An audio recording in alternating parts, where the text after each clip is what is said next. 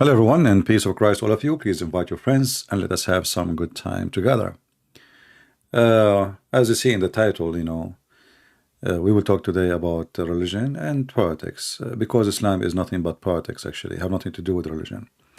From the beginning of Islam, Muhammad, he was trying to establish a state so he can be the king of all kings, and he can subdue everybody, so he can sleep with your wife, enslave your children, take your house, unless you are his puppy. And nothing changed, this is nothing changed, really. The target is nothing, the Muslim trying, still hoping that they can subdue the world to the dead, composed prophet. So we saw in the news, today I will talk about actually two things, not one.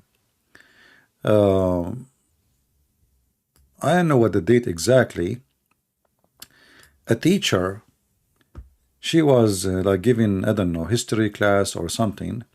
So she showed a picture of Prophet Muhammad.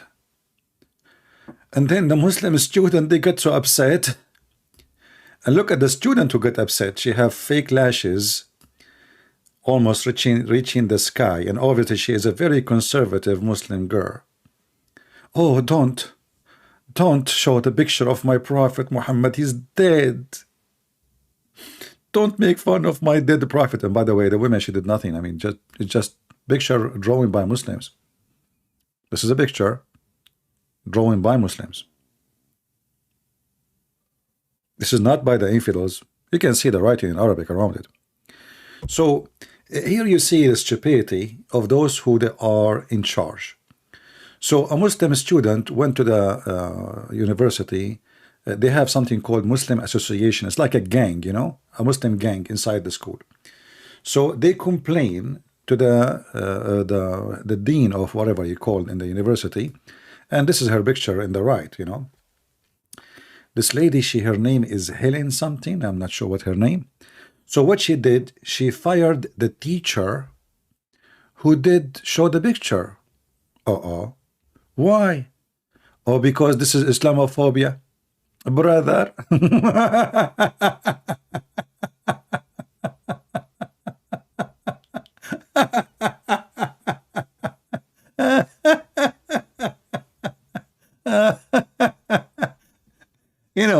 I mean, this filthy women, she don't get upset because, they use the F word to Jesus.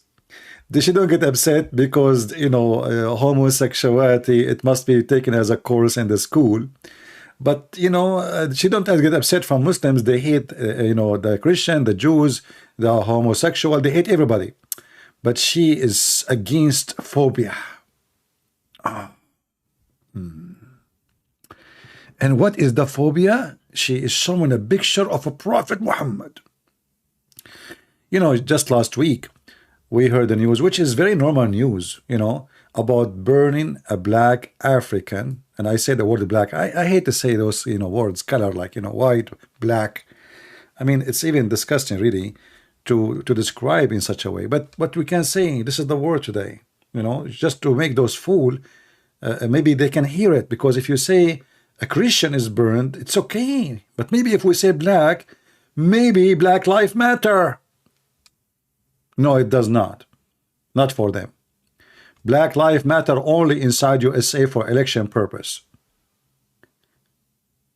The picture of Muhammad matter. Burning a man alive.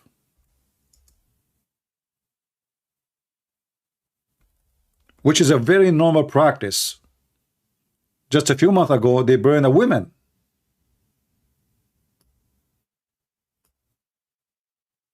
Not a single black organization, they complain.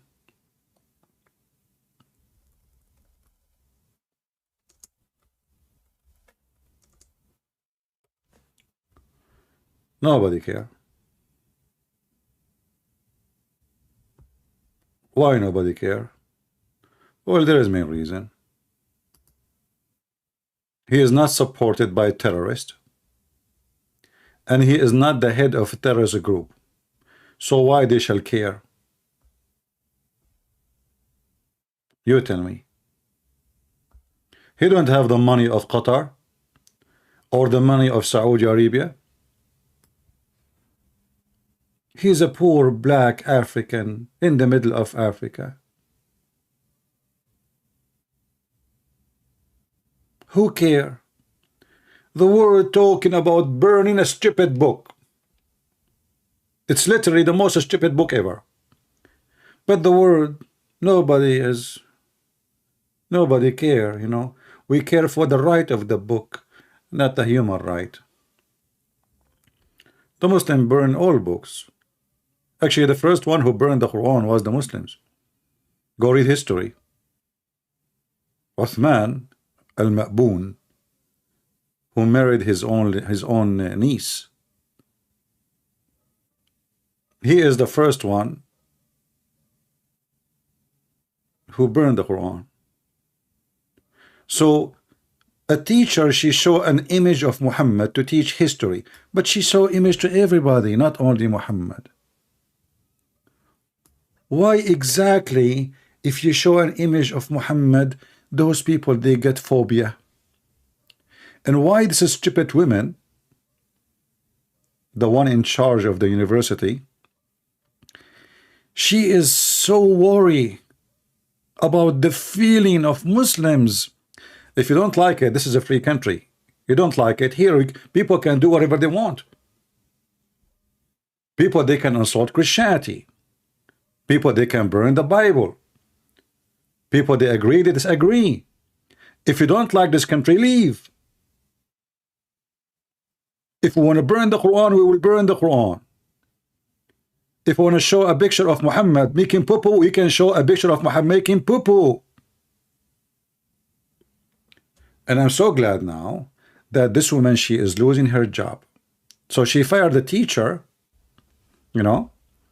She fired the teacher. She thought she can get away with it. And now she herself, she is losing the job. And the teacher will go back to the school. And now the Muslims now are offended. Oh, we don't feel secure no more. Why? What happened? The Muslims, they don't feel secure. They are unsafe. And just to show you, hold on. Look at this idiot here. You know, those scammers. This guy here, I just saw the video here. This is how you stop racist burning the Quran. How you stop racist burning the Quran. So if you burn the Quran, you are racist, as if Islam is a race. It's a book, you stupid. This is the book. Do you see the scammers? And you know, the funny is, what I like, I don't like burning the Quran, by the way. I like to laugh at the Quran, not to burn the Quran. If I burn the Quran, I will laugh at what? In fact, I say, thank God we still have the Quran. Otherwise, how we can convince people that this is the most stupid book ever? So we need the book to stay so we can laugh at the book. We don't want to burn the book.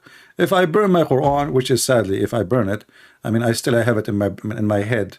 I cannot get rid of the information in my head.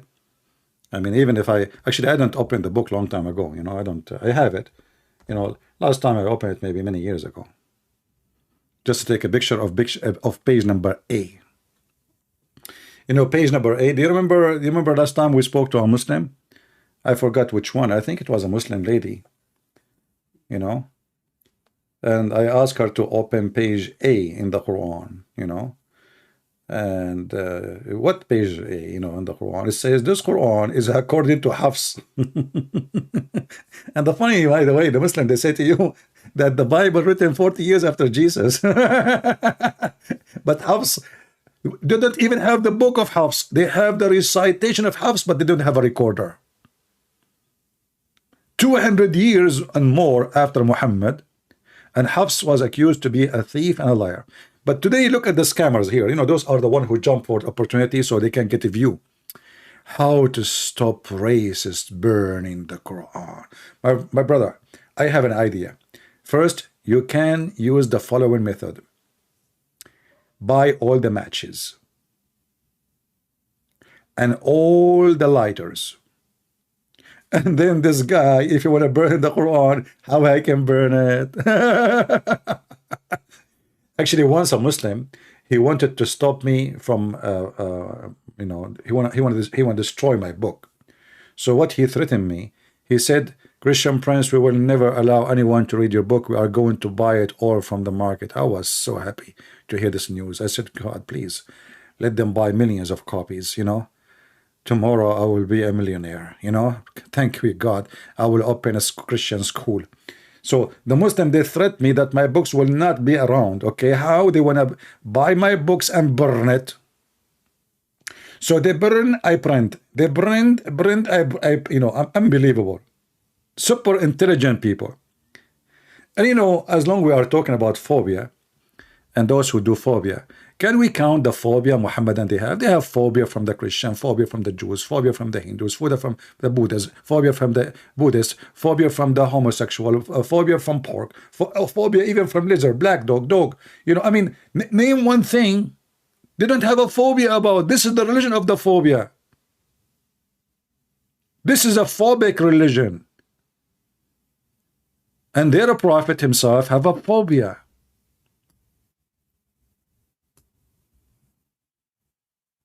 And yet they accuse everybody of phobia. Oh, please, don't put pork on the table. I'm a Muslim. Like, what happened to you? I put it in the table, not in your mouth. And, you know, the hypocrite, the Quran even allowed them to eat the food of the Christian and the Jews. And not only that, the Quran says, if you are hungry, you can eat it too. Oh, please, you know, we do child molestation, but we don't eat pork, okay? We kidnap people, you know, Christians in Iraq and Syria and Afghanistan and Egypt and Nigeria and, you know, Kenya and, you know, all of Africa. And we use them as sex slave, but what you need to eat pork, okay? Please, you know, we are very conservative. They have sex with the children, but they don't eat pork.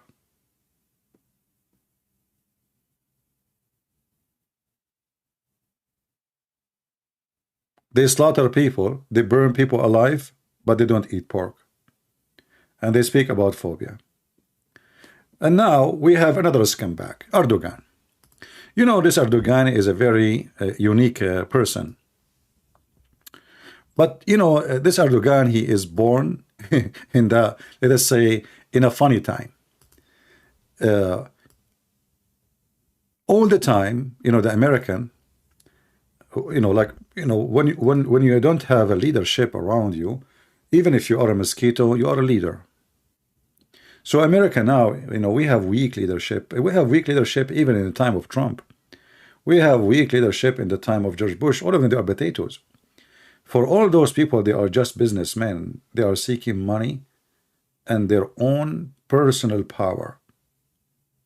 Like, you know, Trump, he say, make America great again. Yeah, maybe he's smart in the economy, etc. But he is the most scumbag ever when it's come to make America great again. Actually, this guy, Trump, when Erdoğan, because he knew Trump would do nothing, when Erdoğan, he forced what is so-called court to convert Hagia Sophia Church into a mosque. Do you know what Trump he posted in that day? He posted a dish he ate in a restaurant. He said, this is my favorite. He acted as if he heard nothing. Nothing. The whole world is talking about it. Trump, he heard nothing. Since then, I put this man under my shoes.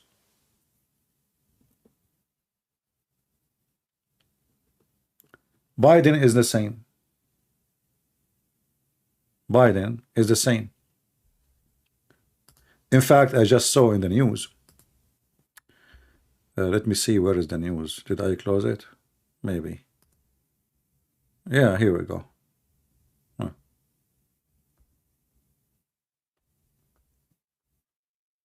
Where is this scumbag who worked for Biden?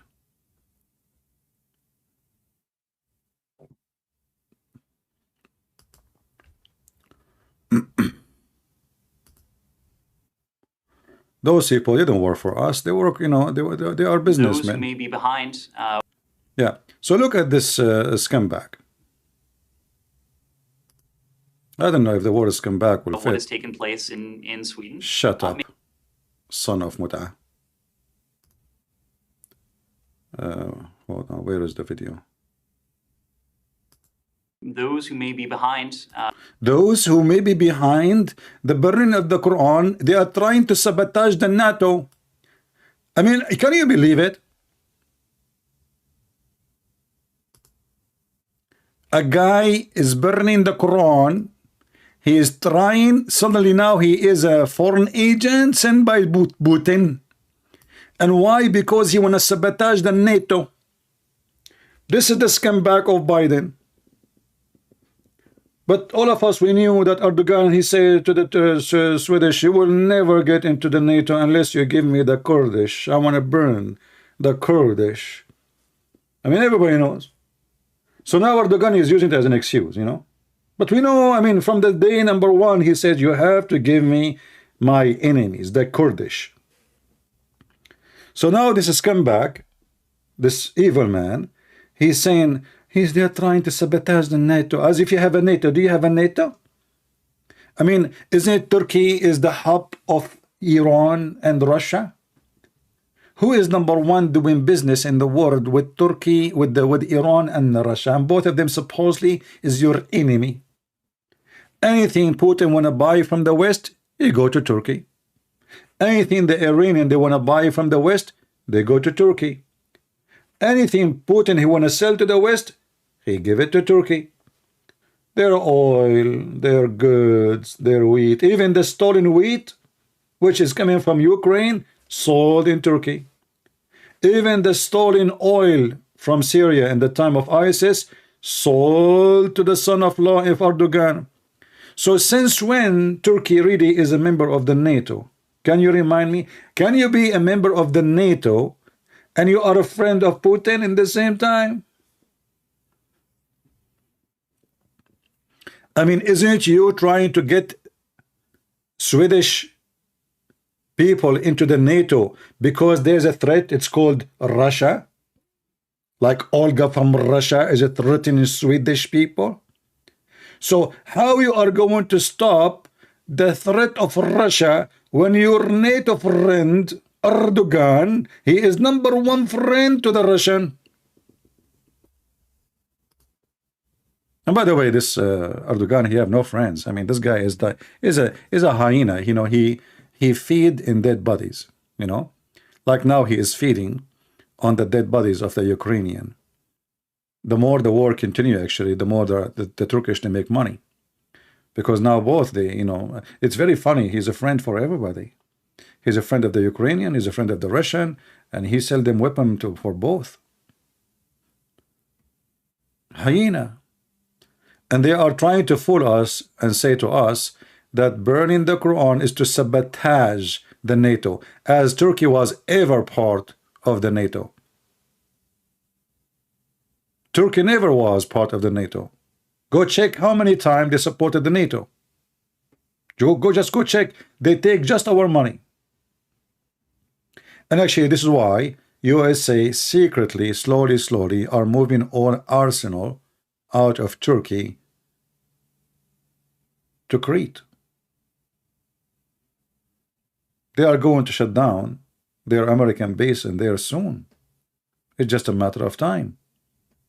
They knew that this country is not a country, is not a stable, and can collapse anytime. So Erdogan want to burn the Kurdish, but don't burn my Quran. And nobody care. Every morning, Erdogan, before he drink his coffee, they give him a report about how many Kurdish they killed today. Every morning. This guy like Stalin, you know? Stalin, before he go in the morning, every day, at least 5,000 should be executed in the time of the Soviet Union. Every day. If the number is less than 5, Stalin is upset. Something wrong.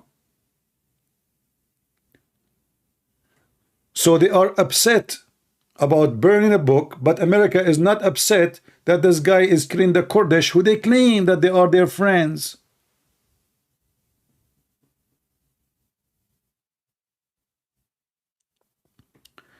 So anyway, this dirty game, we know how it works. But let me tell you, Muhammadan, The more you make noise about burning a book, the more you prove to us that you are stupid. Why? Because look what happened. You see, I don't know if you notice, I changed the title. What was the title before when I started the video? I mean, before I go live? Anyone remember? What was the title? Let us see if any of you remember, like the first one who came here. The title was about false prophecy in the Quran. False promise of Allah in the Quran. The stupid Allah, he promised the stupid Muhammad that we will prevent anyone from making fun of you. Actually, it did not say we will. It says we prevent. Promise. And guess what? So what's we see now? People drawing Muhammad, making fun of Muhammad. You see, you are witnessing me speaking to you. Truly, we will suffice you against the successors. What the heck? I don't understand this language too. Inna kafaynaka al-mustahzi'in. We are going to stop, and we are stopping those who make fun of you. Did you? This is a promise Allah he made 1400 years ago. And obviously the promise of Allah is a shish kebab. People, they keep making fun of Muhammad, laughing at Muhammad, and the proof in front of you. Pictures of Muhammad, cartoon of Muhammad, burning the book of Muhammad, and the Muslim making noise about Muhammad. Do you see it? And look, look at the translation. For sufficient are we into thee against those who... What's sufficient? What does that mean? I mean, the Muslim, they say the Quran is clear, by the way. I mean, why three words become a story and none of them make sense? It says, Inna kafaynaka al-mustahzi'in. How in the world that become here? What for sufficient are we into thee against those who scoff? What the heck is that? Somebody's saying he wanna call me to expose me. Potato, how many times I ask you to call me and you refuse to call? How many times? Okay, I will open my Skype just for you. Don't forget to ask your permission from your wife. Wash dishes first and call me next. I don't want your wife to drag you from your ear while you are talking to me. That will be embarrassing. Okay, my Skype is open. Let me know when you are ready. All right.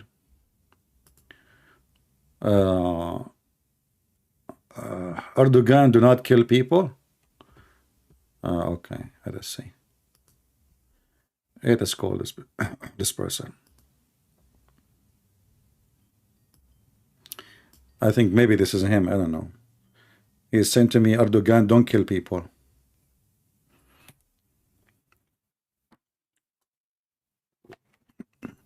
Hello. Yes, hello, how are you? Good, how are you? Speak louder, please. Can you speak louder? Good, how are you? I'm fine, I'm fine. Are you celebrating burning the Quran? No, but burning the Quran is a disrespect to an entire civilization, and you're laughing at it. How do you So feel? why you insult all the civilization of the Christian, and you say the book of the Christian is corrupt, and you burn it, and you throw it in the garbage, and you throw it, you don't even allow it to go to your country. Do you hear me? The Quran is the word of God. The New Testament has contradictions in the Damascus. So how come you can say this, I cannot say about your book? Hold on. So how come you can say this, I cannot say that? So if I burn the Quran because it's a stupid book, it says like Suleiman, he dies standing, and nobody noticed that he's standing because he was holding a stick. And I am against a king who dies standing. I like them to die sitting. So I don't like the story. So I burn the Quran. And you are saying this is against a civilization. So are you saying to me your civilization? Hold on. Are you saying to me your civilization, which is based on a prophet who have sex with 6-year-old girl, and he order you? She wasn't six. She wasn't six. Don't make up lies, Habibi. She wasn't six. She wasn't 6. Listen, I wouldn't even. No. What was her age? What was her age? Okay. Isaac married Rebecca. Rebecca was 2 years old. You can go ahead to prove it. Give me the number. Where in the Bible it says she was 3 years old, guys. She was 3. Are you sure not 2? I'll show you. No, we know the verses doesn't say anything. That's your fallacy, my friend. Rebecca, she was carrying water. Hold on, Abdul. Rebecca was carrying water in the top of her head, and she is 3 years old. Have you ever heard of a woman? She can carry water for the house at the age of 3 years old. I'll show. It could be a small bucket. No. Okay. So okay, I will go with you. Let us say, for the sake of argument, this is true, which is false. So are you saying your prophet is a child molester? Are you agreeing? Are you agreeing that your prophet is a child molester? Huh? No. Why? You just said that Rebecca, she's married at the age of 3, and your prophet married at the age of 6. So in either way, if this is true, that will not change the fact that your prophet... It wasn't marriage, it's engagement. Marriage was at 12 years old. Marriage was at 12 years old. Okay, can you show me the reference? Here we go. It says in front of me, this is Aisha. Are you saying Aisha is a liar? Well, we only accept Bukhari. What do you accept? Do you burn the Bukhari? Listen, answer. Do you burn the Bukhari? Do you burn the Bukhari?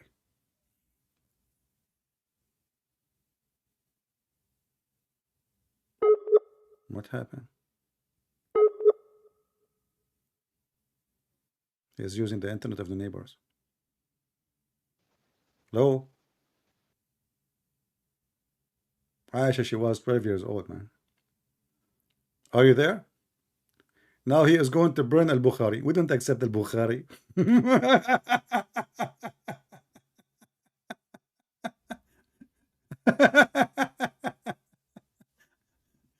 Are you there? Hey, Mr. Bukhari, no. This guy is anti-Bukhari.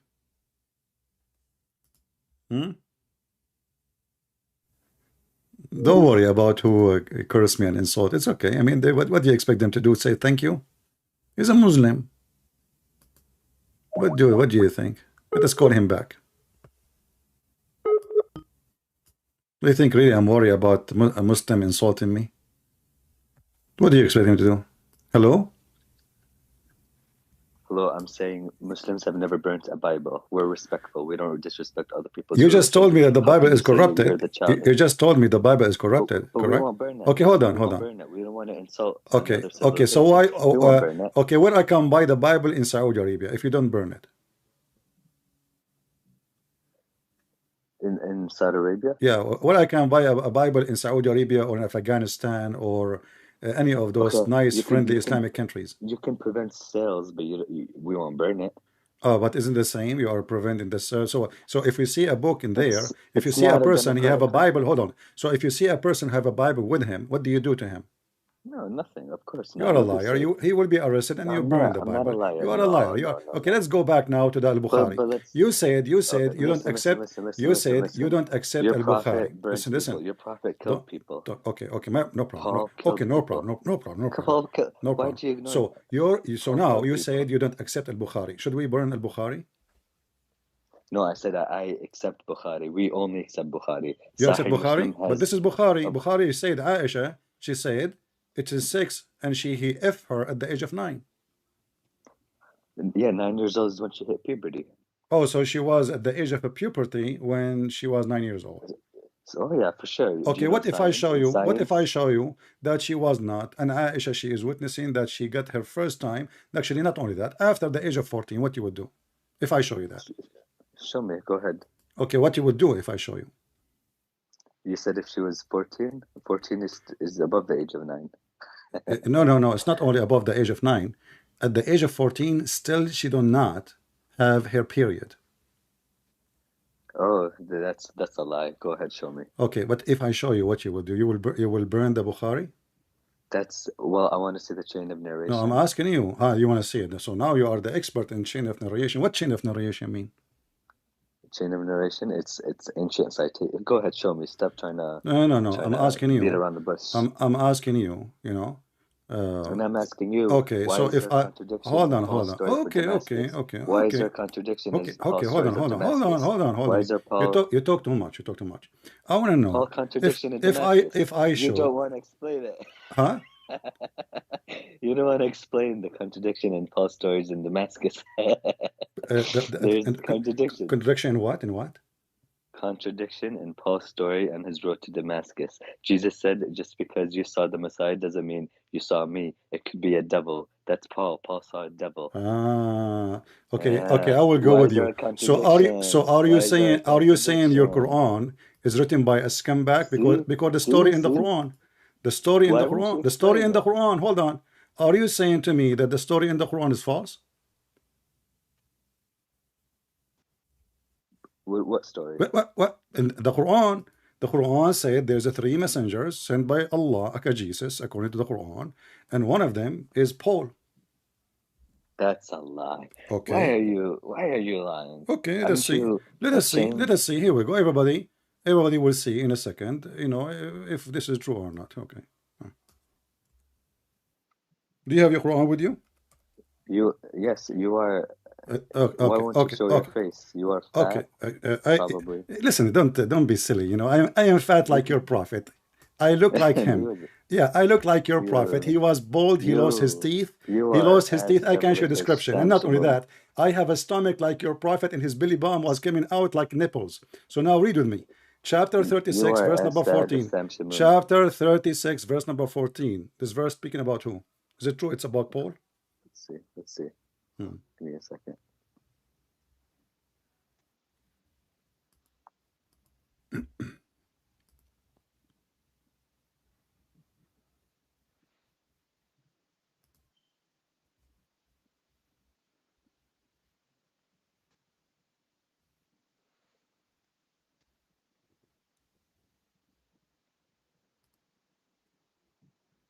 Remember, it's you who said that Paul, he saw Shaitan.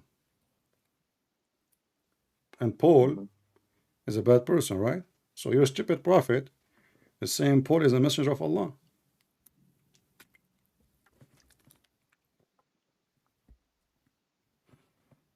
Why is taking you time? I'm thinking. You are thinking. A Muslim is thinking. That's impossible. Is that in you? Do you think? Do you think when you drink camel urine? Don't change topic. Hold on. Don't tell me I'm thinking. Give me the answer. Is it true? Is it true? Is it true? It's Arab prophets. Is it true? Arab prophets. It's what? And just trashy. Scam back like your prophet. You can't have a conversation. Do you look ugly? You stupid son of Muta.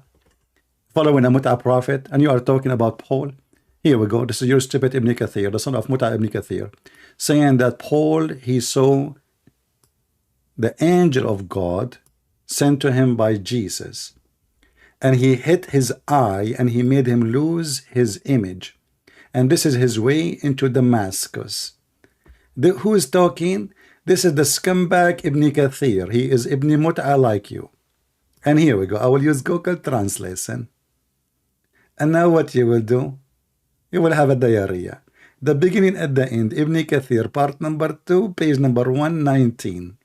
And this is, you're stupid. Not only that, it says here that the book, the disciple of Jesus who wrote the Bible, sent by Jesus and commanded by Jesus, Jesus told them, go and teach all nations. They said to him, oh, Jesus, how we can teach all nations? We don't speak the languages. So they want to sleep. And then in the morning, they wake up and they found, he told them, you go to the east, all the way to the east, all the way to the west, all the way to the north, all the way to the south. But how we can go and teach people about you? He said, don't worry, you go sleep. And then when they woke up in the morning, each one of them, he spoke different language, a miracle of Jesus, in the book of Ibn Kathir. And the book, the gospel, translated by 4 of them, Luke, Matthew, Mark, John, son of Muta. Do you see it? And then he continue, and it says that Paul was a good man, you know, And here I find, by the way, I mean, we never heard Muhammad saying that Paul was a bad person. Only we see that from the scumbags in YouTube.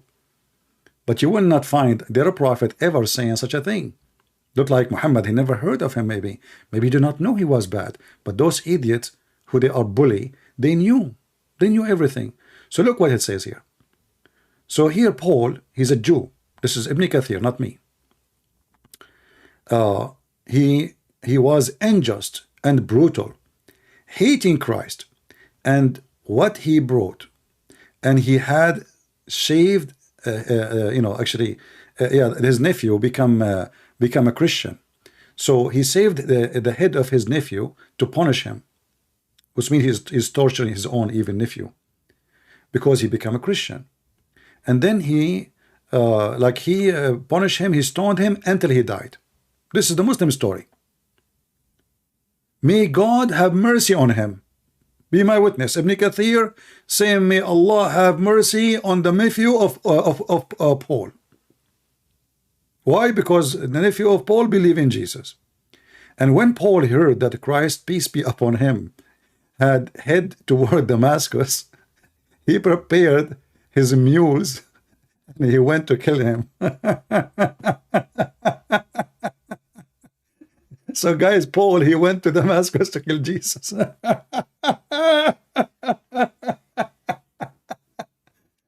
I mean, Muslim stories are so cute. By the way, this is what they believe in, what you can do about it. I mean, this is garbage in, garbage out. I mean, that's it. You know, they're a prophet said. The prophet said, who's going to ask him? You stupid. Paul, he went. And the funny, you see the dad saying to you, Paul, he never met Jesus.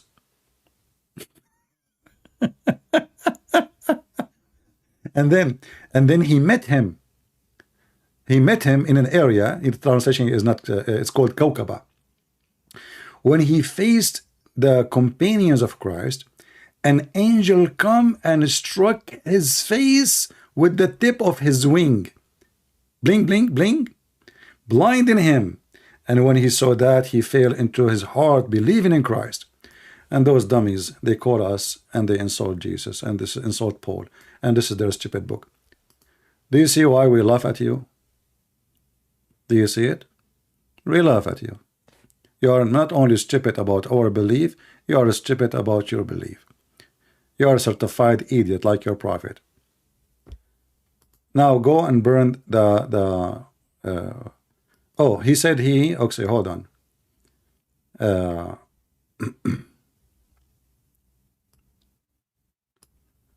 He said, no, she was, what? She got her period at the age of 9.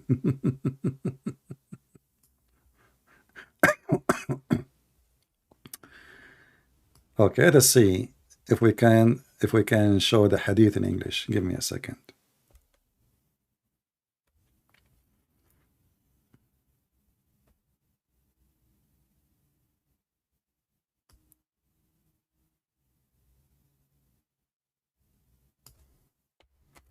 This is one of the lies, the Muhammadan.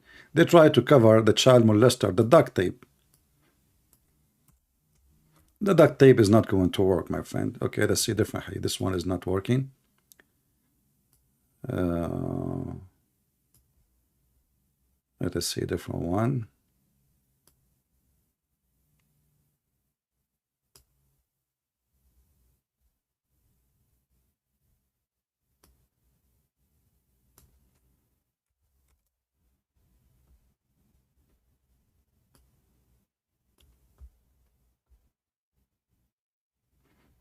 Actually, I have a fatwa in front of me. You know, it says clearly that yes, Aisha, she did not have her period.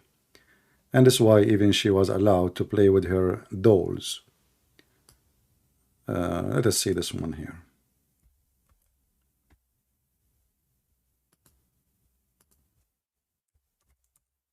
We have all your laundry, Abdul. All your laundry. This is Aisha playing with her dolls. But let me see. And as you see, this is Sahih. But I want to see where it says clearly that even at the age of 14, still she don't have her period.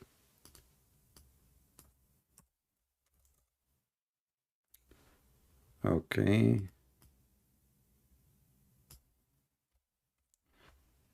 And here they are explaining why she was allowed to play with her dolls, because they say, well, she did not have her period yet. You know, at the age of 14. Where is the hadith?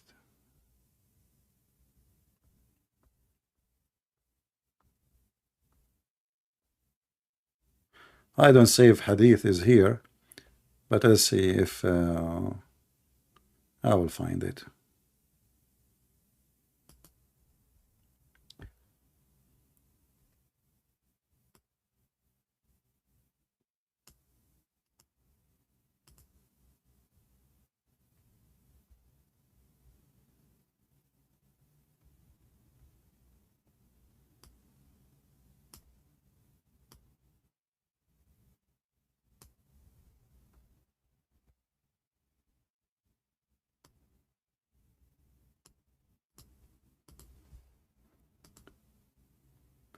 Actually, it should be here, because I remember I saw it here.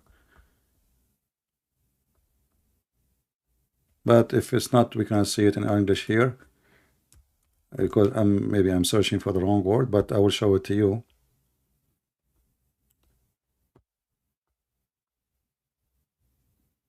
Here we go. Okay, here we go.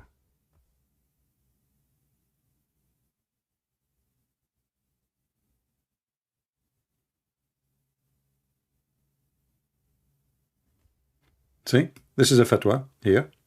It says Aisha at the age of 14, when she complete the age of 14, she was not yet baligh. She don't have her period. After the attack of Tabuk, which means at the end of Muhammad's life, for sure she was. And this is Al-Hafidh ibn Hajar, from Abu Dawood and Nasa'i, etc. Those all are Sahih Hadith. Let us see if we can see this Hadith here. Well, if not, I will use Google Translation, but I prefer to find it. I posted many times here, actually.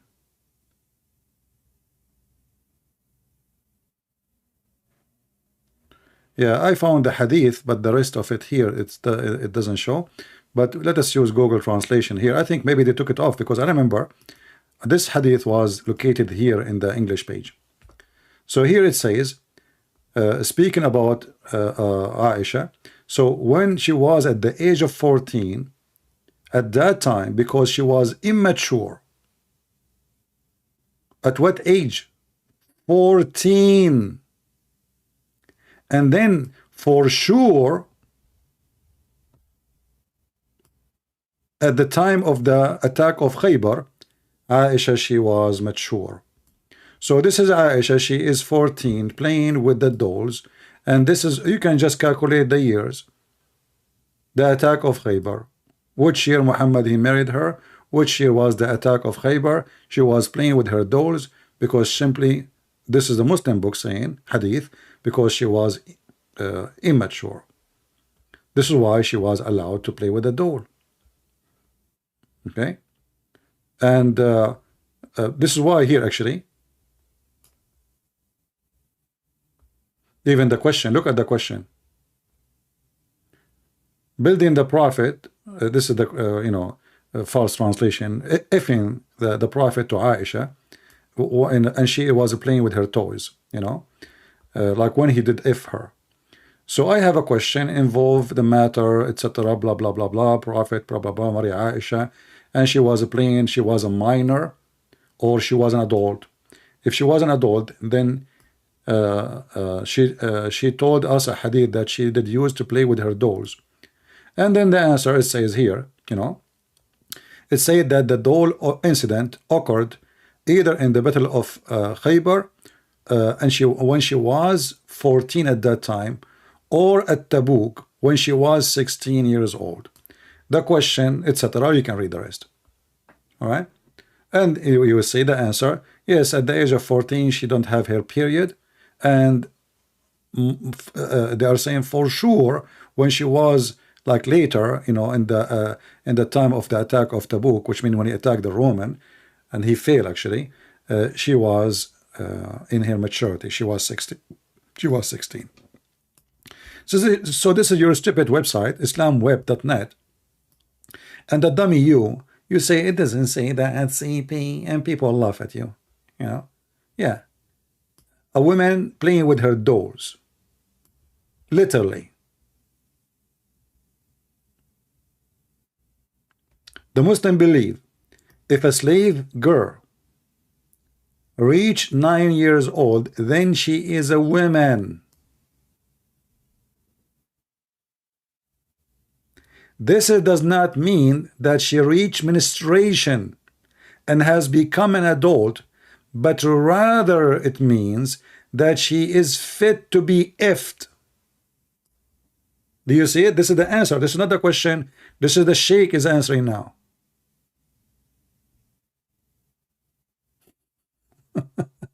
And this potato.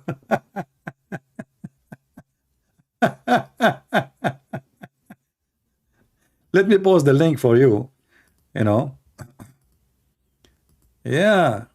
If she reached 9 years old, in fact, in Yemen, they marry them in very early age. Usually the age is 6 years old.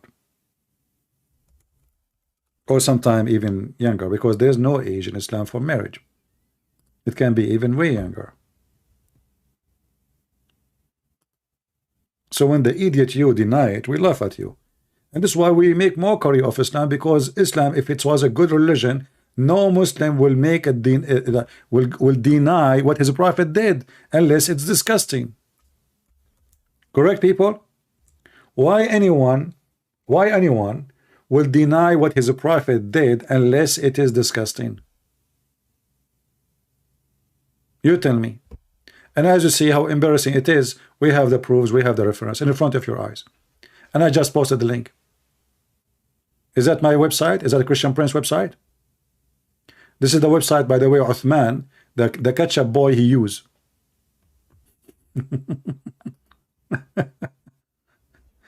So the only time a human being he deny something belonged to his prophet, when he knew for sure that his prophet is a disgusting creature.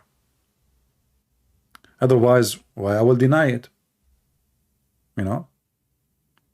And why the Muslim they are saying what they are saying? Those are very Muslim, Sunni. Those are not Shia. Those are Sunni, very Sunni. And this is actually the benefit of having those people calling us, because when they deny, they give us additional proof that Islam is false. Very simple. Do we have any Muhammadan?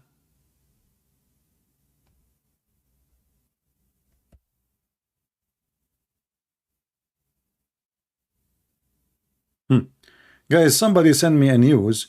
2 people in Germany killed in a train by a Syrian, a man from Syria. But the people are, the news is busy with the burning the Quran. So you bring those Syrians to your country, you give them refugee passport, and then what they do? They attack you in the train. Well, you deserve it. You brought the fire to your house.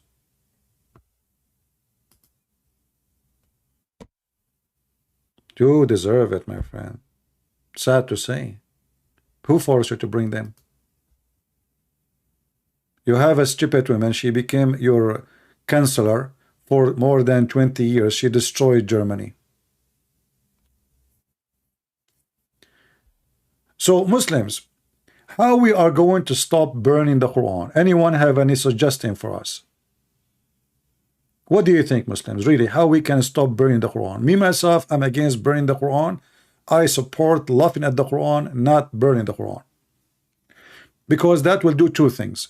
First, will prove that Islam is false. Look, your prophet, he says in the Quran, Allah, that Allah, he prevented anyone from laughing at the prophet. Chapter 15, verse number 95. How Allah, he made such a promise and he failed. And until now, people are laughing at your God and your prophet. Any Muslim can explain? It says إِنَّا كَفَيْنَاكَ الْمُسْتَهْزِئِينَ. We prevented. That's it. They cannot laugh at you. And this was what? 1400 years ago. What kind of a promise Allah is making? Any Muhammadan can tell me? Isn't it this is a false promise from a false God and a false prophecy? Until now, people are laughing at Muhammad, making cartoon, burning the Quran, laughing at Muhammad, calling him child molester, and the Quran saying, you know, yeah, an attack on a church in Spain. The result is killing one person. Okay, here we go, news from Spain. Yeah, good, you know, good. Let those stupid Europeans see how stupid they are. Sad to say, Europeans are stupid people. Literally stupid, you know. And I believe in something very biblical, that when people they leave God, God will take his protection from them. He will leave them alone. And I believe Islam is a curse on those stupid Europeans. They are open for everything. Lousy, hippie, you know. Everybody, his bum is coming out. Naked women in the beach.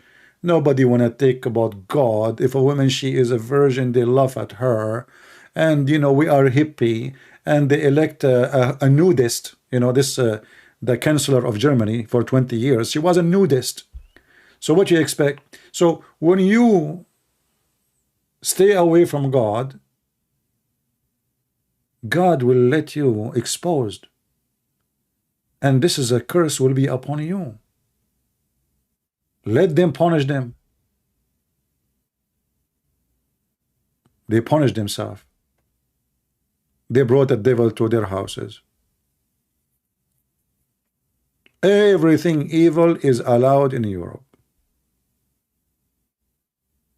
In France, the government, they send an employee to watch what the church is teaching. Can you believe it?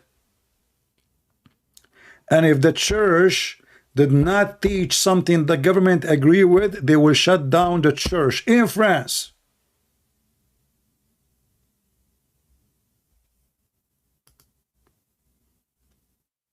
Let them come to you, my friend. Good for you. You have a good future, Europe.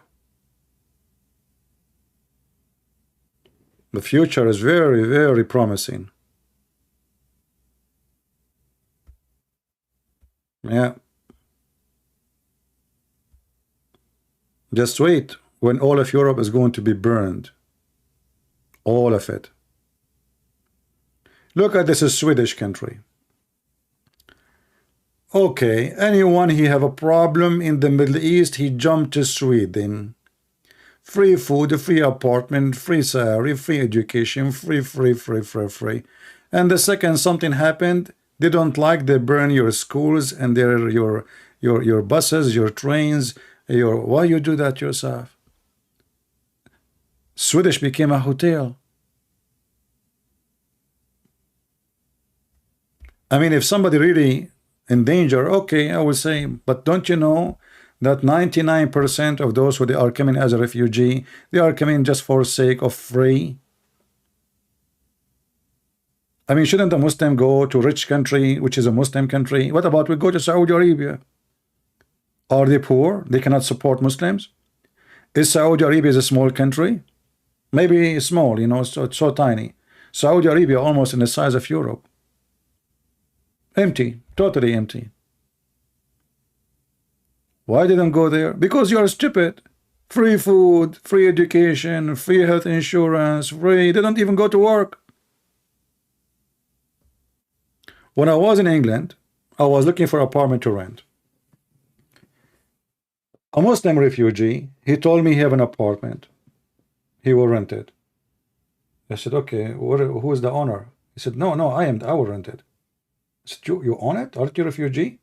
He said, don't worry about it. You know, the government, they give us apartment, we rent it.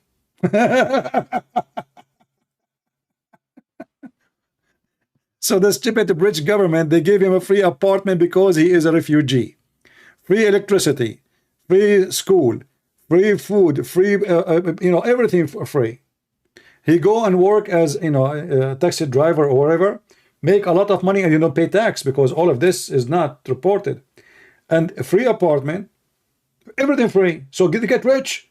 And the rich people, the government suck them. You have to pay a lot of tax and etc. And those people, they go and they come and they enjoy.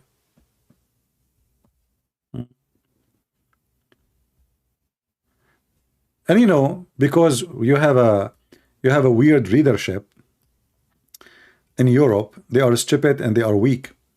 Like somebody saying, like the prime minister of the Swedish prime minister, he condemned burning the Quran. Okay, and why you condemn it? Why? Politics, we understand. But I mean, why you will not? We'll take that into consideration that this guy is doing politics, and we have many fraud leaders. They don't dare to say the truth, right? They don't.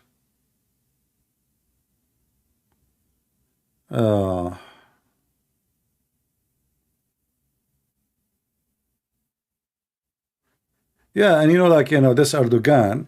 I mean, nobody is upset like American. Nobody is upset. I mean, what Erdoğan he want? He want the Swedish to deliver the Kurdish in Sweden so he can burn them. As simple as that. This guy, they hate the Kurdish. They want to kill every single Kurdish in the world. It's not a secret. And I want to tell you what I believe in the future will happen. And time will come and you will remember what I say. I believe that the Kurdish are going to be the very reason for the destruction of Turkey and building a new country. Country will be divided two countries. One of them is going to be a Kurdish country. Count my word and you will see. Just remember it. And this is why the Turkish, they are focusing too much on the Kurdish. You see, many people do not know that the Kurdish population is so huge. And Turkey, at least they have at least between 20 to 25 million Kurdish. At least. And in Syria, there is at least 1 million or 2. In Iraq, there's a couple of million too. In Iran, there's many millions too. So those, they can make a huge country. So this is why those Kurdish, they are surrounded by enemy. And everybody want to destroy them. Because having a Kurdish country mean destruction to Iran, to Turkey, and maybe they will take part of Syria. A huge population. If you go right now, search how many Kurdish in Iran. Just ask Prophet Google.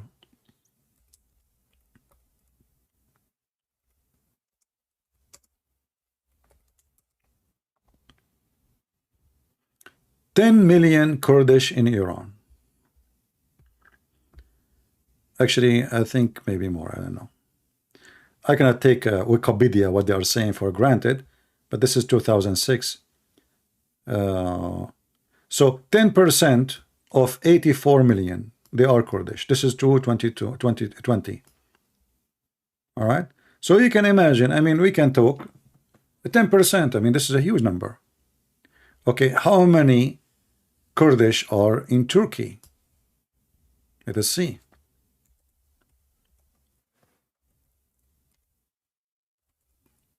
Why they have fear? You know, why the Turkish have a lot of fear from the Kurdish? Let us see.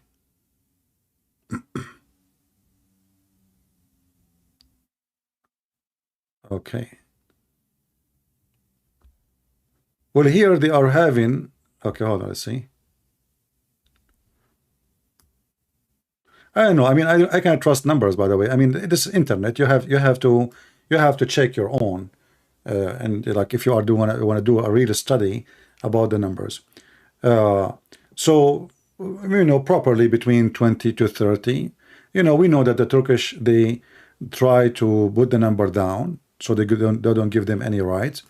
And you know, even sometimes people, they exaggerate and they add their own, you know. Middle Eastern, they always add numbers, you know. I mean, like I remember when the story in Muslims, when the Muslim defied the Roman, it was an army of 50,000, and the Roman were 500,000.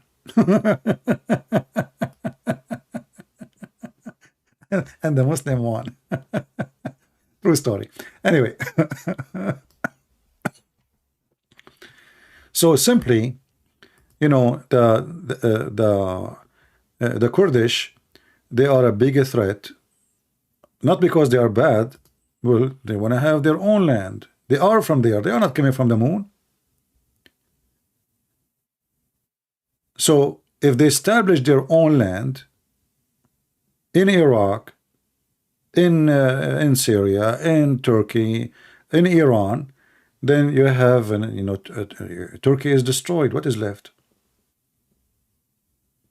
And Turkey, not only there is, you know, Kurdish, there's other minority, if we can call them minority, they will ask for their right too.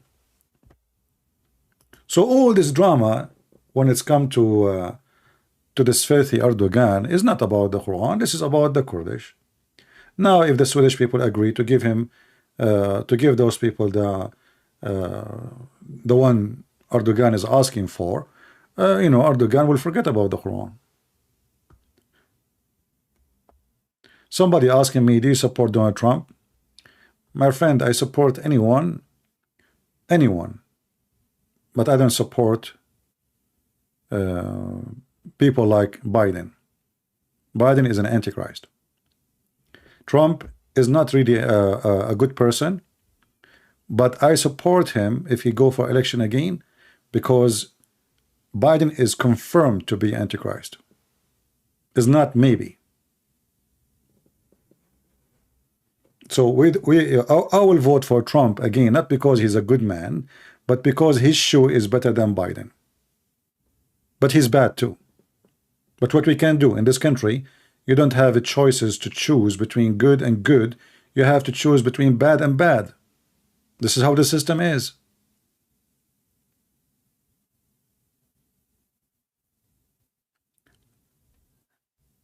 So all this game about, you know, but you know, for me the important really, I don't care all. I mean, for me, I will never burn the Quran. I laugh at the Quran. Why I want to burn it? Why I want to burn it? I mean, okay, if we burn the Quran, we will laugh at who? We will laugh at what? Funny comedy, you know. All of you come here every day, you enjoy laughing at this religion, and you enjoy how stupid the Muslim when they try to defend, like this guy who called me. You know, Rebecca, she got married at the age of 3. How is that? Oh, you know, he saw her when she was 3.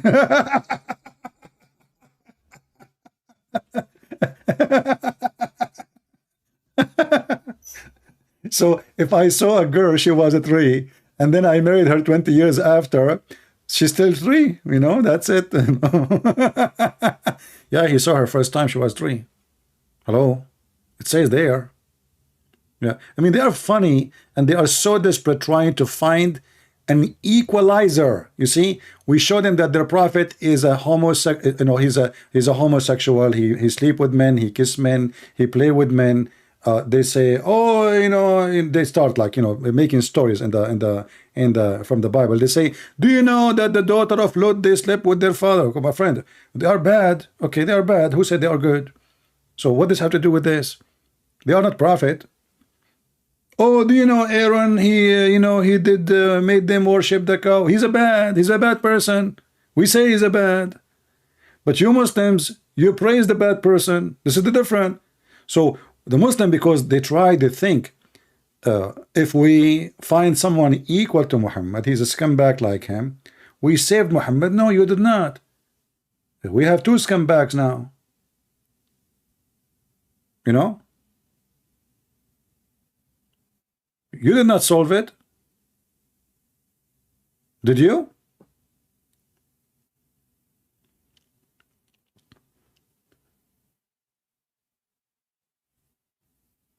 And you know, the funny is that a Muslim, he called me and he's laughing like this guy. There's a contradiction in the Bible. And then we find that the stupid Quran confirming our gospel. And then the Muslims, because the Quran is perfect book, as you know, they say, oh, the Quran says confirming what is with them, but he don't mean all of it. What the heck? This book is perfect to the point it says something, it means something else, totally different, the opposite. So the Quran says confirming what is with them, which is the gospel and the Torah. Okay, but the Allah, because he is so good in Arabic, you know, he's from Pakistan, so he said Sadiq, Sadiq. I don't mean to say that, I mean something else. So Allah, he say confirming what is with them, but he don't mean confirming all of it. Oh, so Allah, he forgot to say some of it. I mean, he never heard of the word some. As I know that a Muslim, he can have 4 some. I mean, 4 wives, 1 guy. In the same time, it is halal. It's not even cheating.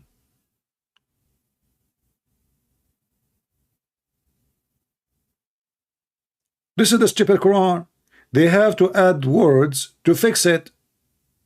Because if it is some, it's mean Allah, he was not smart enough. Don't you, Allah knew that people will read it and this will be confusing. So if he meant some of it, why he says confirming what is with them? Same time, the stupid Muhammadan, they come to us, they say there's no Bible. Show me one Bible. I challenge you to show me the Bible of Jesus. So the stupid Quran confirming what? How you confirm a book? It's not exist. And why Allah, he says what is with them? So this is why I don't want to burn the Quran. It's laughable book. The sperm coming from the backbone of the man, and the women, she have sperm coming from the top of her ribs, which is proven to be scientifically. I mean, go to the beach, you will see women, they have big balls in their chest. They lie to you. They say those are breasts. They are lying. You know this thing. Ask Joe Biden. Those are breast testicles. And they are way bigger than the men testicles. I mean, man, you know, his testicle will look so small compared to those breasts, especially after they go to Thailand. So why we want to burn the Quran? We want to laugh at the Quran. All right?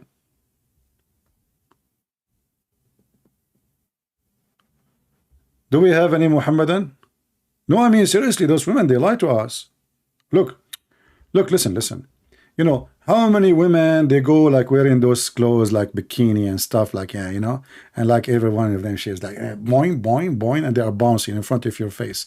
And you are like single, like, oh, what the heck is that? You know, like, and you get scared because I saw the movie of the, like Al-Gaddafi, when his bodyguard, the women, they use their boobs to break the bricks. Imagine they can break bricks with them. They have real balls. I mean, those are not really, I'm telling you, they are not. This is why in the English language they say you have real balls, man. You have balls. I mean, the language is very funny, by the way, a very sexual language. You have balls. What the balls have to do with somebody have a brain or brave? The bravery is there in the balls. Are you sure?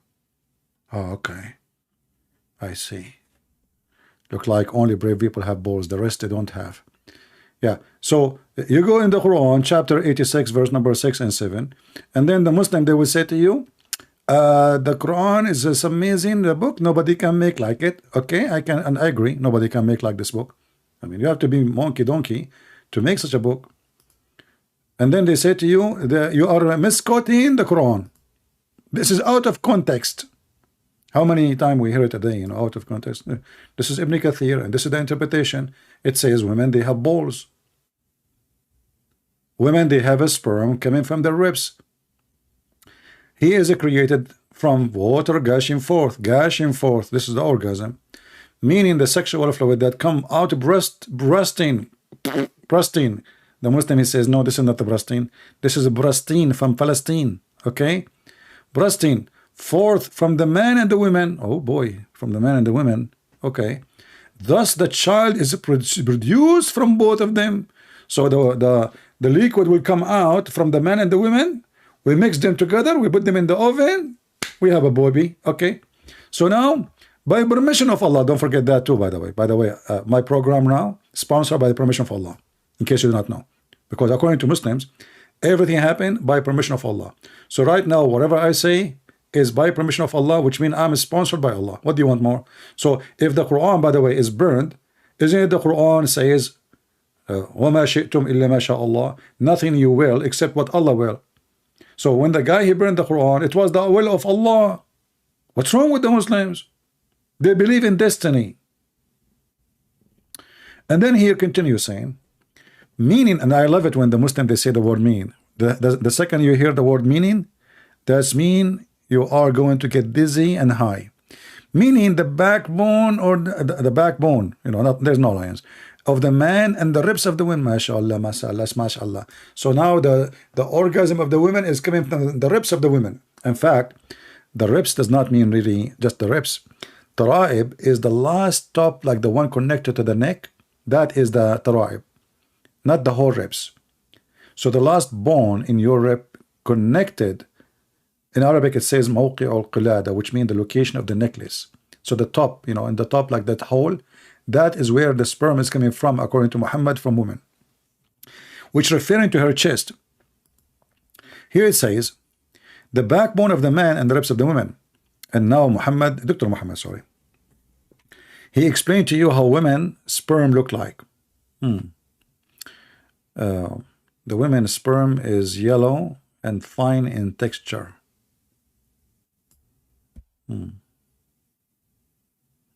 There's no like red, blue, orange. Does it come with the chocolate color? Expert. I mean, who is more expert than Muhammad? A lot of women, but all of them, subhanallah, all of them, they have yellow orgasm, which most likely, you know, infection. And then the Muslim, they are angry for burning the Quran. We are saving you, my friend. Okay, Muslims, why you don't make a day to prostrate against the goat eating the Quran? How come the guy he burned the Quran, you go crazy? The goat ate the Quran. Huh? You don't make by the way, Erdoğan, he made a conference, I forgot which year. He made a conference, he gathered Muslim cleric from around the world, sponsored by Qatar, because Qatar is the one behind all of this garbage. So the conference was about how we can delete all the scam of Muhammad, and claiming that this is a fabricated stories about the Prophet. So anything will look or will make Muhammad look bad, they want to delete it. So Erdoğan, he gathered all the scholars, or so-called scholars, to get a check from the Prince of Qatar, and they have a meeting conference. They want to delete the hadith, but nobody agree. You cannot do that. It's too late. It's published all over. I mean, this can happen if Erdoğan was Uthman. In the time of Uthman, he forbade anyone to write anything. Like when Uthman, he burned the Quran. He burned all the other Quran. So they are trying now to burn the hadith, so we will not know how stupid Muhammad is. So look what happened here. The verse of stoning and breastfeeding for adult 10 times. Okay, brother. You know what? If I know this verse, where it's located, and somebody tried to burn the book, I'm going to sue you. That is the best verse sent by Allah. I feel hungry. What verse? Breastfeeding an adult 10 times? And you want to burn the Quran? Are you crazy? This is a book all men in the world should support.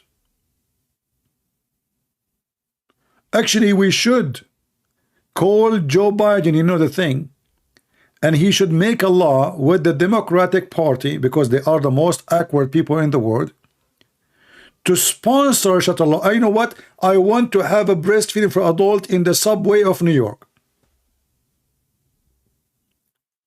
I want to enforce Islam in the subway. People, they are going to work in the morning, they are hungry. Somebody, he missed his breakfast, did not drink milk. We will find the good believing women serving Allah. We will open holes in the driveway of the subway, or actually next to the train. You just you don't see the women, by the way. Haram, haram. You can't shake hands with them, but you can suck their boobs. Just to let you know. Very haram. Very conservative religion. Yeah, I mean, this is the conservative religion. We can't shake hands with women, but we can play with their boobs, and we have to suck them 10 different times in 10 different days until I am satisfied. And I am a guy who is always hungry. I never get satisfied. This is why restaurant, they don't welcome me, you know, especially if it's an open buffet. Keep going backward, backward. They look at me, this guy is, they don't like, he's not fat, you know. I mean, where is the food is going? Where is the food is going? Didn't know that breastfeeding for adult is making me like have a good metabolism. Metabolism. I mean, English is funny, you know. Metabolism. What the heck? I don't know who made the English language, but whoever he is, he have a lot of meta problems. Hey Muslims, is that true? Breastfeeding for adult, and it's coming from God. Which God?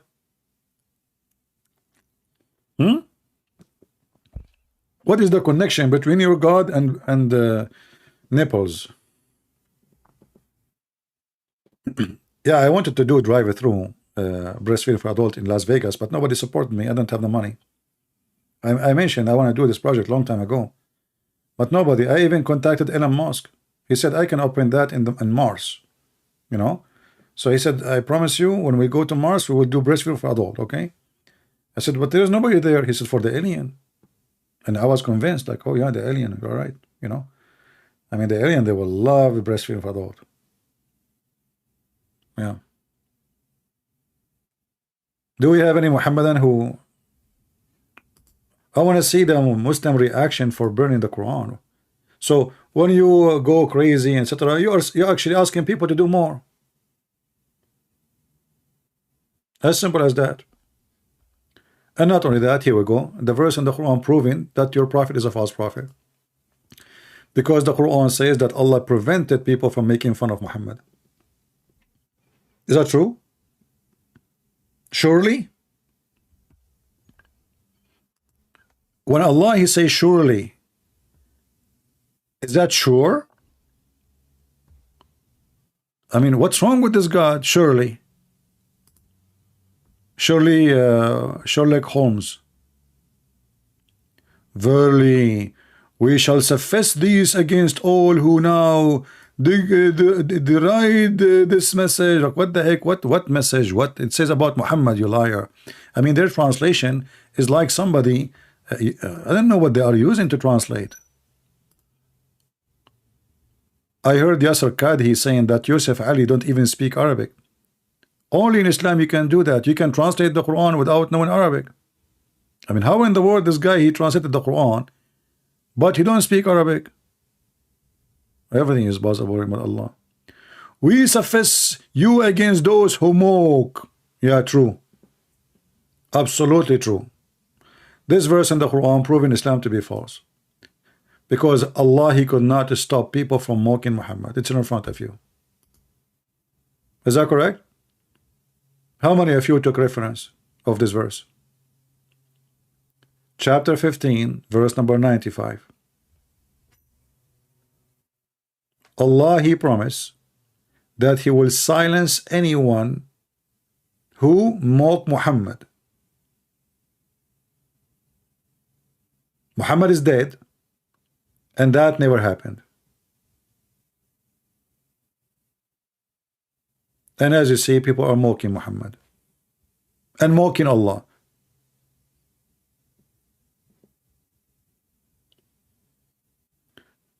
Hey, my friend, Sonny Thomas.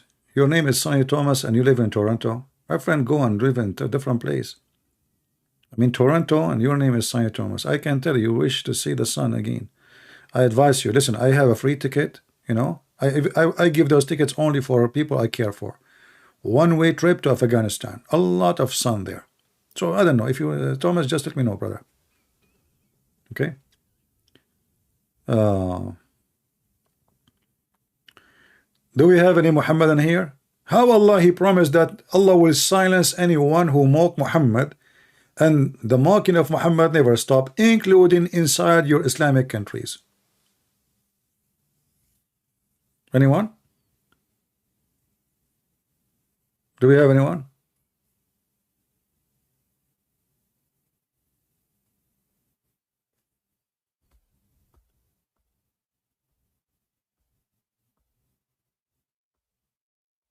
I see people talking to a guy, his name is Muslim Prince, but I don't see him. What is this guy?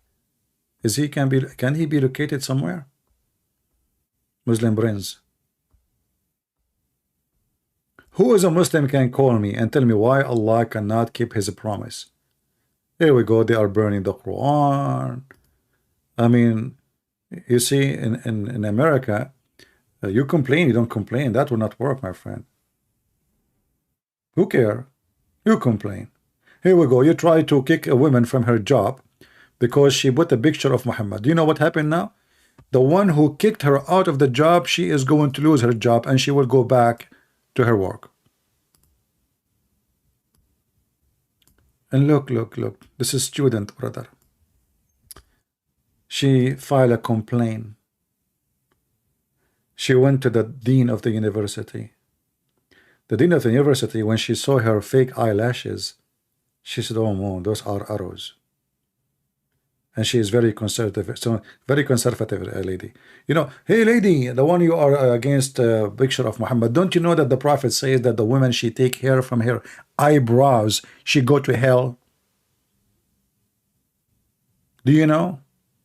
Makeup, lipstick, fake eyelashes. Can I hang my clothes there?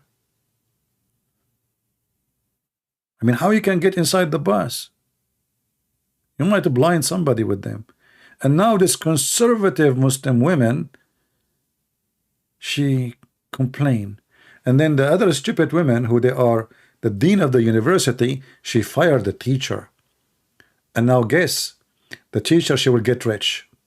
So she sued the university, and now the university want to get rid of the dean and put back the teacher so they can settle the case. I wish it was me, the teacher. Oh boy. Do we have any Muhammadan here?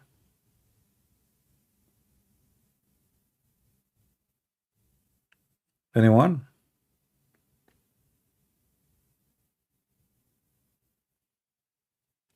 And you know, like one of the funny things about Muhammad,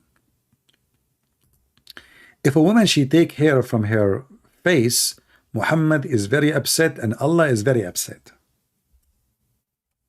Why? Any Muslim can tell me why?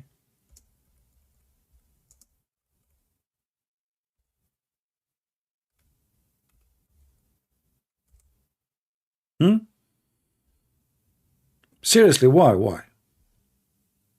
Allah has cursed those women who practice the following: tattooing, those women who have themselves tattooed, and those women who get their hair removed from their eyebrows. And the funny is that Muhammad, he used sugar to shave his body hair. So how come if a woman, she remove hair from her eyebrows, she go to hell, brother? But the Prophet using sugar to clean his body from hair. He want to be a girly girl. By the way, in the Middle East, it is an insult if a man, he do that. Usually, real men in the Middle East, when I say real men, the one who they are straight. Like, they don't go, you know, they don't care with the other people culture. They have their own culture. They are strict with it. Real man is the one who have hair in his body. If you shave the hair from your chest, your legs, they call you a girl. You remember Mimi Hijab? Mimi Hijab, he have 1,000 picture of himself stripping, and always he have hair in his chest. The day he want to strip in the front of the Chinese embassy, he have no hair. Go watch it. He took it off. Girly girl. So we, you know, the women who got their hair removed from their eyebrows and faces, and look between bracket, by the way, listen, look, except the beard and the mustache.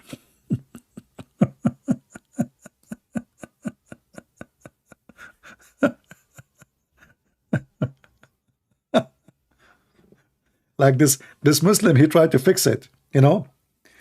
The hadith doesn't say, by the way, doesn't say beard, and this is why it's between bracket.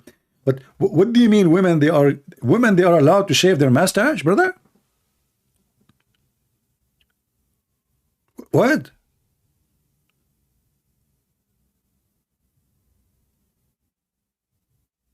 Hey Muslim, anybody can help us? You know, like okay, hold on. I don't know. I'm a little bit confused with Allah Prophet and his wisdom, you know, a lot of wisdom. Okay, hold on. Hey, what I will do now? Let us go to the other dom. Yeah, we go here. So now, this Muslim women,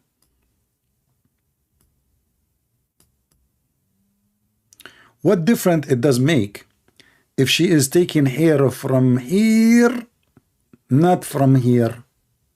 How come if the women she take hair from here, let's just draw it.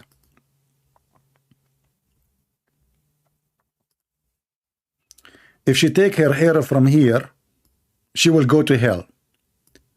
But if she take hair from here, she is okay? Why? Muhammad, and anyone can help? Beard? Are you saying Muslim women they have beard? Are you serious? Now we know Muhammad is confused. He claimed women they have sperm coming from their ribs. He's talking about men. What difference going to, isn't it this is the side the face? I mean, do you see how stupid this religion is? So this God, he curse you if you take hair from your eyebrows, but if you take it from your beard and your mustache, it's okay, it's okay. By the way, nowhere it says that. This is a lie. This is the Muslim now. They try to make it like, I mean, because there's no Muslim man who would like to see a woman, you know, his wife, she have a beard. So they say, oh, the Prophet don't mean all the face, but the fact it says clearly, take hair from their face. It says there in the front of our eyes, it says take hair from their face, not only their eyebrows.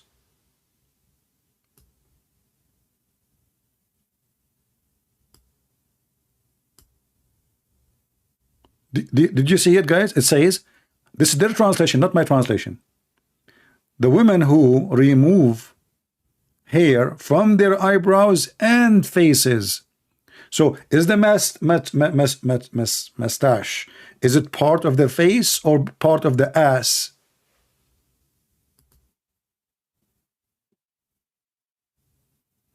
And what is the problem of Allah if a woman she took hair from her face? And why the Muslim men they can do that, but the women she cannot do it?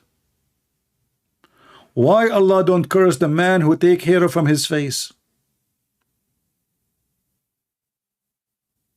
And why Muhammad taking hair from his body? The Muslim they say to you, oh, you are trying to change the way Allah he made you. Okay, so why you doing circumcision? So the woman she take hair from her face is haram, and you cut your penis is okay? Aren't you changing the way of Allah made you? And by the way, why Muhammad did not take it off? According to Islam, the only one who did that is Abraham. And how he did that? I mean, this Abraham was a man. He's the man. I never heard of somebody, he put his penis in the table and he smashed it with an adze. I will never do that. Ads? What about the pizza thing? You know, like you know the pizza? Like now, you know, you can buy from Amazon like those very sharp scissor or something, you know, or pizza thing, like, you know, roll it over, you know. Ads. I want to know, you know what? I want to pay $1 million, which I don't have. I will borrow from you guys. It's okay. This is the good thing about like betting in something you don't own. I mean, unbelievable. I will lose nothing anyway.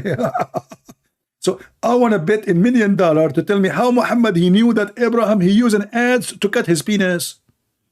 And how long this penis is. I mean, isn't Abraham aware like if he miss, he can lose it? It must be very long. Like you don't care. What if I chop like the first 2 foot? Who care? It's so long. So the guy, where Muhammad, he got this information from? Hey, Muslims, are you going to burn al-Bukhari? I mean, come on. They are burning the Quran. You're burning al-Bukhari.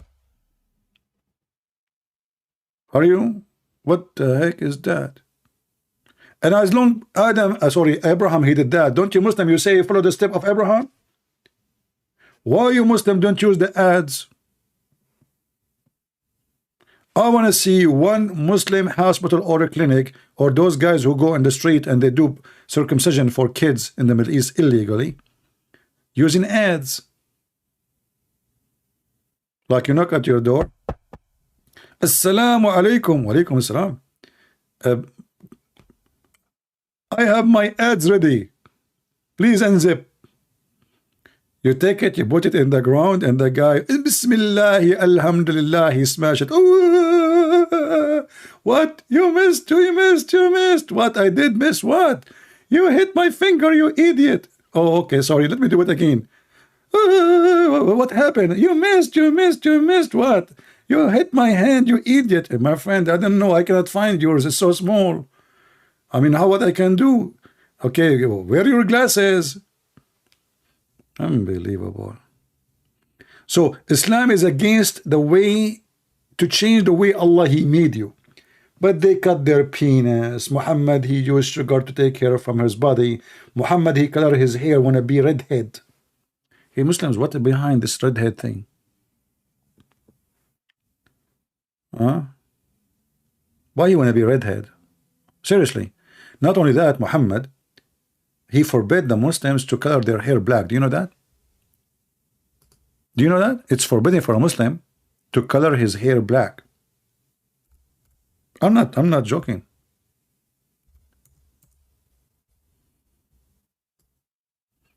Let me find you the reference. This is why you see Muslims, I don't know if you notice, in the news or etc. They have their hair red, even they are in Bangladesh or, you know. Let us see.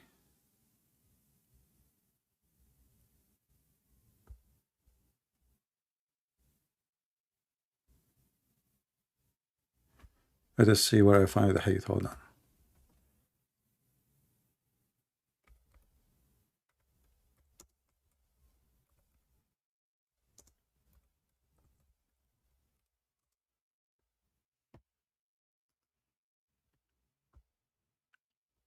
All right.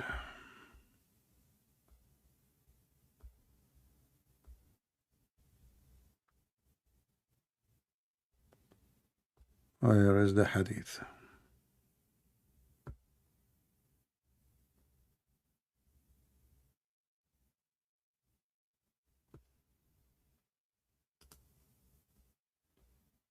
Muhammad, you wanna be a redhead.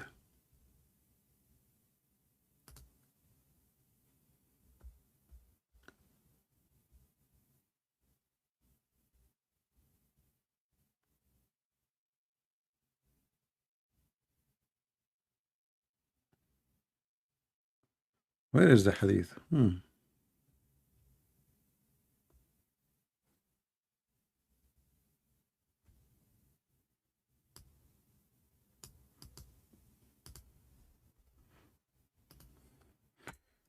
I hate to say something without showing the reference.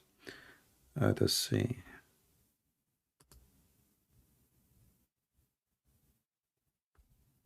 Here we go.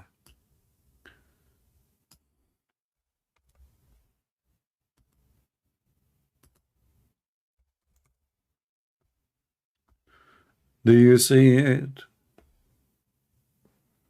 avoid the black. And then Muhammad, he ordered them to color their hair to be a redhead. Isn't it clear that this man is mentally ill? Why? What the problem with the black color? Any Muslim can tell us?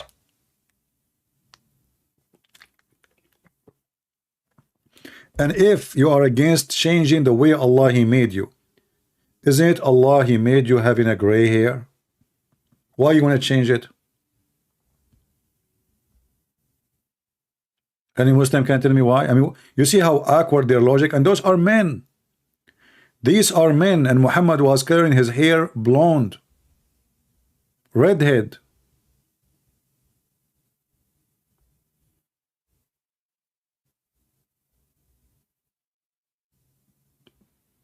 How funny this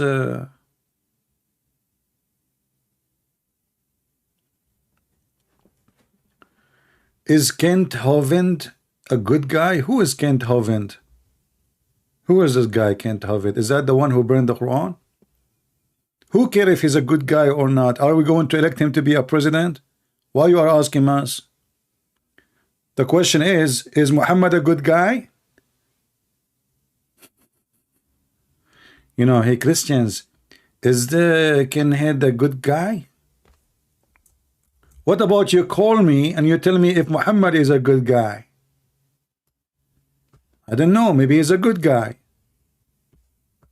Maybe he's not. But can you answer my question? This guy is not a prophet. He have time and he have matches. He said to himself, okay, you know what?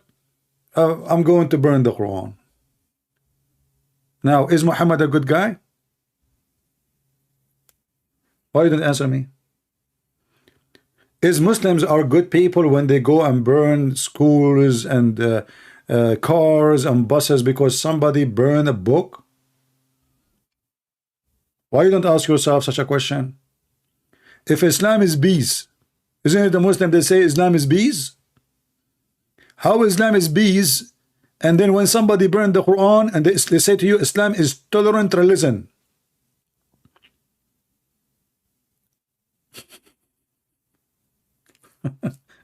Guys, do you see how tolerant is Islam? Islam is peace, brother.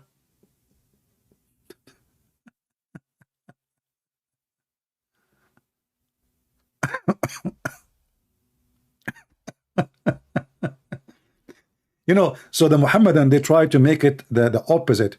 It's like it's not them who is the problem. It is the guy. If you Muslim don't care and you don't make a big story, no, he will not do it. Trust me, he will not do it. This guy, he knew that all of you are a bunch of mental and he will go crazy. So he go and he do it if he did it now and tomorrow nobody care. He will not. He will stop doing it, and now he will do it again, and more people will do it because you're stupid.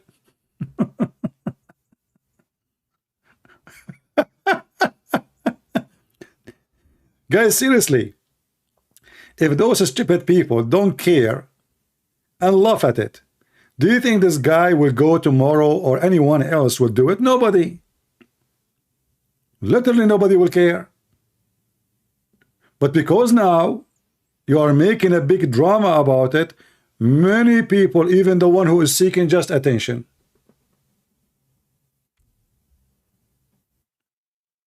just attention, nothing more. What you can do about it? You force people to do things. Like you started threatening what his name David would. What David would he do? He eat the Quran.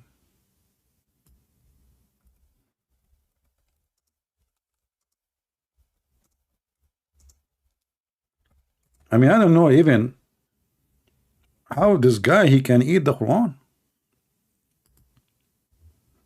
I cannot invite him to my house. I mean, if I leave him in the library, which is all of it is Islamic library, if I leave David Wood with it, I will come back, I will find 0 Islamic books. You cannot leave David Wood with Islamic books. So here we go. You threat the guy. You start making doing bully to his family and his children and his wife. He ate the Quran. He says, okay, each time you do something, I will eat your book. What you can do about it?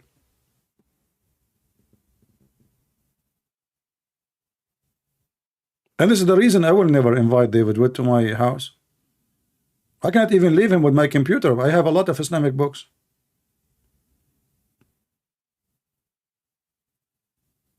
You know? I remember when I went to Canada first time, you know, you're Middle Eastern, you're an Arab, you know, I mean, they don't say they are like, you know, because you look like a terrorist. They don't say that, but you know. So the one in the customs says, is it okay if we look at your phone? I said, sure. You know, like for me, like what a big deal. Like, you look at my phone. So he went to my browser in Google, and right away he clicked at the like there's an icon, like in the homepage, Sahih al-Bukhari.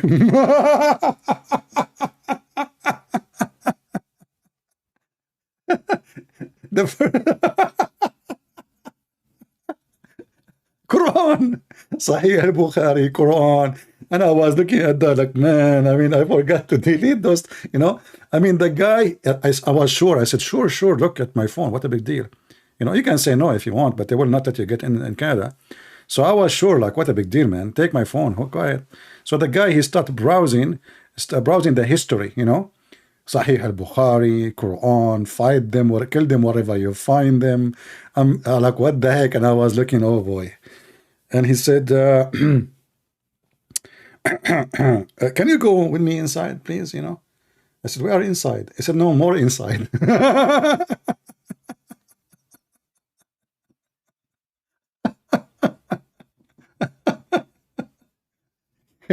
Can you go with me more inside?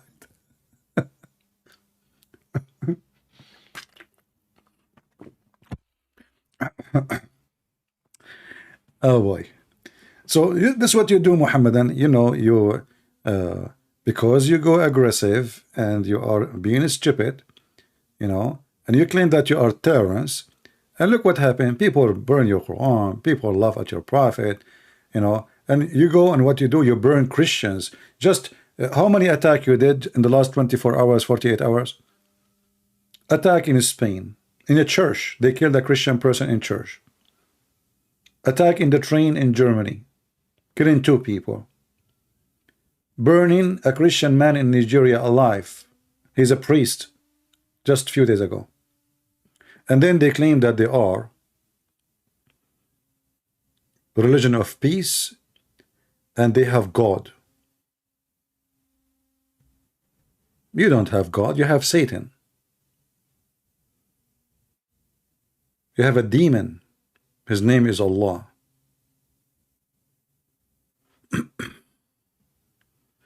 No, I mean, yeah, I mean, they took all my car apart, actually. They took the doors, they took the seat, they brought dogs.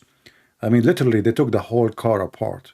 But after that, you know, I go like I drive, they don't really, you know, but only first time.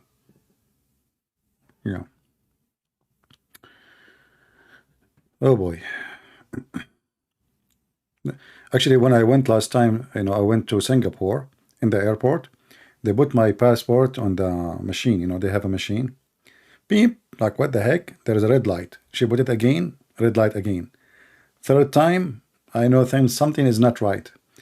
So she said, can you? And she, like, somebody came, you know, a police officer. She said, can you go with him? I said, okay, here we go. You know, the drama again, because I'm Middle Eastern. So I went, you know, they have like a side office, like a counter. And they asked me to take a chair. Look how polite they are. You know, and then they start working in my passport. Yeah.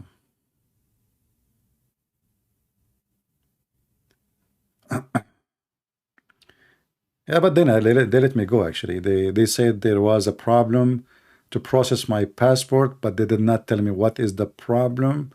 But I think it was an error in their computer, not because, yeah, I saw it, the machine making peep, you know, that's all, peep.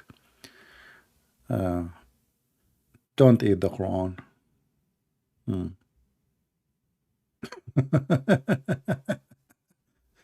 Anyway, do we have any Muhammadan? Maybe I look like a terrorist. Rosa, are you serious? I look like the boss. I don't look like a terrorist. I look like the boss of them. Oh boy. So do we have any Muslim want to call us and tell us what do you think about burning the Quran? What do you think?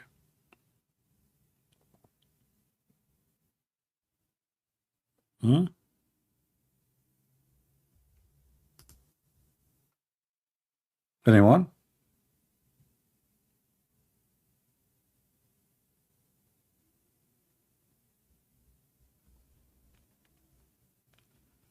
Any Muhammadan? Hey Muslim, do you think that what this guy from the American foreign minister of Biden, he said that burning the Quran is to sabotage the NATO, brother. I mean, where those Democrats they got to their intelligence information from? And the funny is, I don't know, they are saying that the guy who burned the Quran right now is USA. So how he is sabotaging the NATO and now he's in America? Oh boy.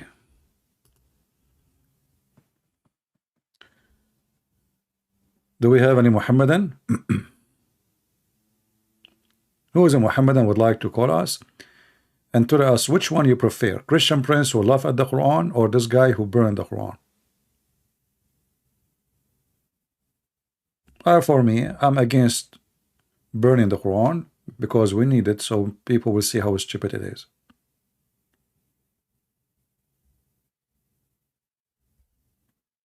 Who agree with me from the Muhammadan? I find that the Quran is the most laughable, stupid book ever, and it's part of history, so we should preserve it for generation and generation to come, so we can teach our kids how stupid it is and how a human being can be deceived and misled, even in the 21st century. So we can use it as an example of deception. Why wouldn't burn it? Right? You know, when Umar ibn Khattab, he occupied Jerusalem, he put in the Pact of Umar, which is nothing but a filthy, ugly, disgusting rules, that the Christians cannot teach their children Islam. Do you know why? Why they put that? Because they don't want your children to know how to refute Islam in the future. So the one who teach about Islam will be killed. If a Christian man he teach anything to his children about Islam, he will be executed. They want your kids to be stupid, so when they walk in the street, Muslim kids, they speak to them, they fool them, and they convert.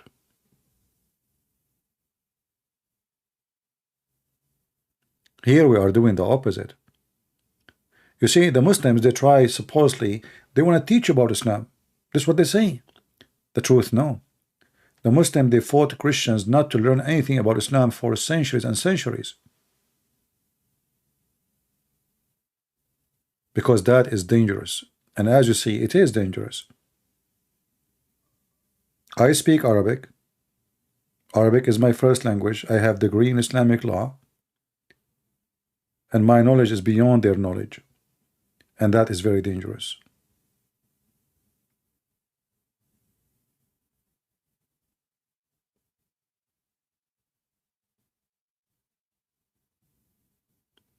Do we have any Muhammadan?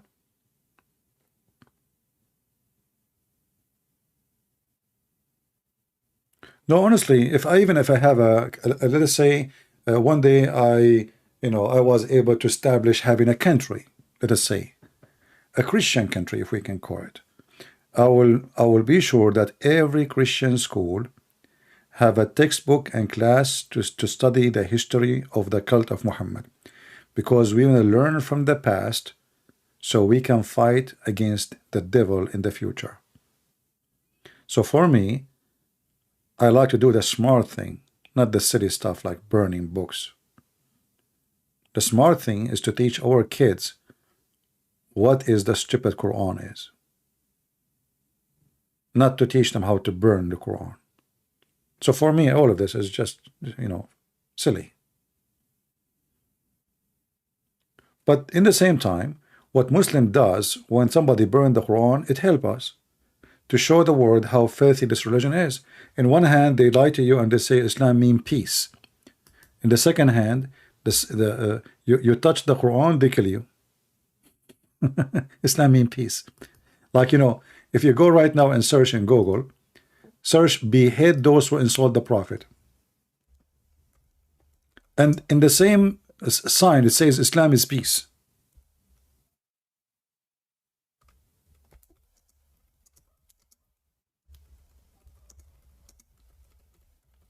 Those pictures are priceless. Those pictures are priceless. I do not need to write a book. Here we go. The book in front of you. If I try my best to tell you Islam is evil, but you look around you, you see nice people. Those people, they are just giving hugs, they are friendly. You will not believe me.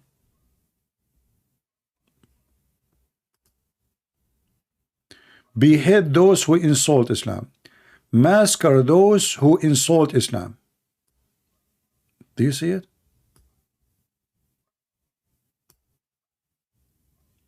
Did I make those pictures up? Those are Muslims.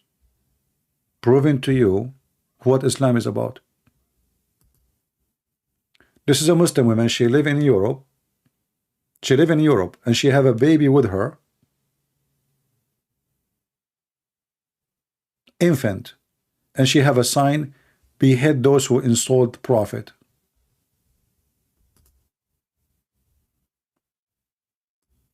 And this is her son too. Wonderful religion.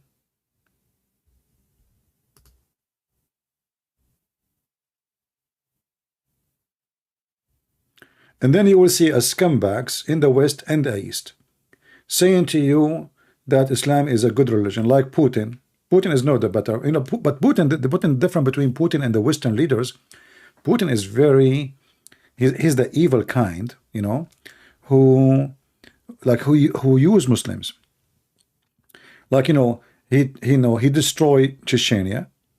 He killed at least 60,000 of that country by his command, not to mention the ones before him. He knew how to play the game. So they got somebody.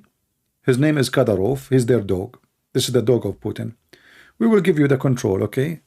Listen, yeah, Muhammad is wonderful. I will say things, nice things, but nobody will open his mouth against Russia. The second you open your mouth, you or your people, I will smash you, make you shish kebab.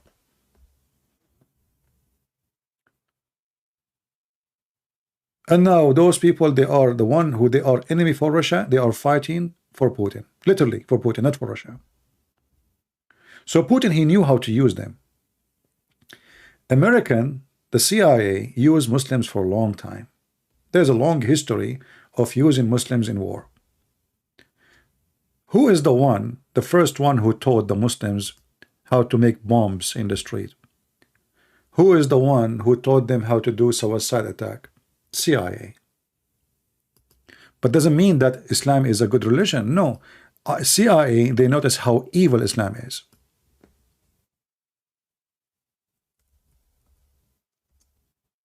Osama bin Laden was our boy. Actually, there's an article, I think in Washington Post.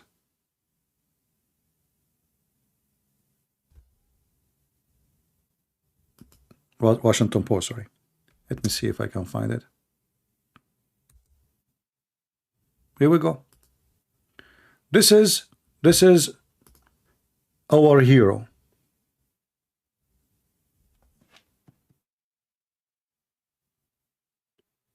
American newspaper, all kind of American newspaper praising Osama bin Laden. And later they killed him because now the dog is biting the boss. So they fed the dog to use him. So he was a hero. CIA agent, they went, they train them, they teach them how to do suicide build, how to make bombs in the street, they give them missiles, anti-crafts. This is fact. This is not just a conspiracy. So always evil leaders in the world, they use Islam because Islam fit perfectly with violence and evil. That is the truth. When so-called the Syrian revolution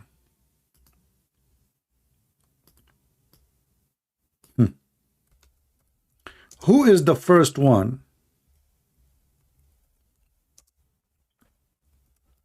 went to Syria to give them weapon? And by the way, once upon the time I thought this guy is a good guy. Look at this. Those are terrorists. Those literally are the terrorists of Syria. And then John McCain, he come back to America to tell us, when somebody asked him about, they are shouting Allahu Akbar when you were with them. He said, oh, in Arabic mean Allahu Akbar mean Allah, God is great. So when ISIS they shout Allahu Akbar, it is jihad. When his friends they shout Allahu Akbar, it's mean Allah is great. Nothing bad with it. You know? This is the truth, my friend. All those filthy in the West and the East, they use Islam to conquer. And the Muslims always, because they are foolish, you know, they are foolish, literally foolish. USA, when they are done with Afghanistan, they are the one who contacted Taliban to take over. Trump, he himself, he contacted Taliban. He said, listen, we are going to give you the country. We are done here. If you don't believe me, go check it out. Even they decide what day they are leaving the country. I mean, have you ever heard of somebody, he tell his enemy what day he's leaving? Nobody would do that. 4 years in advance, Trump, he sent his CIA to negotiate with Taliban when they will take over. They are done. That's it. They have no need of it. Bye-bye. Saddam Hussein. Saddam Hussein was their hero when he fought in Iran. All the weapon of Saddam Hussein was coming from who? From Saudi Arabia, Kuwait, Emirat, Bahrain.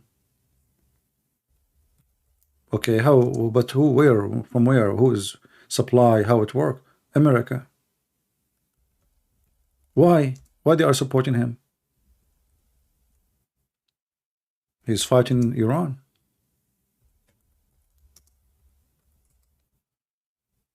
Very simple. So they use, they use Saddam Hussein to fight Iran. So always evil ones, they use the evil Islam. Iran regime is evil. Who is the best to fight evil more than the evil ones? This is their friend. This is the same one America went against him because the dog, he decided to bite his boss. Suddenly he attacked Kuwait. Otherwise, always America liked this guy. They sponsored him non-stop. Most of his money actually in USA. They never complain about him. What about Hitler? Hitler. It's a good history class, huh?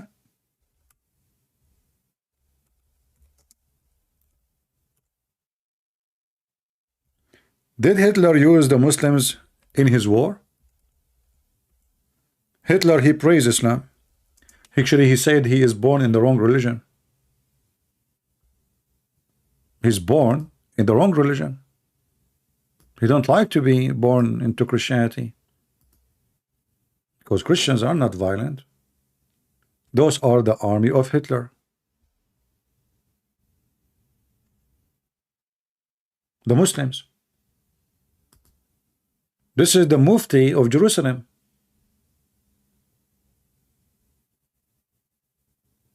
All of them are the same. Which country is now #1 friend for us in the Middle East? Qatar. But isn't it Qatar the one who support ISIS? Isn't it Trump himself? He went in the front of the White House and he said Qatar should stop supporting terrorism. 2 weeks after, Qatar became our friends. So my friend, this is Islam. This is the truth. I want every one of you, if you don't believe what I'm saying, actually I want you not to believe. Go check anything I said if it's true or not. Just check it out.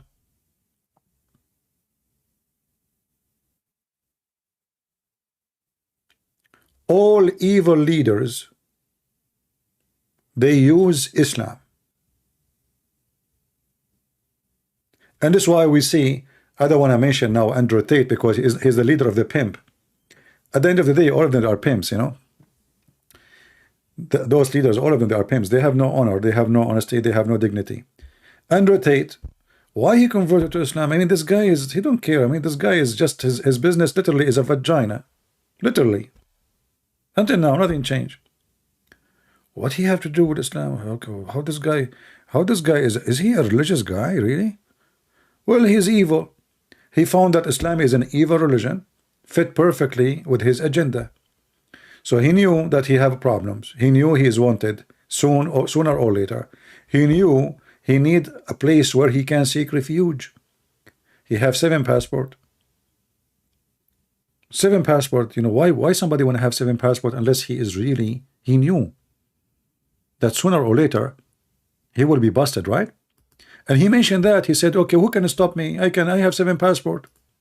And then he said to himself, I'm going to go to Romania because Romania is corrupt. And he said, if I walk into a jail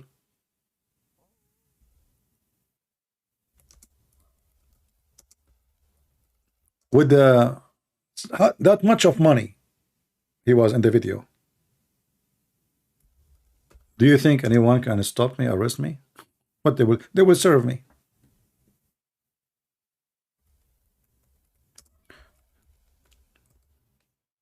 They see corruption.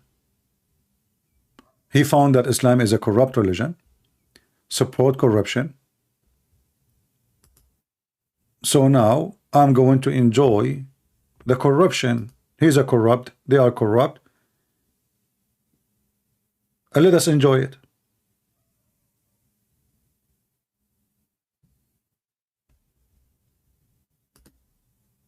Everybody evil, he will enjoy Islam.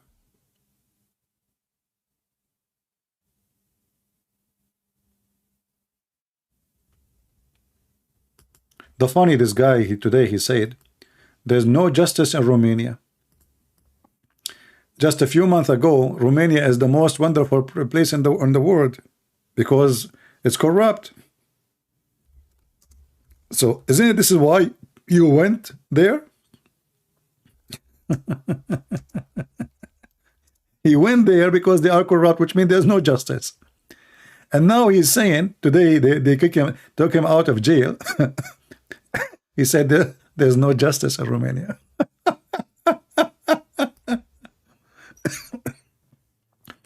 But isn't this the same reason you went there for? Because there's no justice in Romania? They are corrupt, you said?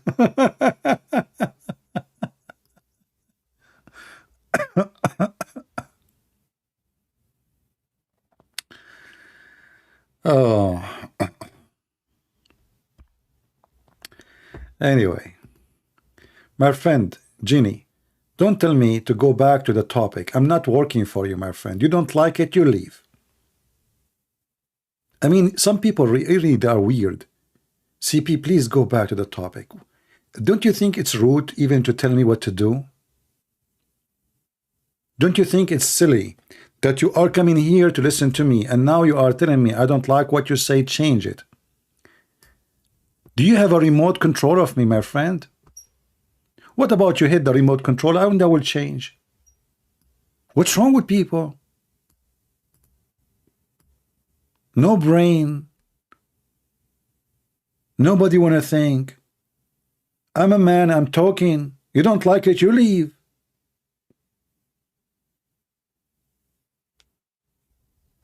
Unbelievable. That's it. He don't like it. Genie don't like it. Genie in the ball don't like it. So now he's hitting the remote control. Christian Prince, change the topic, change the topic. Okay, what do you like to talk about? Mickey Mouse?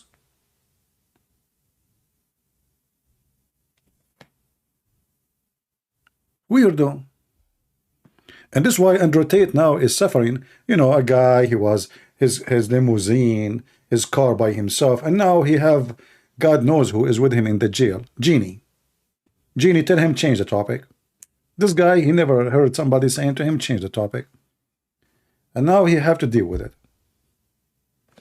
So imagine you are in jail with Genie now. Genie will give you a headache, will make you jump from the window. But you cannot get out the window, you are in jail. Oh boy. I advise people, before you say something, think about it. And you know, not only that, this guy, he posting non-stop the same thing. Please, you see, go back to the topic.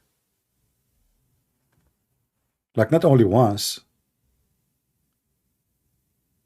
So what we are saying now, that Islam is a perfectly fit for perfect evil people, like Andrew Tate, like George Bush, Erdoğan, Biden, Putin. It's a perfect religion. How come, you know, like, you know, Biden, when he took the office, he spoke harshly against the Prince of Saudi Arabia. Why?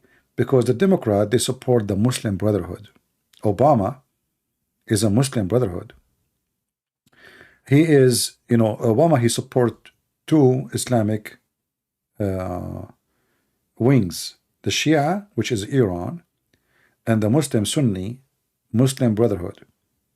If you remember, when Obama was in the office, he sent Hillary Clinton to Libya, and the only person she met, it was the head of the Muslim Brotherhood in Libya. And the plan of Obama, and actually I don't know if anyone, if you remember, this is many years ago when Obama became president, I said Obama will not finish his presidency before he establishes an Islamic State. And I have it in the radio with Osama Daktok. Actually, one of you, he sent me this. I said, I cannot believe that you mentioned that. It happened. This was the plan of Obama and the CIA of Obama. They want to establish, you know, the Muslim Brotherhood, they are Sunni, yes, but they are a Shia organization, which means sponsored by the Shia, by Iran. In fact, the first Muslim center in Egypt of the Muslim Brotherhood was bought by the Shia mullahs of Iraq, of Iran, by the revolutionary mullahs of Iraq, of Iran. So the Muslim Brotherhood, it was the fingers of Iran between the Sunni. The Sunni, they hate the Shia. And the founder of the Muslim Brotherhood, Al-Banna, he used to make speeches in Mecca during the Hajj to promote his party. And one day there was an argument against the Shia. And because the Muslim Brotherhood, they are just a gang, they want to get support from the Shia too. So he stood and he says, why we are attacking the Shia? What is the problem with the Shia? They love the people of the family of the Prophet. And there was Shias from the intelligence of Iran in Mecca. They heard him, and then they met with him, and then they sponsored him with a lot of money. So all the Muslim Brotherhood organizations sponsored 100% for a long time just by the money of Iran, which is Shia country, which is strange. So it was an investment. And now Hamas,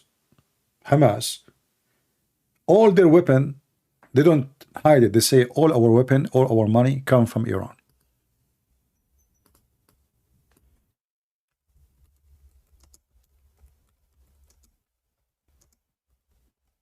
Let me find you the news, which is mentioned by the leader of the Hamas.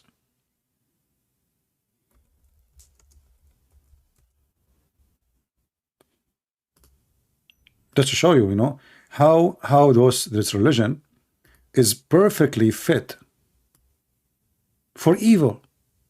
So the Shia who want to kill the Sunni who want to kill the Shia, but suddenly even the Shia, they use Muslims who they are their enemies for the sake of their agenda.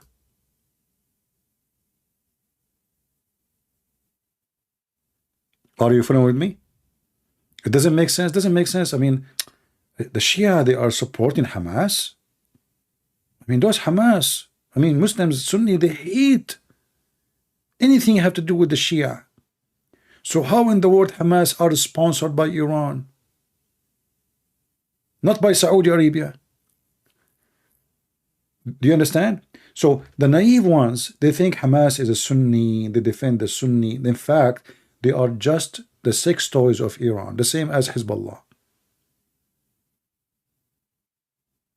Every evil leader in the world, he have to invest in such or some Islamic groups to sponsor his agenda.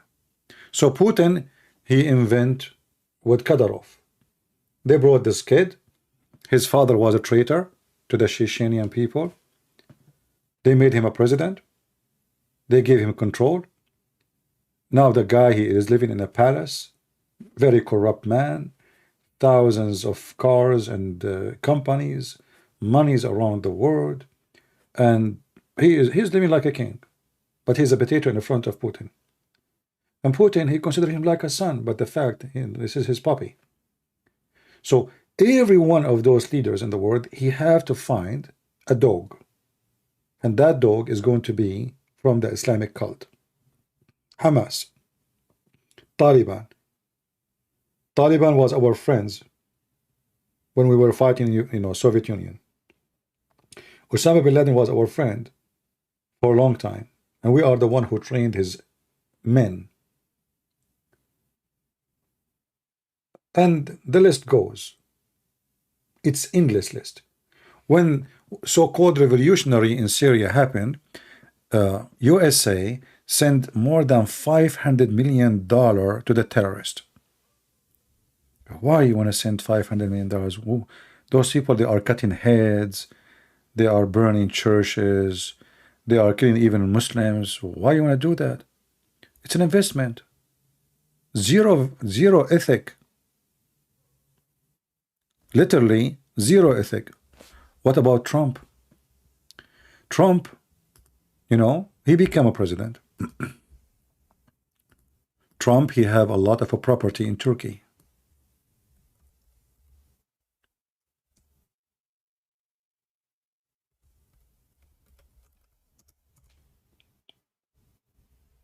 Suddenly Trump, he decided to make Erdoğan happy. So he said, I'm going to leave Syria.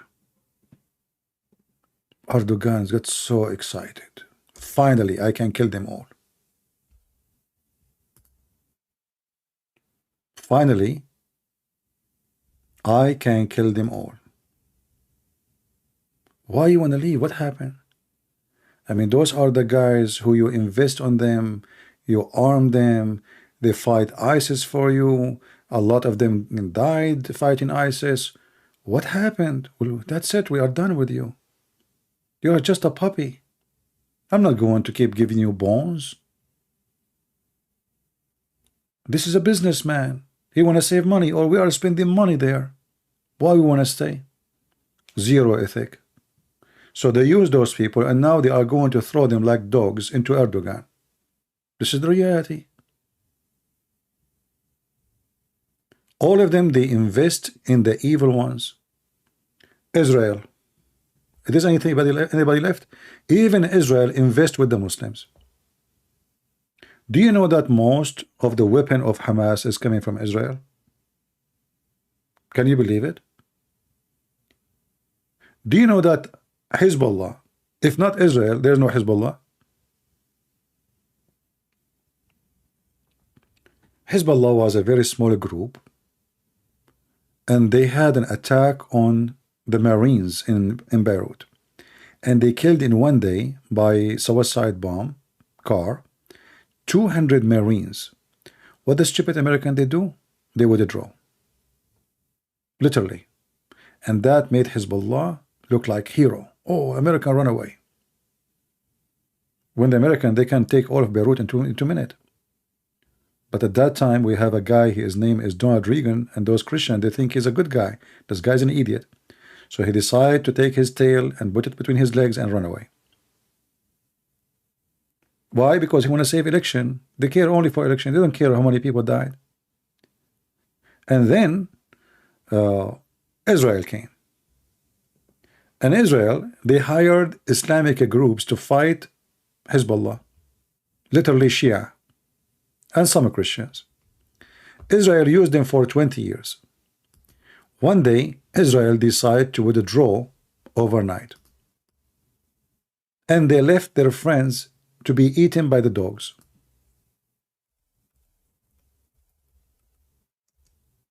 They did not even tell their friends that we are leaving. And when they left, Hezbollah took over the area in 2 minutes. So that make Hezbollah look like heroes. They are the one who freed south of Lebanon. Takbir, Allahu Akbar.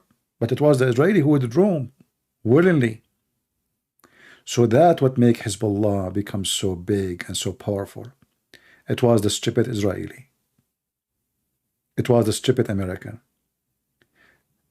The Israeli, they invested with militant who they are Muslims, and there are some Christians.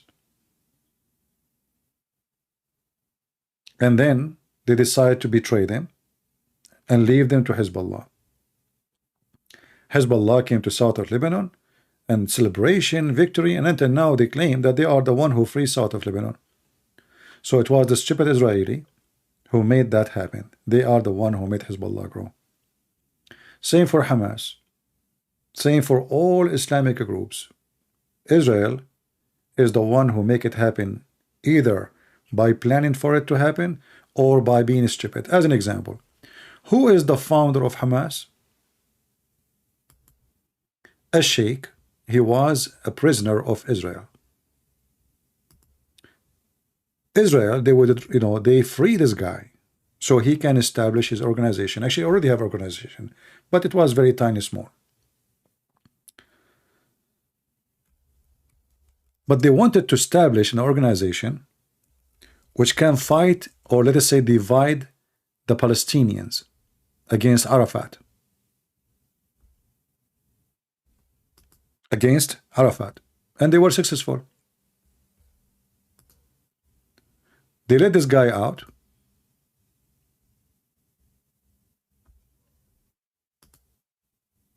Hamas get bigger and bigger and bigger, and they sponsor him. This guy should stay in jail forever until he die.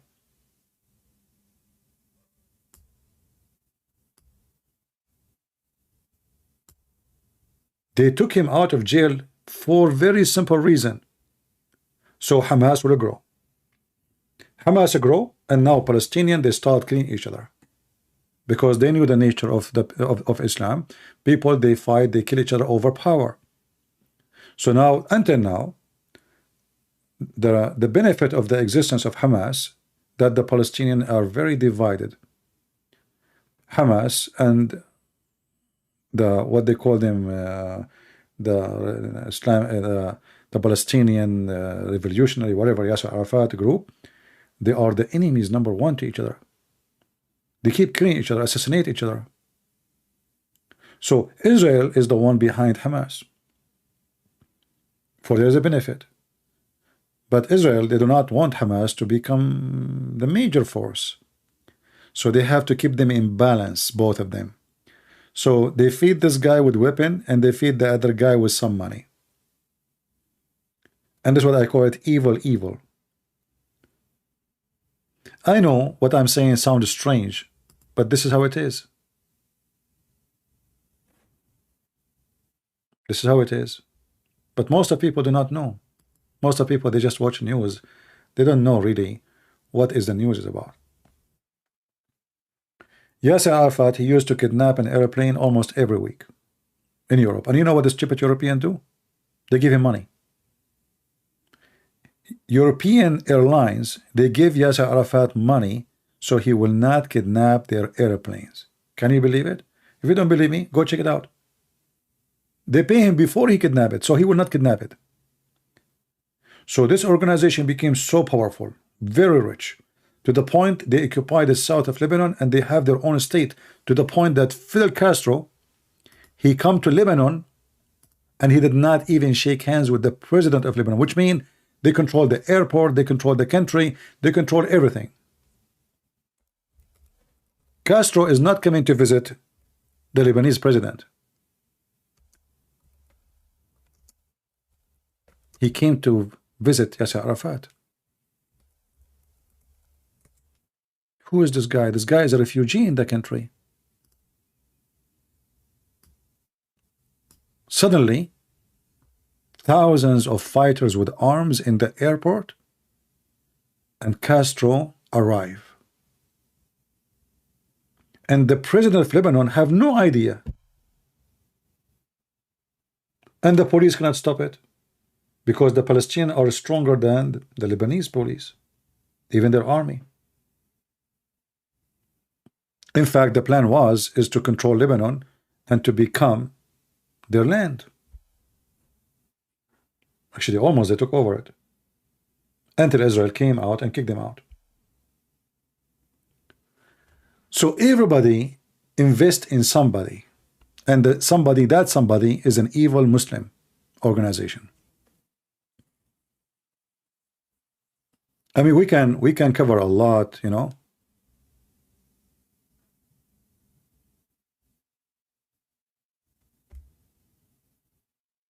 All of them, they promote evil and terrorism.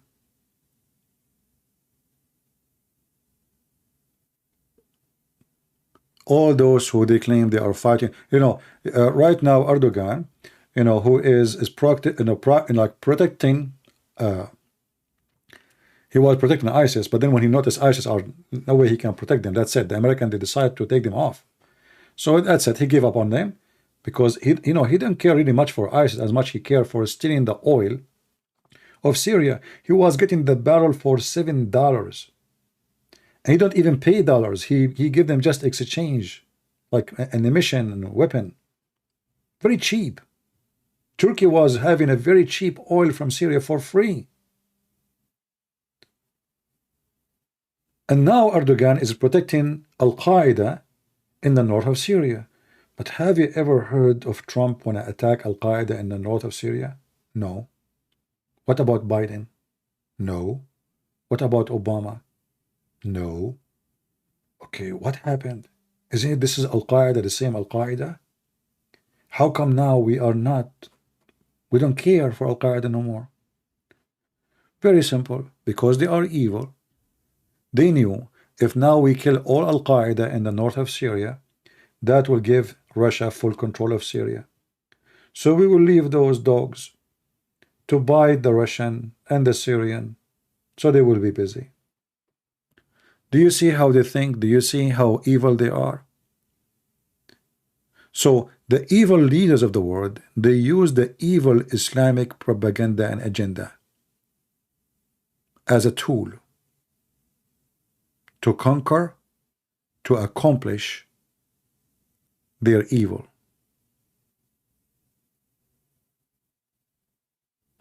If there is somebody we did not mention, remind me. And you know, Erdogan is against Israel, but he provides Israel at least every year $600 million import of steel. So all the Israeli weapon is made by Turkish imported steel. But Erdogan, he makes speeches for Palestine. But he is the number one provider for steel. He never stops selling the steel. In fact, the Mossad never closed their office in Turkey. In fact, that the first establishment of Israel was by the approval of the Turkish Caliphate, the Ottoman Caliphate.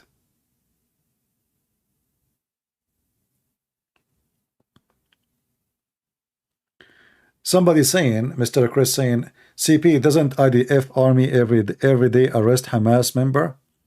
Okay, well, you have to arrest them, the one who's trying to hurt your citizen, at least in the front of your citizen. But isn't it every day Hamas is getting Israeli weapon? Okay, lately in the news we heard something very funny. What is the funny? Israeli soldiers are stealing weapon and selling it to Hamas. What? How Israeli soldiers they do that?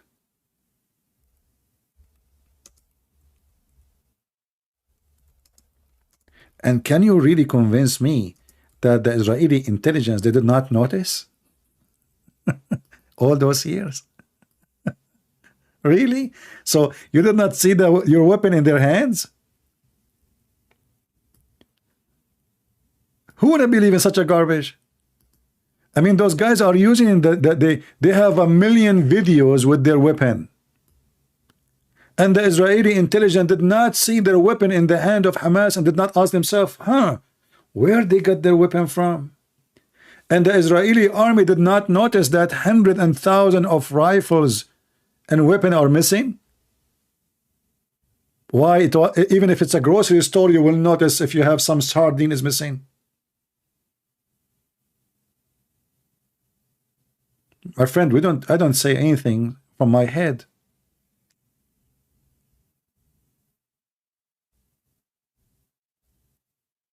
Guns for sale. How is stolen Israeli weapon arms given to Fatah fighter? I told you, this is not stolen. This is the act of the intelligence of Israel. They gave weapon to Hamas, they gave weapon to Fatah so they can kill each other.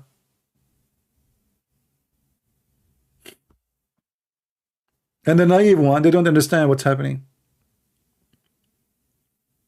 Like you have two people, they are enemies. And you want them to kill each other, what do?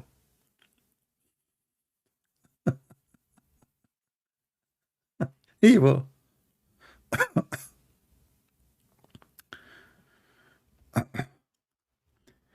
And you know, the funny is, like, let me see in the news if I can find it, like this has happened just last month. Let us see.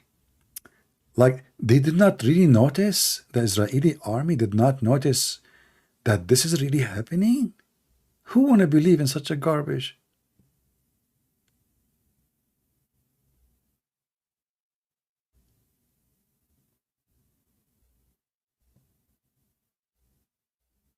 Only if you are naive and idiot, you don't see it.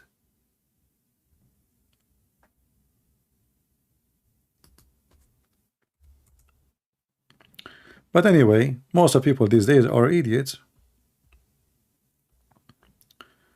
I'm trying to find what was the news. Hold on. Let's see. I'm not sure what the title I should look for.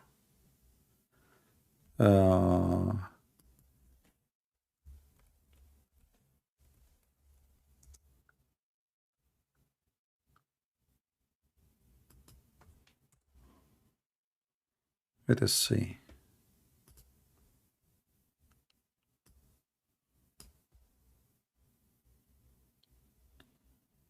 Because supposedly now they are launching a big investigation. But who want to believe in such a garbage? All this time you did not notice?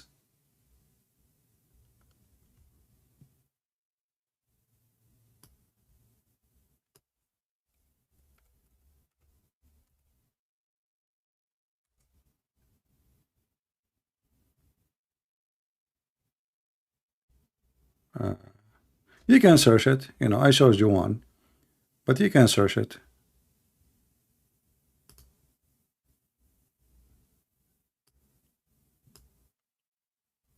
Yeah.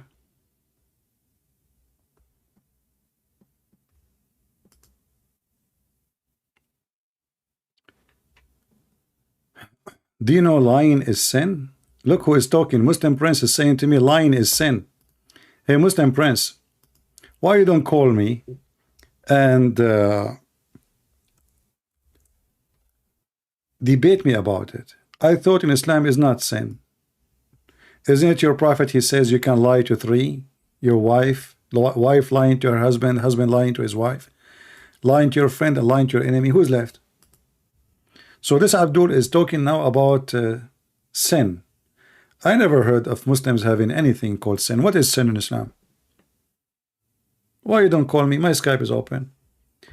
Is it sin in Islam to have sex with the children? No. Is it sin in Islam to lie to your wife? No.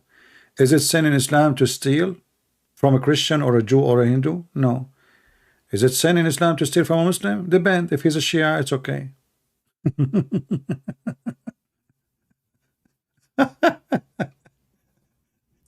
Is it sin in Islam to take a woman to your bed and she is married and you play with her private part? No. Call me, I will show it to you from the Quran. You can put literally your hand between her legs, touching her vagina, excuse my language, and that is not considered as a sin in Islam. And there's no penalty for it. Prove me wrong. Why don't call me? A man, he came to Muhammad. His name is Nabhan al-Tammar. Nabhan al-Tammar came to Muhammad. He felt guilty. He said, Prophet, a woman, I think her husband doing jihad in your army. She came to my grocery store, and I did with her everything the man do with women except putting it in.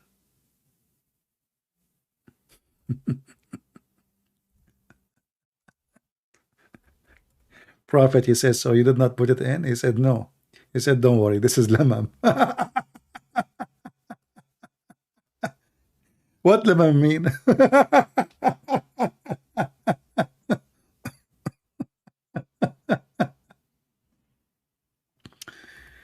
Except what? Except lamam, brother. This is lamam. Don't worry. So guys, let me show you. Here we go. Are you with me, Muslim friends? Sin in Islam. Islam there is sin. So this is a married woman, and this is the Quran, chapter of the Najm, the star, verse number 32. And I will show the translation using Google Translation. So Nabhan al-Tammar, he came to the Prophet. He have a grocery store. He said in it, Ajwa. A woman, she came in. And he said to her, get in, get in. Come on, get in. Hey, Muslim Prince, is that what you do with Muslim women? There is inside something better inside. So when she did, he wanted to F her, but she did not like it. She did not let him. And then he said to Muhammad, there's nothing I did with her. I did everything with her except intercourse. And he continues saying, maybe her husband is doing jihad. So this ayah came. Lamam is to play with women, but you don't F her. Like kissing, touching, benching, or even laying down with her. That is not zina in Islam. There's no penalty for it. He told him this is lamam. And don't worry, this is only a destiny. Allah, he made a destiny for you. A man, he have his portion of adultery, which he have to indulge in. Adultery by eyes, adultery by tongue, adultery by inside you, in your inner. And nothing make it true or not except intercourse. So all of those is fine. This is lamam. And the verse in front of you. And now let us go to Google Translation. And Mr. Muslim Prince is talking about what? Sin. Get in, get in, get in, huh? Yeah. What is a lamam? Touch, punch, anything except that intercourse, kiss, wink, laying down with her. Lamam. And the guy, he told Muhammad, perhaps her husband is going an invasion in your army. He's a mujahid. So the guy is a Muslim. He is doing invasion for Allah Prophet, and the grocery store guy is playing with his wife vagina. I did with her nothing except intercourse. Everything I did with her except intercourse. What Muhammad said to him? Don't worry, this is lamam.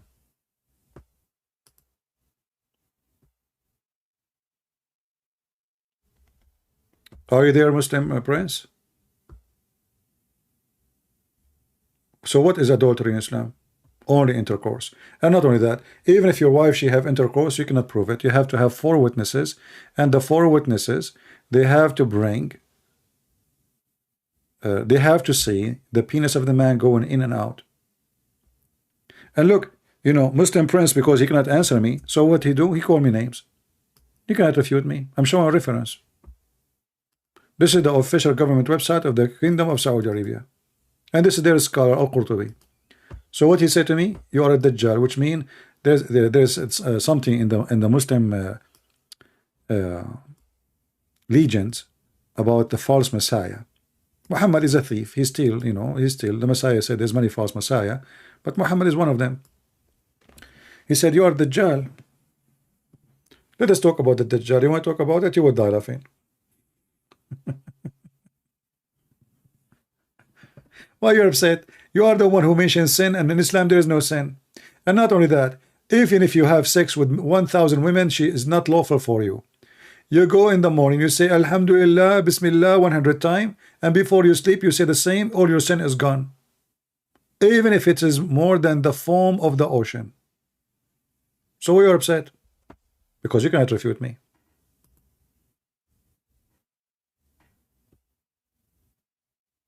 Why you are upset? I'm showing you your reference. Here we go. And this is your Islamic website, the official government website of Saudi Arabia. Here we go. You can use Google translation and translate. Everything I have in front of you. What about your prophet going to his own son wife, and he flirt with the wife when the husband is not there? And then, according to the wife, each time her husband, he wanna F her, excuse my language, Allah, he made his penis swell. Is that true story, or I'm fabricating? I mean, here we go. Those Christians, they say Muhammad have no miracles. Only Allah can make your penis swell. Who can do that except Allah? Allah, he made the penis of the husband swell because he want to sleep with his wife, because the prophet, he liked the wife. This is the religion of God. So the husband, he want to sleep with his wife. Allah, he used the broom of holy butter, and he make the penis of the husband swell. And look, the wife, she said, each time Zayd, which means her husband, wanna have sex with her, Allah, he made his penis swell. Look at this miracle, brother. Imagine. I'm not going to draw it because that will not be nice. Allah is God and Muhammad is king, whether you like it or not. King of where?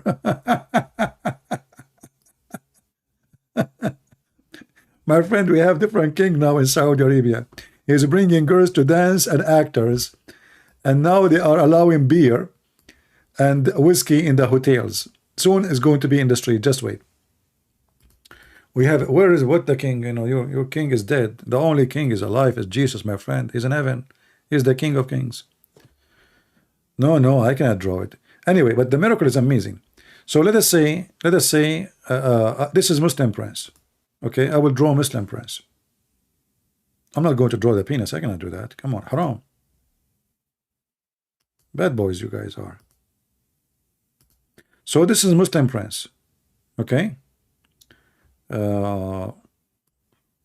Muslim prince. I know he look weird, Muslim prince. This is Muslim prince. Muslim prince, now he like to sleep with his wife. What Allah he do? He make his he make a prince, he make him swell.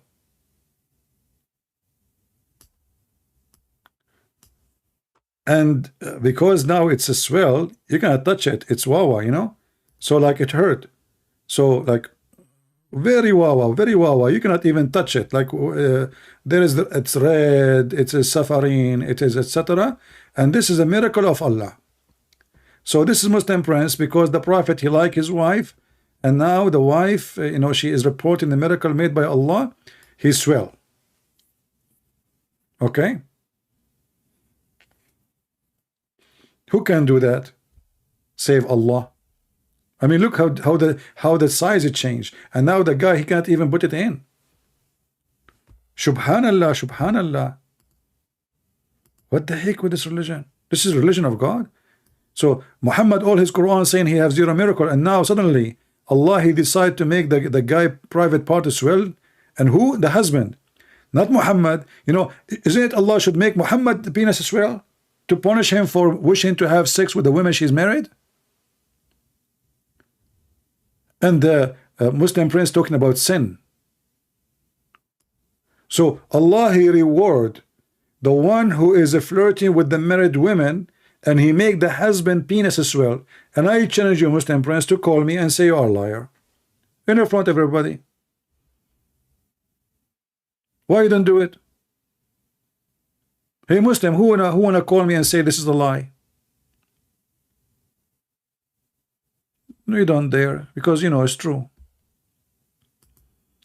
Okay, let me put my signature here, because I don't want people to you know, use it and sell it in Amazon. This is amazing print, unbelievable. Hold on. I don't, you know, I mean, you know, these days forgery and you know, like they take your arts and they try to copy it, and you know.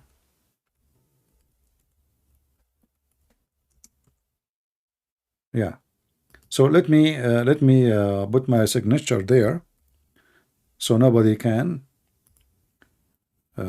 steal it, you know. And okay.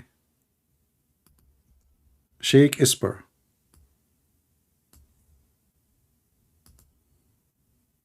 Well, what happened? Where is the writing? I didn't see it.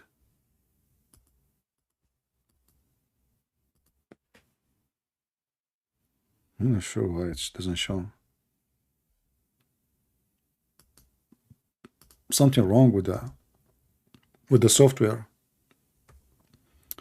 I cannot even show it, you know. I'm not sure why. Anyway. Something wrong. Yeah, I don't want people to, you know, they take your art, and you know, people are evil, you know. They take my books, they post them everywhere, you know. I mean, and even my art. I mean, shame on you. No respect for artists, people these days.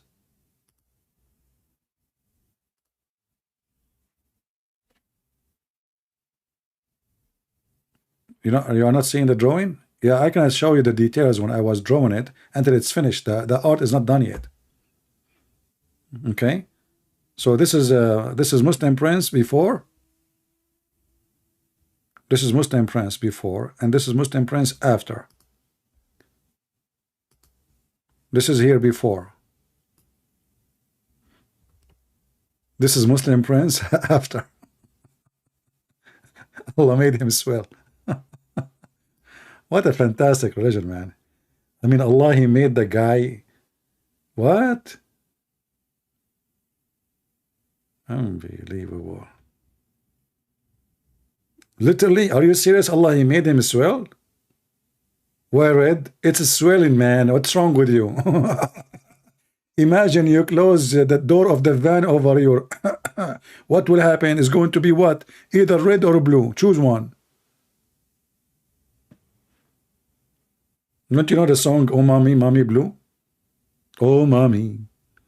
Oh Mommy, Mommy Blue. Oh Mommy Blue. Somebody saying this is a bomb. My friend, this is a Muslim penis. What do you think is going to be? What's wrong with you? Think it's the same as your penis? Actually, this is not a penis. This is a Muslim prince now. Sorry. Let's take it off. This is dangerous. So this is Muslim prince before and after. And then the guy, he speak about sin. Sin, you Muslim believe in sin, you have sin.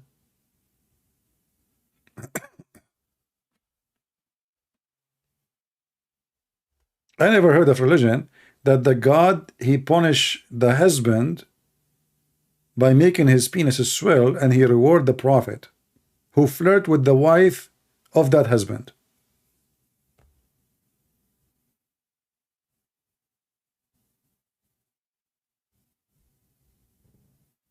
I'm drawing a rocket of Elon Musk. This was a rocket. So his rocket was small, and then Allah, he cursed him, so his rocket swell. Do I need to have all details? And somebody saying I'm drawing. I draw since I was a kid. You know, I remember first thing I drew when I was a kid, it was the Kaaba. You know? Because the Prophet, he says everyone is born as a Muslim. And, you know, my mom told me a lot of horrible things when I was a kid. And that to prove the point.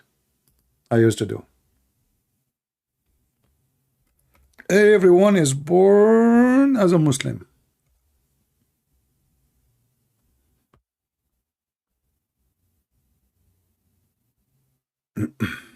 Where is the hadith? Let us see.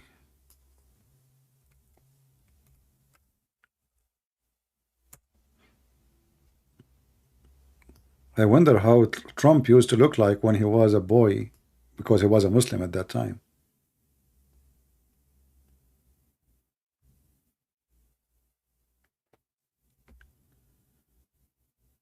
What happened to Muslim Prince? He is so quiet now.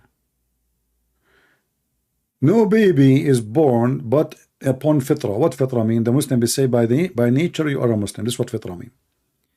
And it is his parents who make him a Jew or a Christian or polytheist. But do you know what Muhammad did by saying this? Muhammad, he is an idiot. He just proved that he is a polytheist.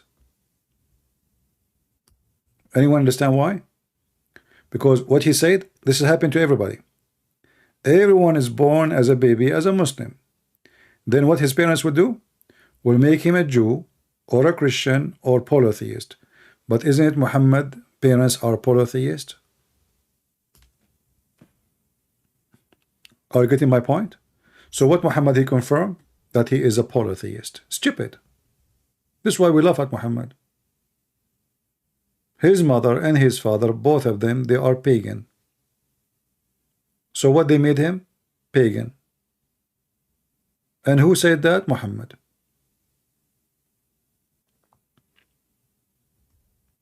You know, the problem with the Muhammadan, how many people they read this, but nobody notice how stupid it is, and how Muhammad he condemned himself without noticing. People have low IQ.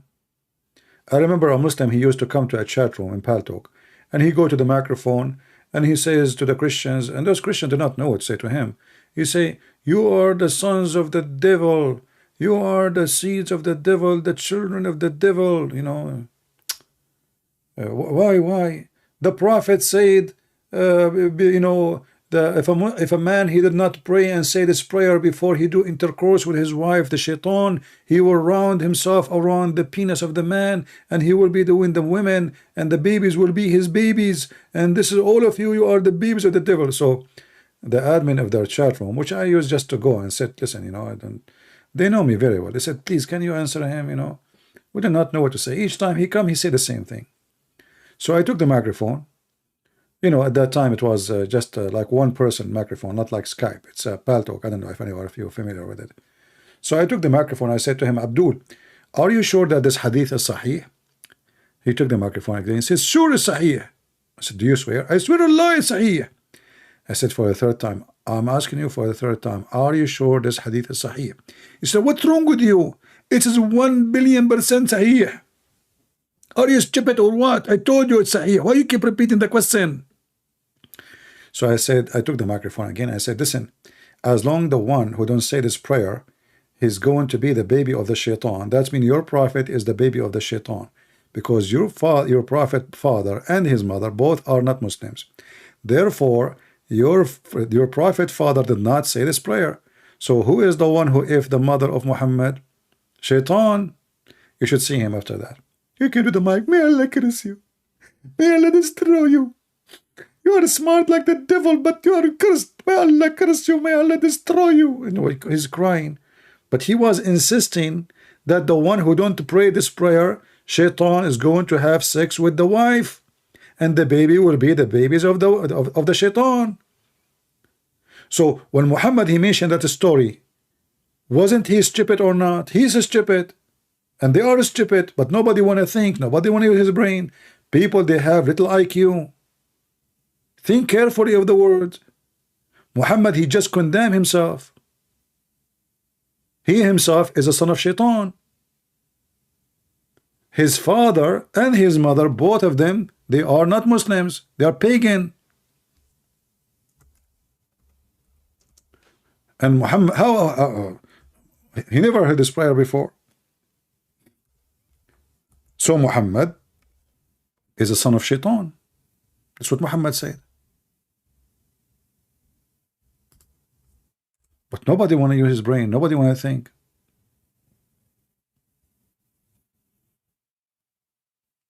This is why they don't dare to debate me, because they are not matched. They have a low IQ, slow IQ. They're like their prophet. They are just busy, you know, like shouting the guy he burned the Quran. But nobody can answer us about what the Quran is saying. A guy burned the Quran, they go crazy. You ask them a question about the Quran, Allah knows best.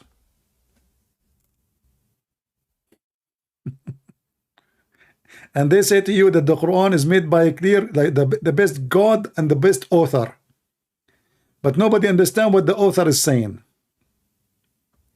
Alif Lam Mim. What does that mean, brother? Allahu Alam. Okay, what about the verse after it? Allahu Alam. What is the verse after it? Allah knows, only knows. What the heck? You know, when I went to a Muslim website and asked them, you know, it says convert to Islam. So I said, hey, I have a question. Why the Prophet he kissed the black stone? Took them 10 minutes to answer. And then they said, because it's holy. And then I answered back. I said, okay, and why it's holy? Took them another 10 minutes, and they said, because the Prophet kissed it.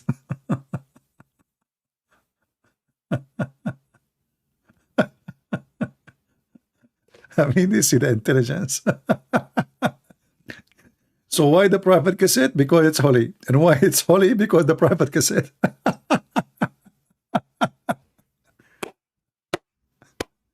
And this is the guy who wanna guide me to convert to Islam. Super intelligence. Like Mimi Hijab. This is why the translator, he said, pray for, not to. It looked like I make a difference now. Pray for or pray to. Still he's praying.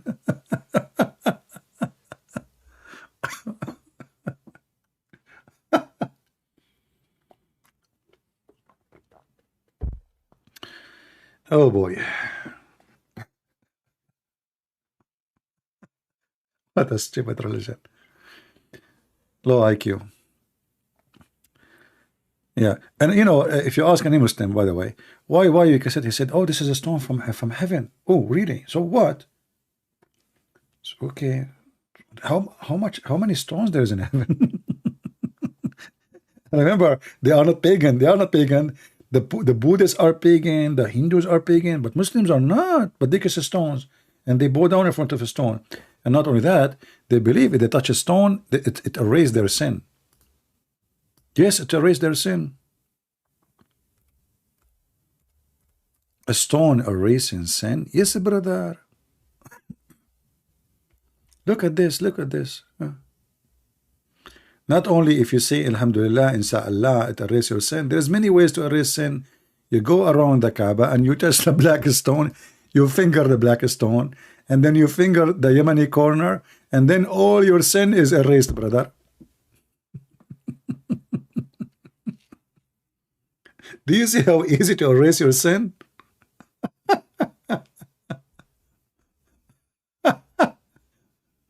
Very easy. So this is why you see this is why those Abdul from Bangladesh and Pakistan when they get old, like they sleep with everybody, they have sex with boys, bazi, and now he is supposedly, he wanna wipe his sin, brother. What he do? He finger the black stone. He look it. He kiss it. And then he go and he put his hand in the bum of the Yemeni corner. And that brother will erase his sin. Magic. And they are what? Monotheist. They are monotheist. What else? What else? How we can erase sin? There's many ways, many ways. Islam is all over, full of way, you know, brother. Look, look, look. Allah Messenger said, if any of you incapable of earning 1,000 hasana, like what? Earning what? Hasana, which means good deed. Anyone, do you wanna learn how to earn 1,000 good deed? Sound like Andrew Tate. I know. Can I answer? What? Watch porn web camera. No. That will make you get rich if you open a business. We are talking about Hasana now. Hasana. Okay, sorry. Okay, I'm a student of Andrew Tate. Okay, he said, glorify Allah 100 times. If. And 1,000 good deed will be written for you. Each time say glorify Allah, get 10 deeds. So if you are a smart person, you spend the whole day saying this, imagine how many deeds in your bank account.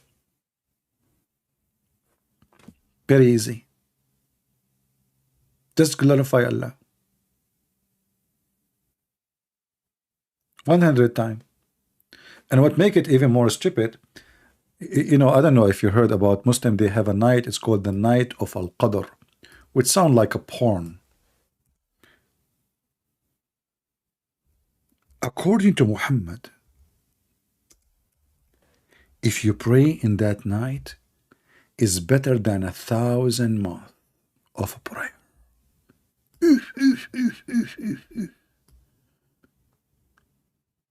Which is equal to 83 years and 4 months.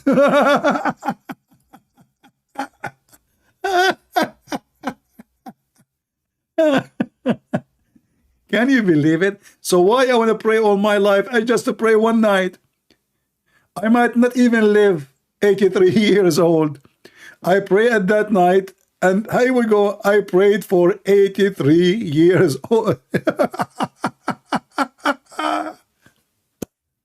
And not only that, what about I pray like 5 nights like those, like in 5 years, you know, each year, 1 year. And this night, I will pray 5 times only, like which mean every year this day or this night come once. That will make it 5x83. What the heck is that? I mean, where this guy he get his logic from?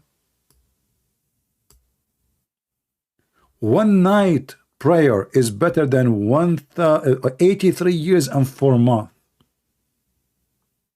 Why?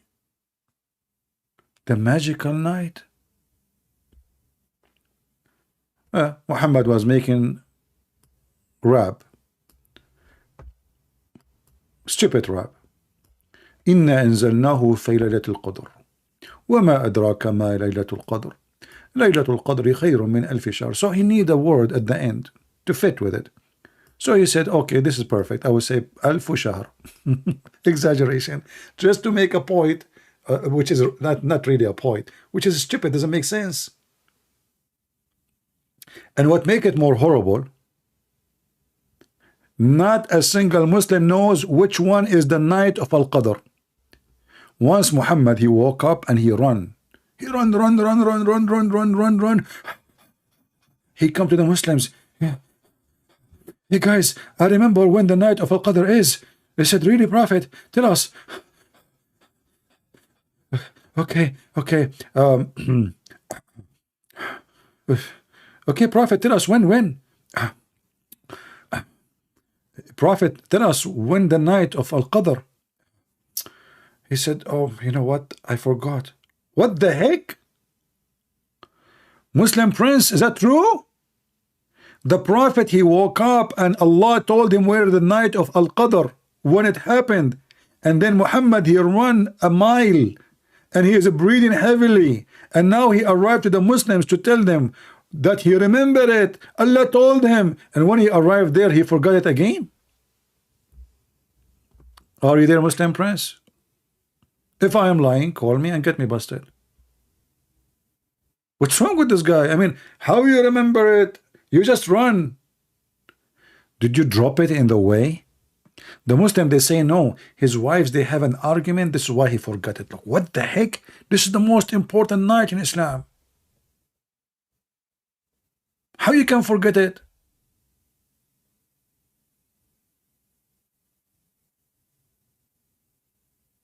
Maybe we should make just a special video about this.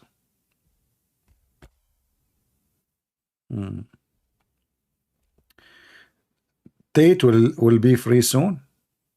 Okay, Muslim Prince, my friend, as long as Tate will be free soon.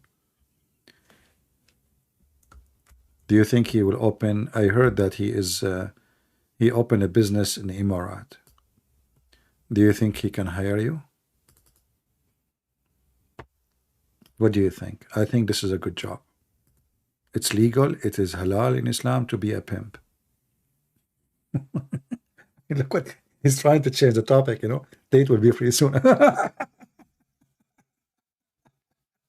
So what if they free him, not to free him? Who care, man? I mean, you are stupid. What about free your prophet from the grave? Your prophet, he decomposed. The decomposed prophet. Those people, this guy is a pimp. Who care for, you know, all the stupid people, really. When we talk about him, we are just, you know, just for the purpose of showing people how stupid this religion is.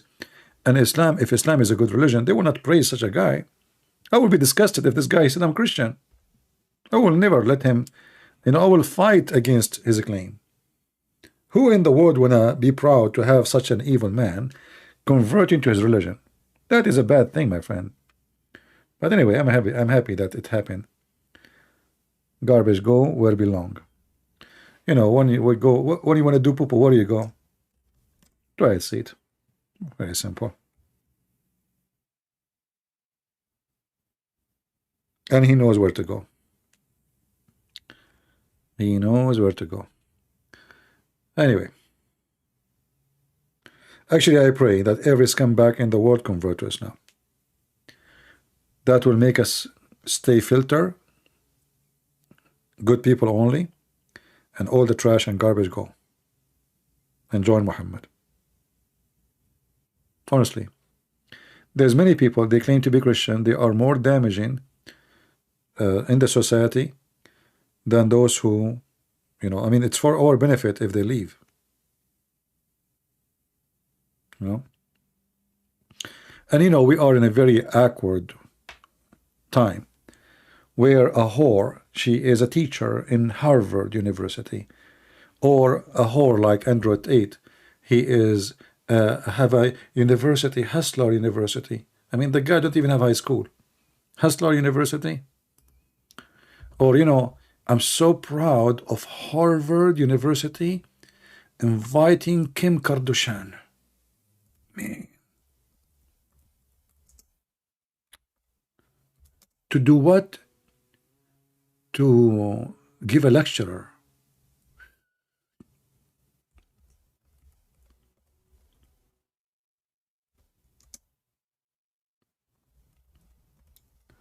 I mean, she fit, by the way. I mean, she is a professor.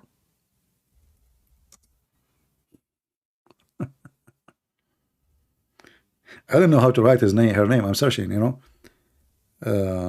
Kardashian. Okay, hold on. Google will help.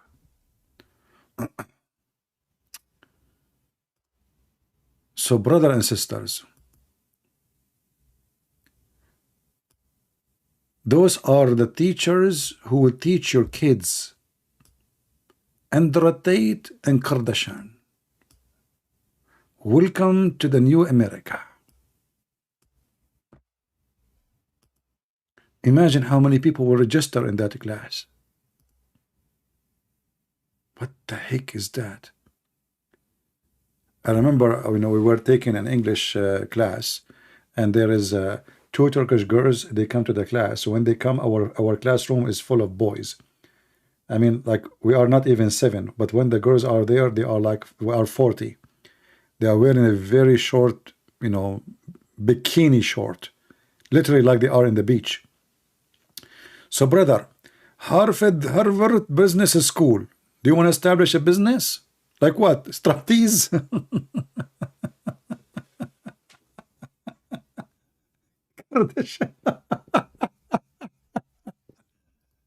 I mean, don't they have a shame? I mean, okay, what is the business Kardashian she will establish exactly? I mean, what we will learn from Kardashian?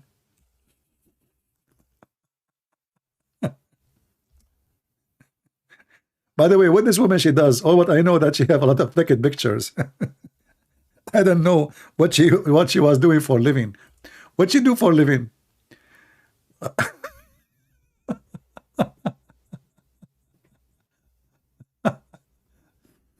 Oh boy. Kardashian. Oh boy. Ah, now I know what they do for a living. If. I mean, this is business, not my business. If. Oh boy. I mean, she deserved to be teaching, and the other women, she married a guy from Iran too. An Iranian. What her name, the other one? I saw, you know, not, this is not her. I don't know. I don't know who's she. I forgot. I'm not really good with actors. Anyway. But look, by the way, she is conservative. I mean, we have to be honest here. And maybe she was teaching them, maybe, you know what, we can ask her to go and teach that how is sperm coming from the ribs, according to Prophet Muhammad. I think she was preparing herself for that purpose. Or maybe how to do breastfeeding for adult. Let me change the picture. Unbelievable. She's a model. Is that what they call people these days? If a woman, she is a hooker, they call her a model? What model? Model. Every single hooker in the world, she called herself a model. Every one of them. Model. Do you see how people, they change names? Model. Yeah. Model.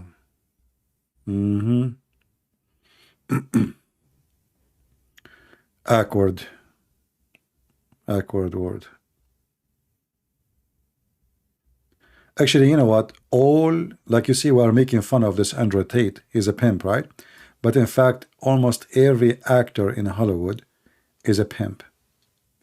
Isn't it them, they get money to have sex on the camera? And yet people, they praise them and take pictures with them. This is reality. They take literally porn video. I mean, what is missing? They did not show you the private part? Is that correct? Did you see any, rarely you can find a movie don't have a sexual scene. And all those actors, they are the one who is doing the scene, and people praise them. Nobody say they are porn actors. Who cares if she's Armenian or not, my friend? That will not change anything. That is even a shame.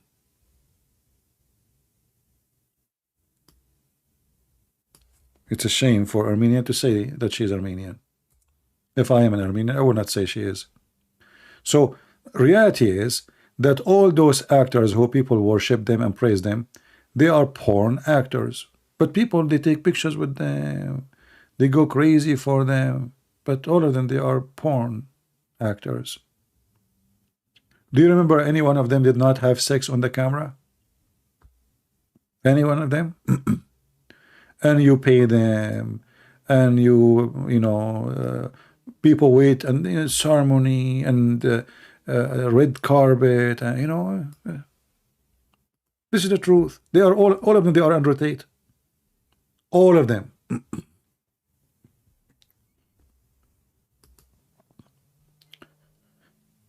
Today in the world, everything is upside down. They praise the famous, even though he's a pimp, and they change the name of the job to an actor. Look like we cannot act unless we have sex in the camera. We cannot make a movie without sex, right? I mean, come on, that is missing something.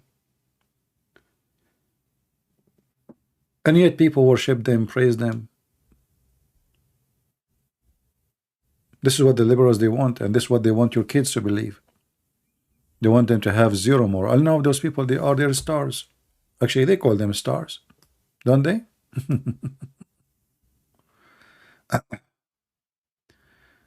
They call them stars. Sick.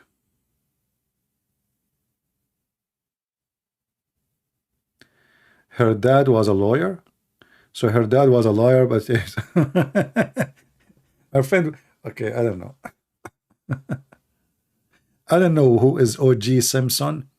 I'm not really familiar with those names, but I'm saying, who is the one who people really praise?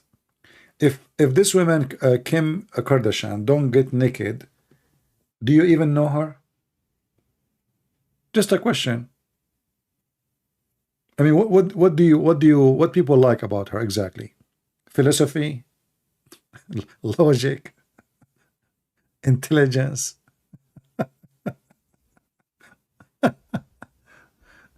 Oh my God. Anyway, and then after some time, they might become a president.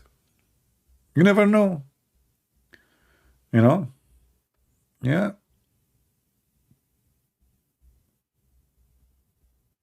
It is the time for the scam.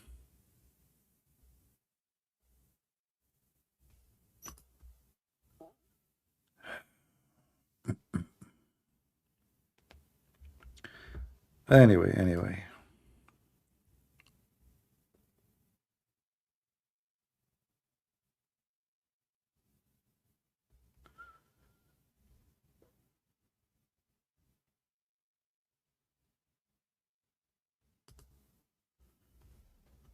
You know, like when I came to the state, I started learning about names. But really, I do not know much about, I mean, the West in general, you know. And in the Middle East, we were thinking that Western are smart people, they are intelligent, they are successful. I mean, look what they accomplish and look where we are. But then I notice that, you know, maybe, yes, they are good in technology, but they are self-destruct when it's come to ethic and to grow up their children. As you see now, kids are lost, drugs in school, children shooting each other. The liberals, they are fighting the Bible, they are fighting against religion, against religious people. They want the country to be hippie, you know. And you see the fruits. Just look around you.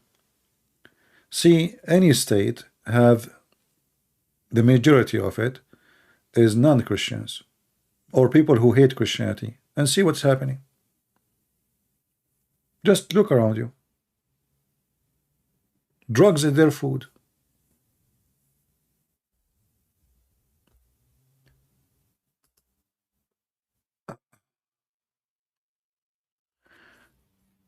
Truth saying, all religion glorifies sex and immoral behavior. Not, you know, I cannot say all religion. You see, there is some false religions, but not necessarily they promote those things.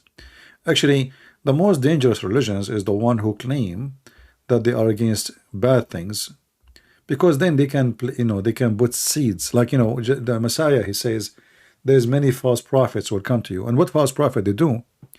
They will speak good. They will speak good. They will try to give a good example of themselves so they can deceive you. So not necessarily someone he is openly exposed. Actually, the one who is not is the most dangerous one, because that one can fool you. Have you visit the Vatican City? No, when I want to visit the Vatican, what I have to do with it? What I have to do with it? I want to visit the Kaaba, brother. The Chinese, they want to build a casino there. I know truth. But when you say religion, we Christian, yes, we are not religion, but religion in the definition of the dictionary, as I know, and I'm sure you speak English better than me, is a group of people believe in something, right? So we have to be careful when we use the word religion, because some they say, okay, well, Christianity is religion because religion is a group of people believe in the same thing. So you can say, oh, I'm not religion. We know we are faithful people who have faith in Jesus. But in the language, religion is religion. No, I'm not going to kiss the black stone. I want to take a piece of it so I can, open a business. You know, the black stone have now 7 stones, I think, left. There's no black stone, actually. Black stone is gone. I mean, there's just little pieces left. So if I can get one piece, we can open like maybe something in Las Vegas, like we put a casino machine. The one who win the jackpot, he can kiss the black stone. And imagine how much money we'll make. Erdoğan will come.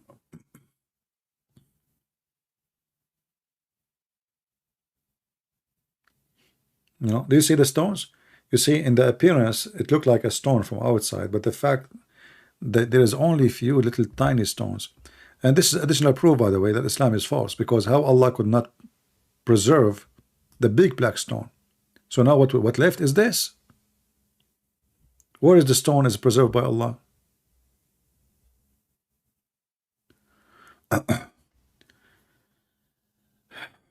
Okay.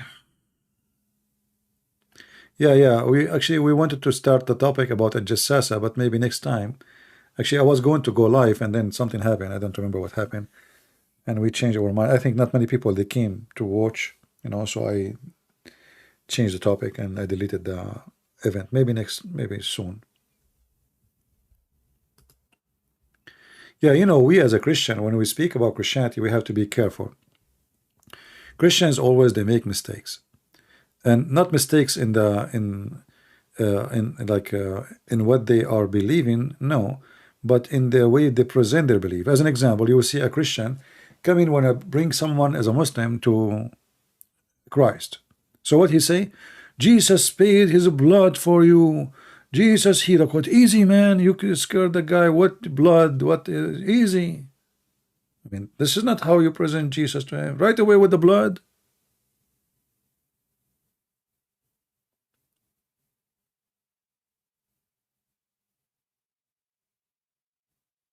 You know what I mean? I mean, right away you jump to the blood, and he paid for your sin. The guy who, and now the Muslim will say, see the Christian, they say, oh, Jesus, he paid for our sins, so we can sin. Look what the Christians are saying. So you give them wrong idea, and they will use it against us. Because the silly you presented Jesus wrong. Jesus did not go to the Jews and say, hey, I paid for your sin. This is not how you do it.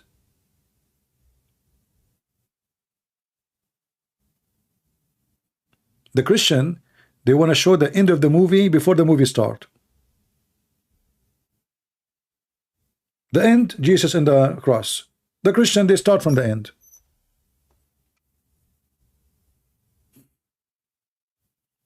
You know what I mean? The guy, he have no idea. You have to tell him the story, and then you arrive to the cross. The cross is at the end, not in the beginning. So right away you shower the guy with the blood of Jesus, and Jesus died for you, and and the guy, you have no idea what you're saying.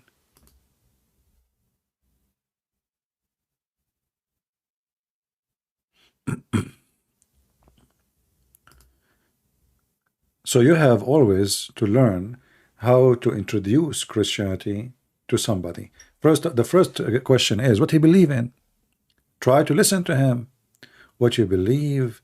He's an atheist, he's a Muslim, he's a Hindu, he's a Buddha, he's a hippie, he is a guy who believe in power or something, energy, Just listen to him. And be smart how you present Christ to the person. Don't just jump to the end and right away put the cross in the front of him. You scare the guy.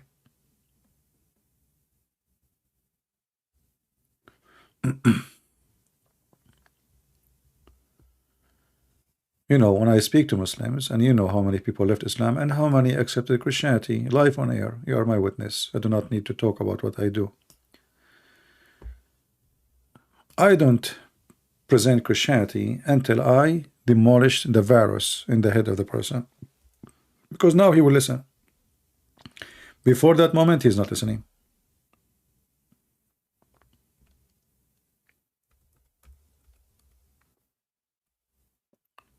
It's like, you want to give a lecture to somebody, he's under the influence of drugs. He don't understand what you're saying. He is under the influence. You have to destroy the influence and then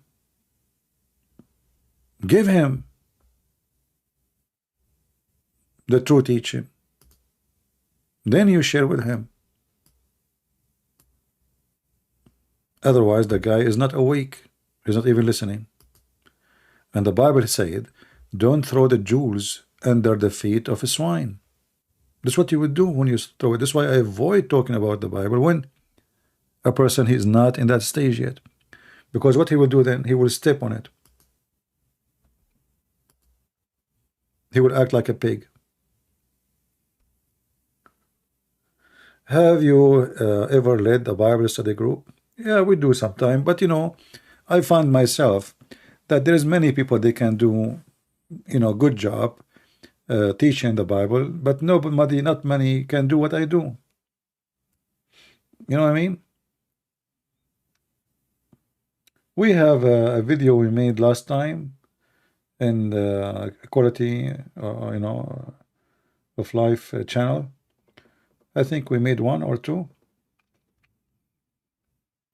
Yeah, but people don't, I mean, not many people they join, and people like fighting. This is a reality. Like here, they like to see a Christian and Muslims fighting.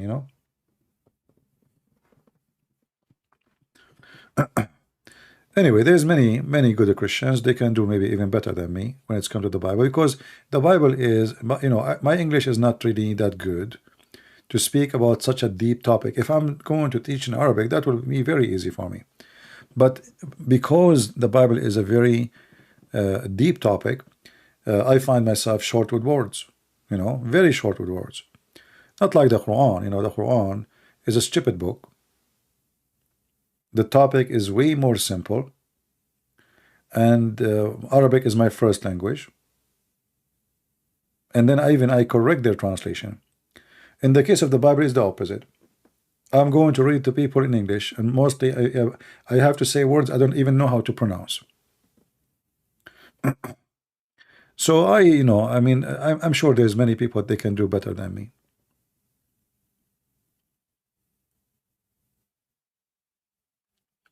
I heard about baptism with water and the Holy Spirit. What is the difference?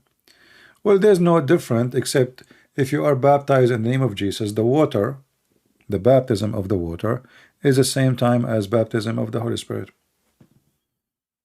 Because what happened when you are baptized by water? You receive the Holy Spirit. So then that is the baptism of God.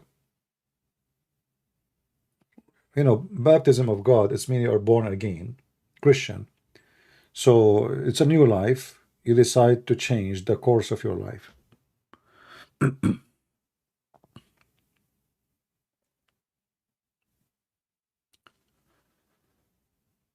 do you memorize every verse in the Quran? No, I don't memorize it, but I memorize, let's say, a big portion of it, especially the important topics, because the Quran is a book of rubbish. It's not necessarily, it's not important to do so. So for me, I understand every verse in the Quran, but I don't memorize every verse in the Quran.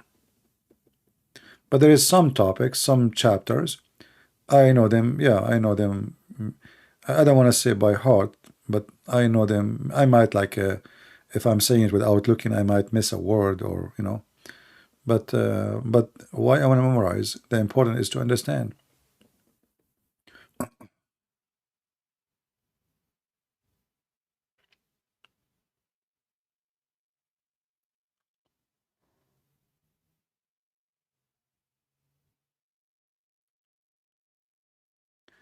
Yeah, actually, teaching the Bible. The first teacher who teach you the Bible is you. Imagine yourself saying that I need a teacher to teach me the Bible, but the Bible is between your hands, and Christianity teach you that it is like a personal relationship between you and the Lord.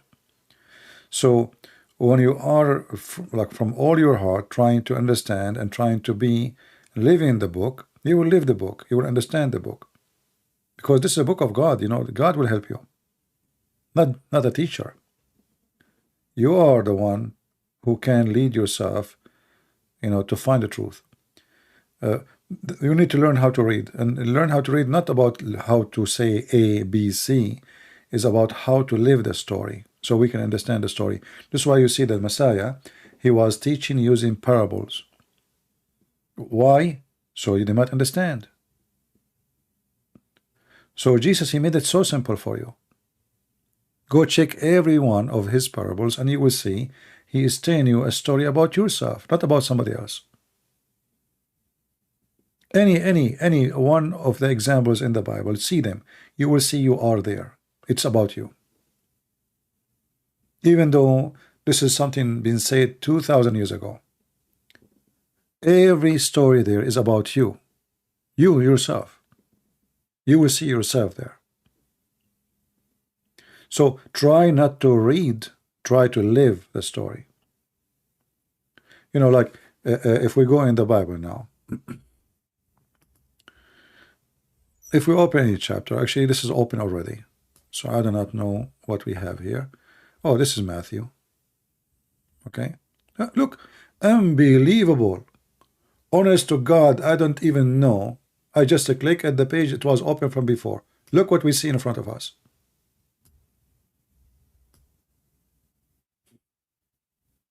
Can you believe it?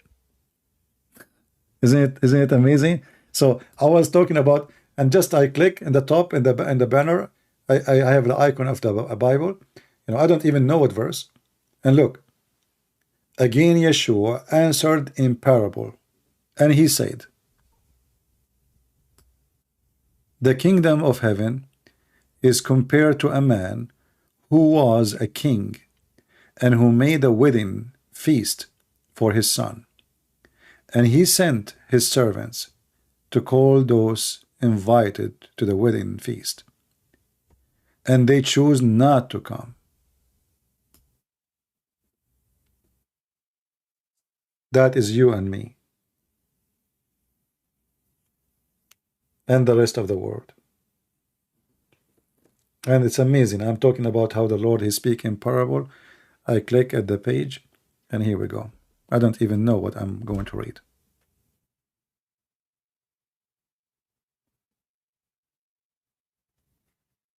You will find yourself in the story.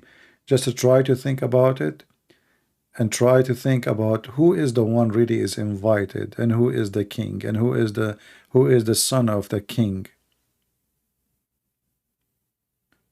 So the Messiah, my friend, is not the same as the stupid Quran. The language is easy, is beautiful, and it is heart touching. You do not need a scholar to teach you really. I mean, a scholar can answer a question about history. Like, you read the book of Kings in the Old Testament. Who is this king? Where he was? So you need maybe somebody who have more knowledge in history. But this is not about history. And Jesus, he spoke in such a language. So the one of us who don't have a PhD, he got the PhD of understanding, even though he don't have education. And that's what God is about. If we cannot understand God, then that means God, he failed to make us understand him. So it's a parable, but in the same time, it is very powerful. Again, he sent another servant, and he said, tell those invited, behold, my banquet is ready. And you can read the rest of the story. So this king, he sent you messenger after messenger, inviting you in a very honorable way. Come to my wedding party. I have a banquet for you. I'm preparing things for you, good things for you. You say no.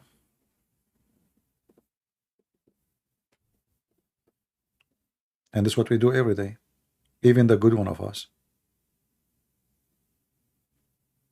We are tempted. We want money. We want power. We want better life. We want, which is, it doesn't make you bad if you want a better life, but then you forget about God and you make it, that is the only target you have. So those people are busy. What do you think make them busy not to go? Why? Because they focus only in themselves. And Christ teaches us that number one enemy for you is yourself when you become selfish. You will notice when the whole Bible teaching us, for God he loved the world, he sent his only begotten son. That is not a selfish thinking. The king, he can celebrate the wedding without you and me. He's a king. We are nobody. But he is not selfish. He loves to make you happy. But you are selfish, and because you're selfish, you worship yourself. And then you forget that one day, at the end of the day, this is the king. It's not you. But you decide to be a king against yourself. So I advise you, when you read the gospel, don't just read words. Try to live the story. Close your eyes. Maybe you can have the audio, Bible in audio. Listen to it. Try to imagine yourself there. Try to see the story, not just to read it.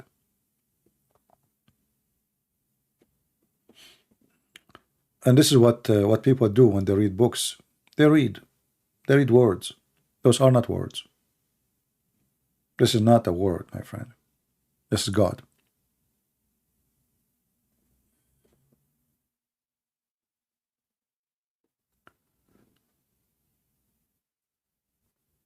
So this is why I say, I think, understanding the Bible is dependent in you. If you are willing and ready to understand, you will. You do not need a teacher. But sometimes, because we have too much noise in our head, we don't hear. You might be living now and you have like a family around you, a son, a daughter, a wife, I don't know what you have. And each one of them, he speak to you asking for something, but you don't see it. Why? Because your head is busy with something else.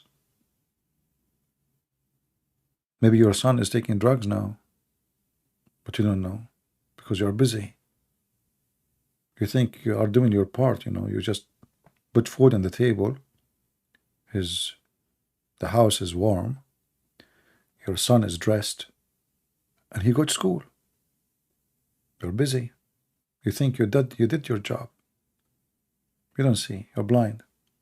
So always we blind ourselves, and when we open our eyes, it's going to be too late. So I advise people, That's not only when you read the Bible, you need to open your eyes and be careful how you read it, and be living the story. Live your own story. You live inside your house, you are a stranger. You don't even know how your wife she is thinking, what she think about you, because you aren't listening. You don't know what the husband think about his wife, because the wife is not listening. The wife is busy. She what I want to do shopping tomorrow. My friends is coming. Life is going like, very rush, everyone is busy with his own stuff, but nobody really thinking of the person next to him. So establishing life is establishing life with the Lord in his present, in a beautiful house, which is not about a villa. It's about people who listen to each other and they are not selfish. And that's how you can live as a Christian.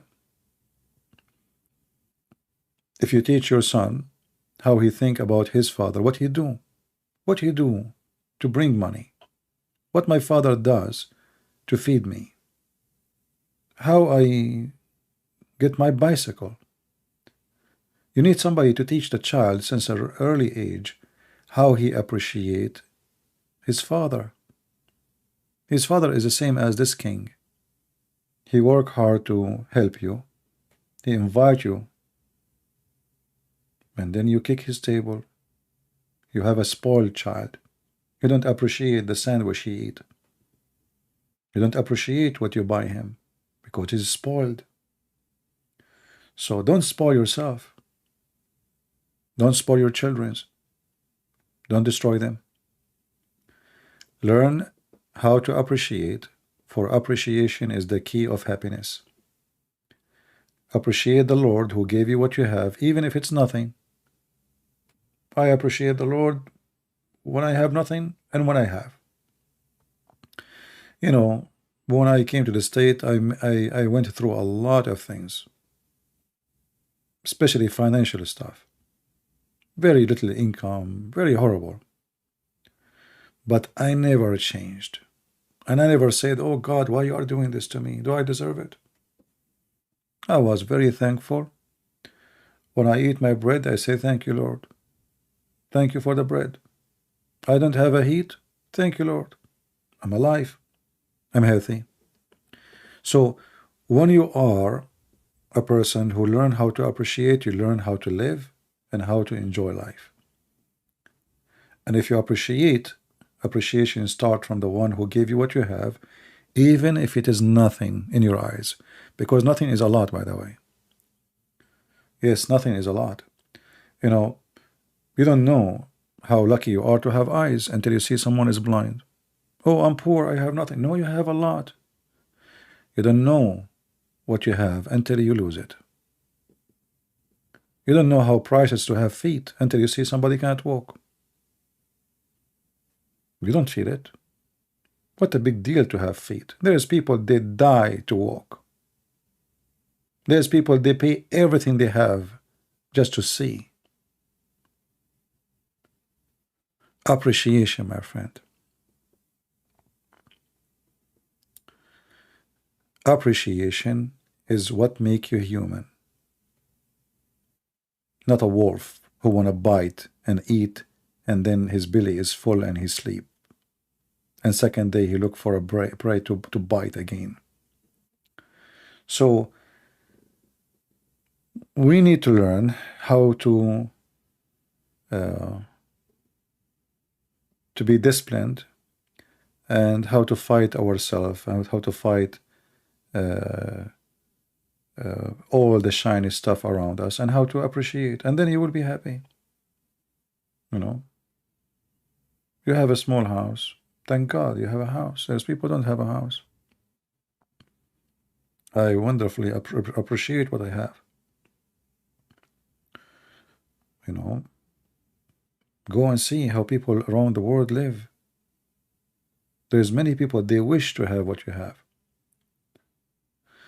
So to understand the Bible, my friend, you have to understand that you are a human, and your humanity have to come first by understanding that God who gave you your humanity, he will take it one day. He gave it to you for free, and he will take it back.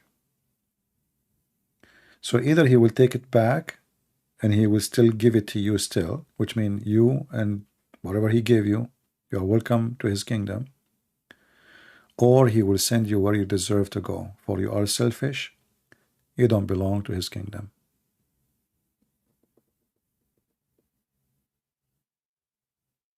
As we say always, everyone goes where he belongs. Fly, go to the garbage. Bees, go to the flower. Just see where you belong and go. And don't be misled by what you see in this media and TV and etc. They try to make you believe that those celebrities are the successful. Look at them. They die one after one from drugs. They keep getting married, divorce, getting married, divorce, getting married, divorce, getting married. I mean, sick. They are sick, literally sick. But people think they are happy. That's what they think. They see shiny stuff, they see expensive cars, they see cameras, light, interview. But the fact a poor man who sit in a side of his house and nobody know him is more happy. I don't want those lights on me. What for? That will not make me happy. This is disgusting. You can't even drink your tea.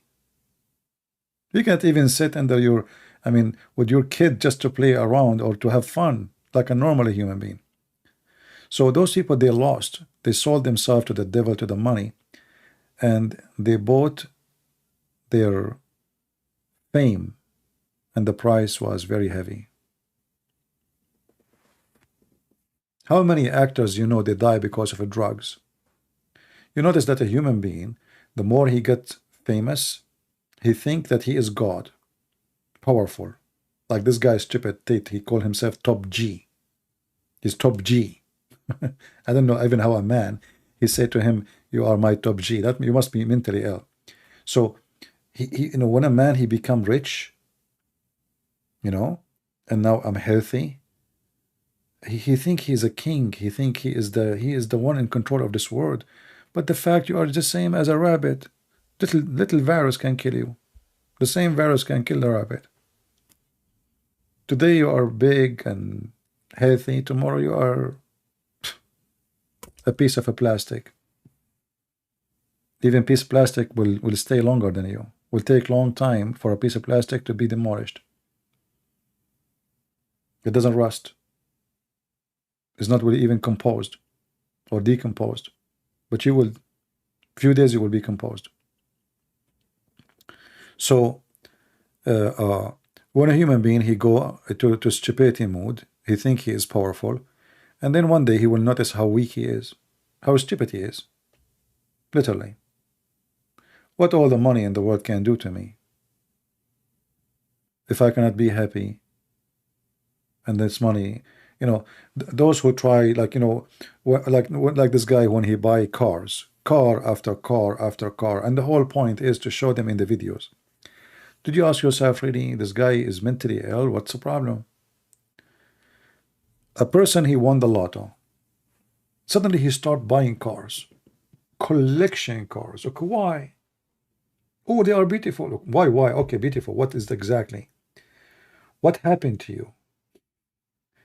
Oh, I have a dream to buy those cars. Okay, why you want to have all those cars? Why your dream will not come true unless your dream is stupid?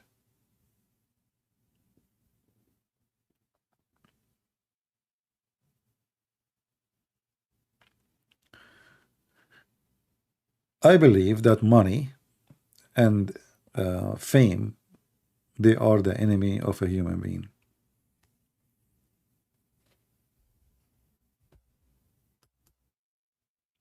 I pray that the Lord will keep us not rich, but will give us and provide us what we need, because that will make us make us, let us say, rich in different meaning. But we need our Lord, give us our bread, our needs. You will not take with you more. If you have in the bank right now $1 billion. How much Elon Musk he can eat a day? I mean, you can, yes, you have a billions, but you know, this is all is so extra. But this guy, he cannot walk in the street alone. Can he walk in the street alone? He will be kidnapped. He don't dare actually. His money is a curse. I'm not saying he's a bad person, but I'm saying his money is not really helping. So now you're not enjoying your life as a normal human being no more, just because you are very rich. So you know, joy of life is not about being rich. It's about being able to be respected. So I feel sorry for someone he's very poor and there is somebody taking advantage of him. That is bad. But the poor person still is a good person, but he is suffering. But still he is better than the one who is rich and abusing him. That will not change. So it's better to be the poor and not to be the abuser. And the Lord in the Bible said clearly that he bless those who they are poor. Always you can get rich if you decide to work as a pimp. Very profitable business. Human trafficking, drugs, there's no question about it. Well, drugs. You know, you get rich so fast. But then when you stay for, I mean, not only you will be guilty for the rest of your life for killing many people by selling drugs, and God will punish you for that, but one day you will be arrested, and then the judge will send you for 20, 30 years in jail. Then all the money you have is stupid. Every day in jail is better than $1 billion in your bank. Did you see the stupid idiot? He says, my friends now are just cockroaches and bugs. What happened to the rich man, the money, the cars, the girls? His only friends is cockroaches. Is it worth it? Just ask yourself, is it worth it? What if this guy now, they put him in jail for the coming 10 years, 5 years? Is it worth it? 5 years of your life in jail, if there is a money can bring it back? No money can bring it back. No money can bring you back on time. It's not worth it.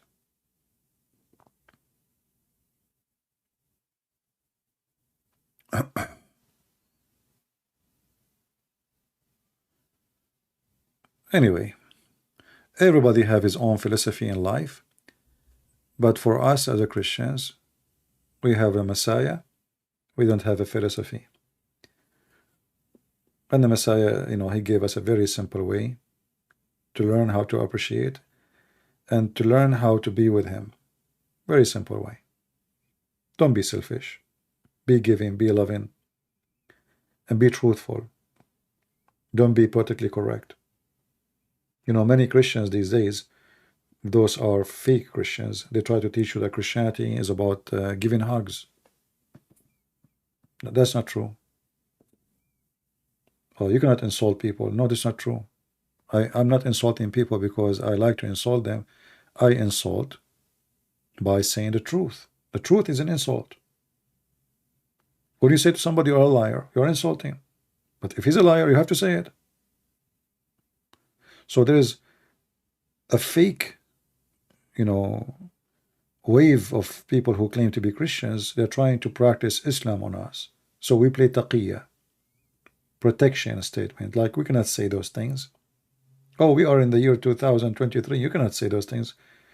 Christian person, he say those things no matter what. No matter what the year, no matter what the time, no matter what the century. So either you are Christian or you are not. And if you cannot handle saying the truth then don't be Christian. You know? But it's a fact. We are in a time, if you say the truth, you are insulting. But yeah, I would love to insult them. Non-stop.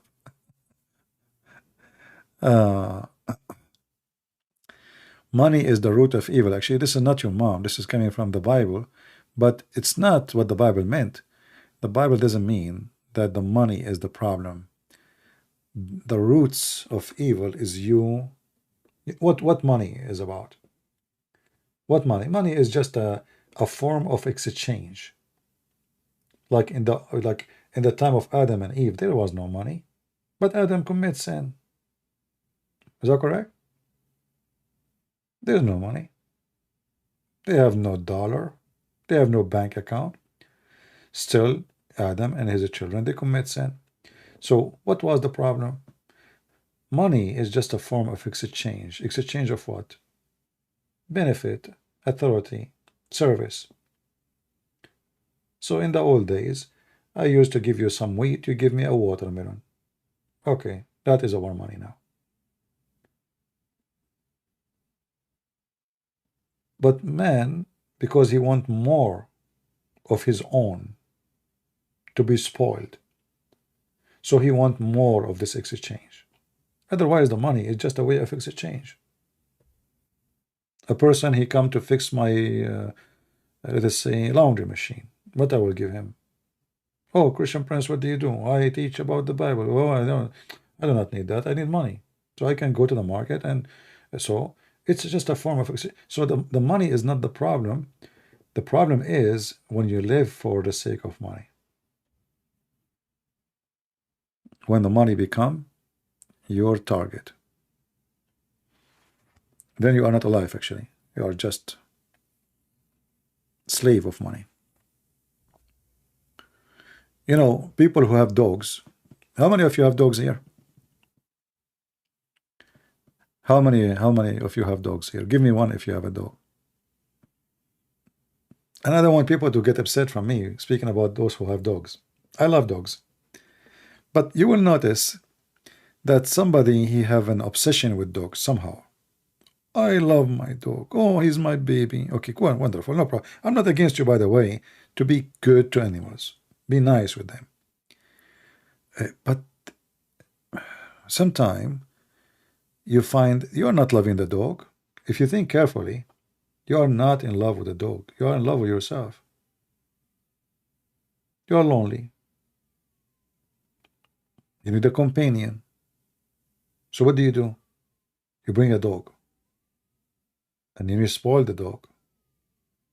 Because this is the only, if I want to use it, I want to use the word person. Because for you is a person. So you are trying to fill up a space in your life, which is very empty vacuum space, by a dog. But this is not really a healthy behavior. A dog is beautiful. Okay, no problem. It's funny. You can play with a dog. Maybe it's a guard dog, whatever dog. But you are not being loving to the dog. You are abusing the dog actually. You are abusing and you are using the dog for your selfishness. The same as a person who bring a bird. Oh, he is saying beautiful. Okay, I will buy him, put him in a cage. I feed him, I put water for him, but the fact you are selfish. So we think we are being good to animals, but in reality, it's an exchange of benefit. The dog is making you happy, and the dog, if you don't feed him, etc., you feel guilty. Or maybe you are feeding him just to keep him alive. But at the end of the day, you are using the dog. You are not really in love with the dog. I know some people, they might say this is not true, you know, but I believe that even when we own animals, we are using them, you know. We are trying to solve a problem.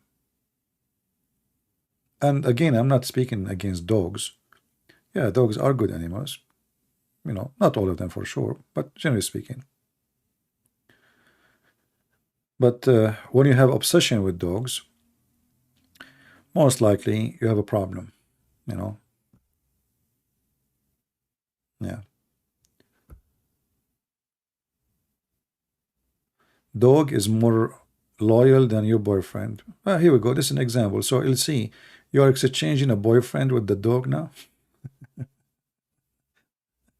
That's funny. So maybe you will like your coming boyfriend to be a dog because dog is loyal. Or let us say you like maybe your coming boyfriend to be loyal like a dog. In fact, the dog is not really loyal. You know, the dog is just an animal who, you know, he have one master. He the one who feed him. It's not you. You don't care who you are. If the same dog grow in different house, he will not be loyal to you. He will be loyal to different house. Yeah, it's an animal. So, you know, that's why I say it. People they try to solve a problem in their life, and then they get into other problem. So now you are more isolated. You are just surrounding yourself by dogs and cats. You don't have maybe friends because you trust dogs, but you don't trust a human. Oh, dogs is more loyal. Anyway, I'm not trying to put you down, but I'm just saying you what I think about it. You know, we as a Christians, dogs protect the property we live on. That's good. I didn't, guys, I did not say dogs are bad. Did I say good bad dog? Did I say that? You see, people don't understand me. I'm not saying dogs are bad. I'm saying you are bad.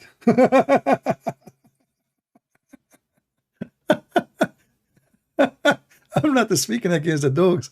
I'm speaking against you. So even when you say dogs protect our property, exactly. So you are not good to the dogs. You're bad.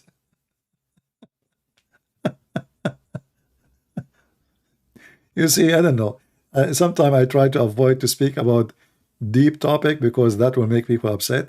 So dog, they protect our property. Exactly. So you are not good to the dog. The dog is good to you.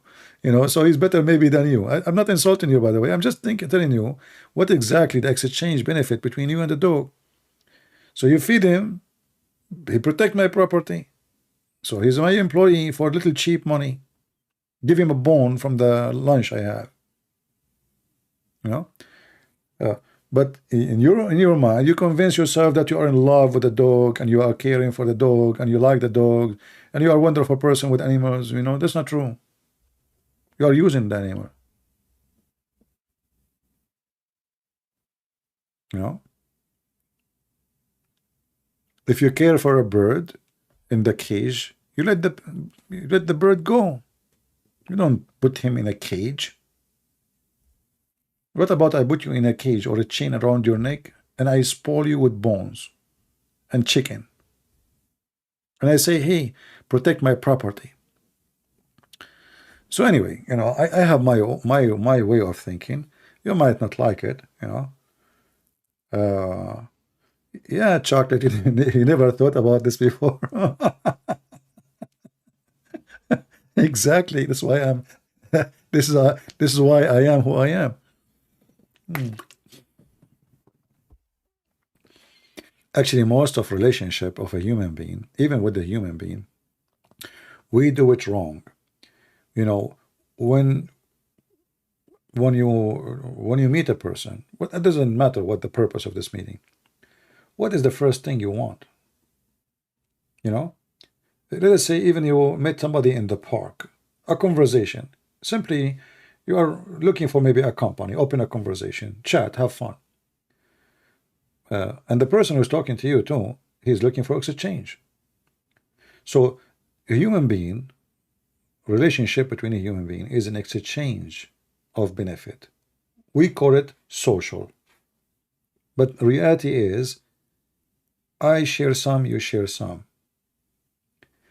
The problem will happen when we are people who don't share and we think about ourselves.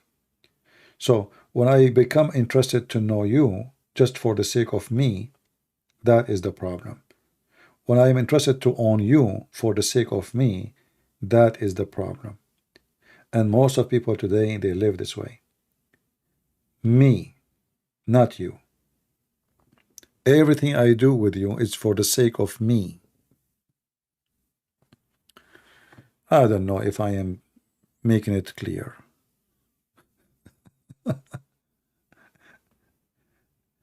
No, I'm not asking you to release the dog or anything. I'm just telling you how how you do things. You don't want to think about it deeply. It's up to you. I'm just telling you how you think about things. Even when a woman she marry a man, or a man he marry a woman, what exactly they want? If the man he is in love with the woman, even she have nothing to provide, that is a man who is in love. She have nothing. He's not even asking for anything. If the woman she's the same, she's in love with the man, and she don't want anything from him except to be with him. She love him. Okay, that's wonderful. But 90, maybe 9% of men and women, they are not in love. They are in love with their toy. So the man, he see a beautiful woman. He is now in love with her beauty, not with her. If she maybe change her makeup, he will not like her. And maybe the woman, she's the same.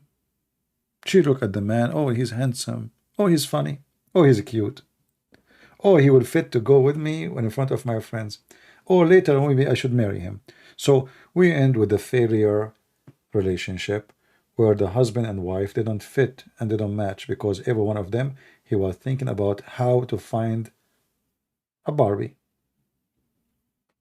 And then they find that their Barbie is not what they thought. And then they end miserable.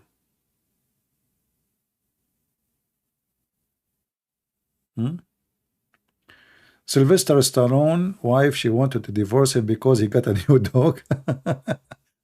And do you really believe that, Tony? Tony, what you said is really funny.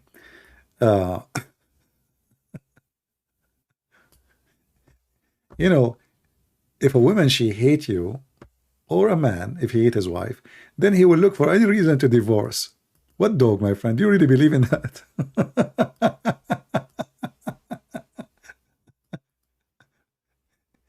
If she liked the guy, even if he have a snake in the bed, she will stay with him, trust me. But now she is looking for a reason.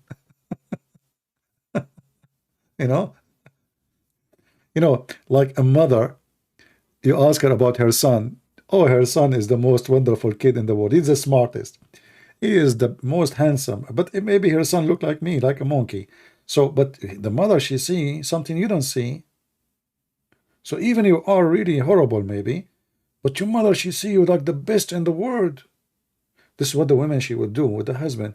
If the women, she like the man, it doesn't matter if you have an elephant in the house or you have a tiger, she will stay. But now she is looking for a reason to get rid of him, and guess what? After she divorced him, she will keep the dog.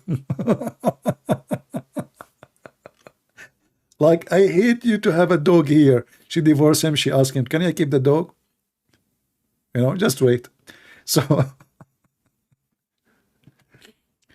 yeah.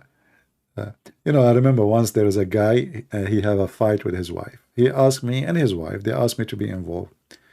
And I said, I don't really like to involve in the personal stuff. They said, please, we trust you, you can help us. And, the wife, what's the fight about? Middle Eastern, we drink, the coffee cups, the small cups.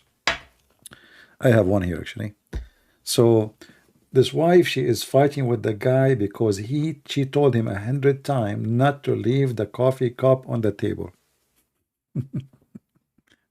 And things going horrible. They might even go for a divorce.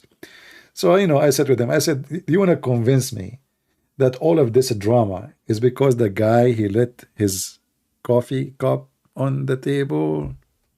So I said to the women, I said, when you get married with him, do he used to leave the coffee cup in the table before? She said, yes. I said, how come you did not get upset at that time?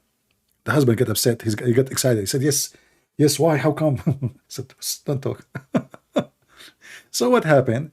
You know, when a pressure is built up, there is something not right in the marriage, and then the wife or the husband, they start looking for any excuse to make a fight. There's an anger inside, and you have to take it out. Then anything happened, the anger will come out. You are looking for a mistake to happen so you can explode. And I told them, both of you are not being honest with me. You are not telling me what the reason. This is not the reason. You know, sorry, I have to go. You know, this is not the reason. There's no way that both of you are fighting over this. Anyway, I mean, second day they called me. They said, we apologize. You are right. We did not tell you because we felt we should not tell you. Anyway, but this is how they are. People, you know, people, they don't want to face their problem. The one who is going to be successful is the one who faced his problem, not the one who bury it and he tried to make it other problem, or try to blame other problem for the problem which is really he's facing.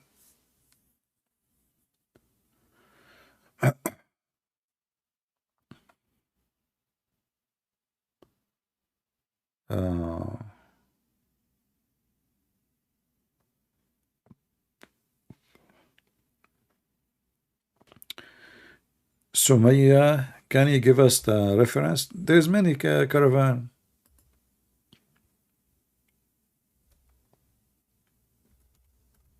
Do you speak Arabic, Sumaya? If you speak Arabic, just type Ghazawat al-Rasul in Google, Prophet Google, peace be upon him.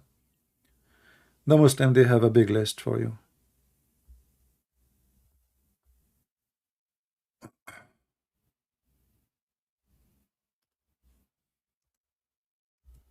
Let me see if I can find you something English Arabic.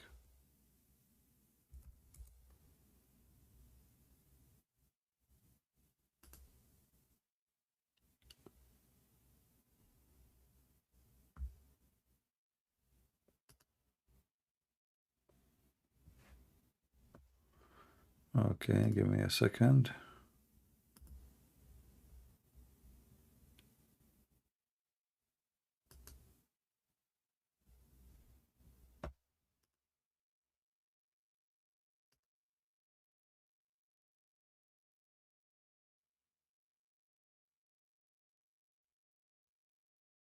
Well, I found a book. What I think this is a PDF. Just search in Google the attack of a Prophet Muhammad, false Prophet Muhammad. All right, and you'll find long list of them with the dates.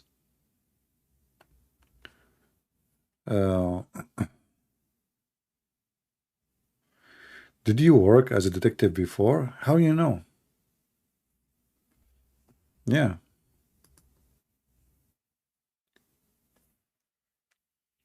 You know, when I finished my law degree, because you have a degree in law, so you know you can work with the police. So yeah, I did.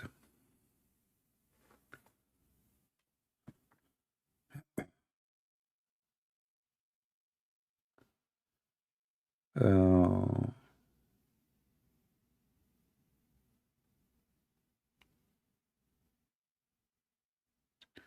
I had a girlfriend break up with me because my cat died. Well, I don't know what kind of girlfriend you have, but I'm so happy she broke up with you. Because if she become your wife, you are doomed. Anyway,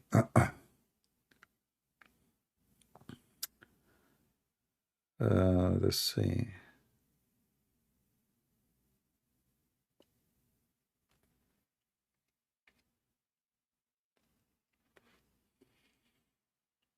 Yeah, you know, sometime even what you think is a bad thing happened, it might be for your good,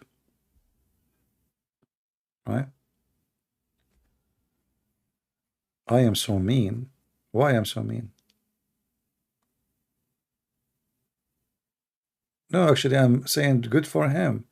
Because imagine if this woman, she become his wife, and later the cat died.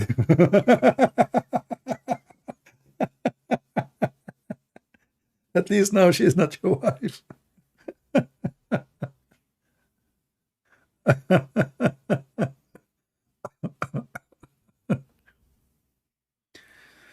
Oh, Lord have mercy. You know, this is my advice for people. In life, associate yourself with someone is more intelligent, but don't let him use you. More intelligent, he can help you to be intelligent, to think better. If you associate yourself with someone is less intelligent, you are getting no benefit except staying the same. So we as a human, we should always seek someone who can help us to improve ourselves and associate ourselves with someone can be helpful. So if you associate yourself with a bunch of fools, you are getting to get more foolish. Try always to improve your life. Education, reading, researching. Don't just take what people say. Try to be you, not a copy of somebody else. In the same time, we learn from others. We learn from their ideas. We learn how to think. Maybe, you know, like little conversation with someone is intelligent can be very helpful. But don't be a follower. Listen, learn, and be yourself. Because if you are just a follower, you will never change. You are just following blindly. He is thinking, he is smart, and you are just still the same. So learn from the smart so you can get some smart ideas and work them your way in a way fit with yourself. Educate yourself, improve your life.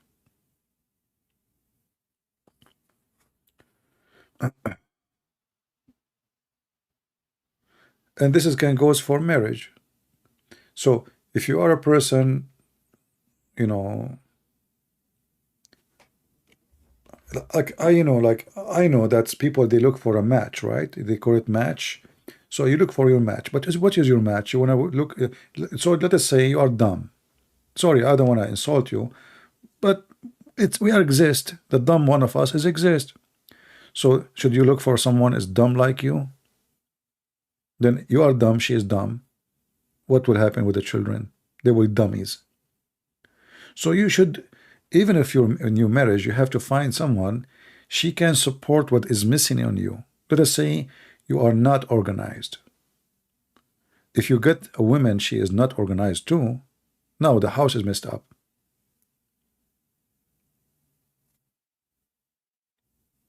So you have always to find a balance, even in a physical way. You are short, and then you marry a woman, she is really short like you. The kids will be shorter.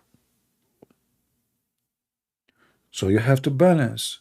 So if I'm short, I will marry a woman, she is taller than me. So the kids will not be short. Why I want to do that to my kids?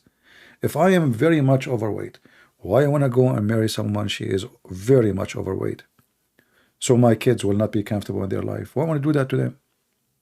So you have to make choices, and smart choices, not because you are racist or, oh, you know, no, because you are a smart individual. And you should do the right thing.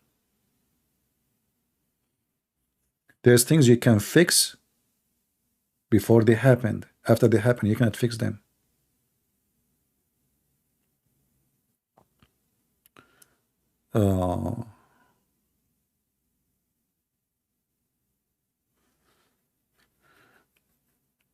I know that my ideas, they can be maybe too much for some people.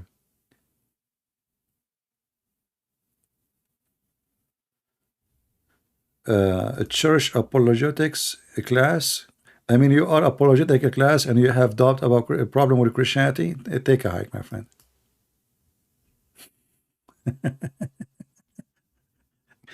Good to try. Good to try. No, my friend, I don't care if you are having a problem or not. I advise you to go to hell, right? What people seeking attention, attention seeker. So you are apologetic, but you have a problem. Look how much apologetic he is. That's deep.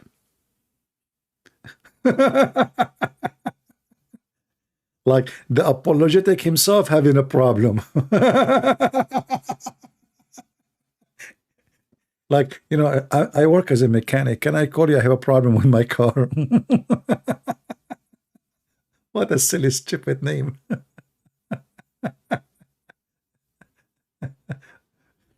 Are you going to call me and tell me why? Can you tell me why my wife, she cannot have kids? The answer is very simple, my friend. You are very shy. What an idiot. Silly.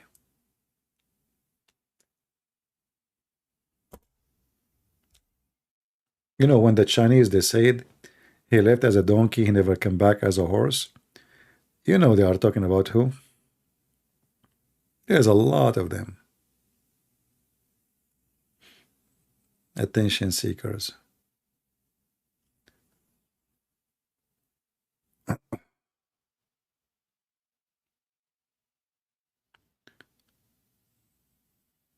Yeah.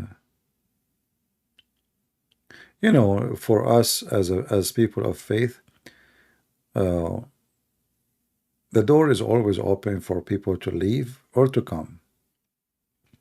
And if you leave or you stay, this is not a gain to the Lord, and it's not a lose to the Lord.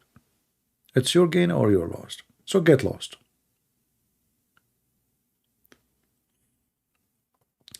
If a lady is bald, does she still have to wear hijab? Yeah, it doesn't matter if she is bald or not. What a question. Yes, Cherry. Doesn't matter if she's bald or not. Yeah. Maybe he need help. My friend, those people are just, this guy's a Muslim. What help?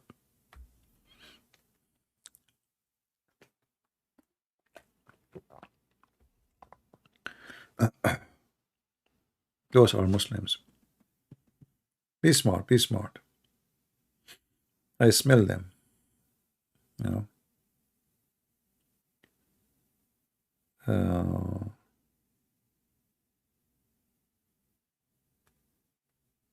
How many times Muslims they call us and they say to us, do you remember the guy who says he was a Mormon? Almost every week we got one of those. Oh boy. Anyway, guys, I think we have enough for today. I don't know if I should keep this video or not. Maybe I should delete it. We don't have any caller or any debate or anything. We just wanted to share with you.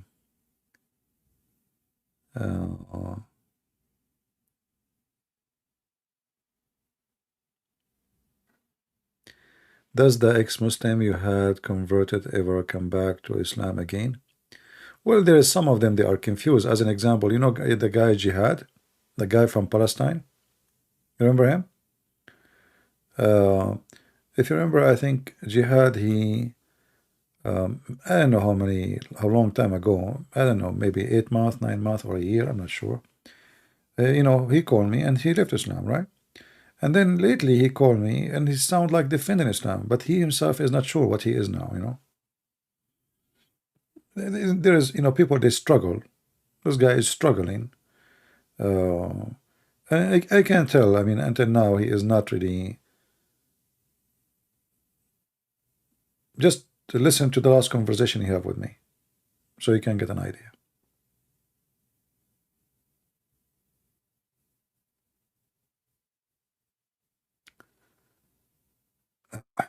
Uh,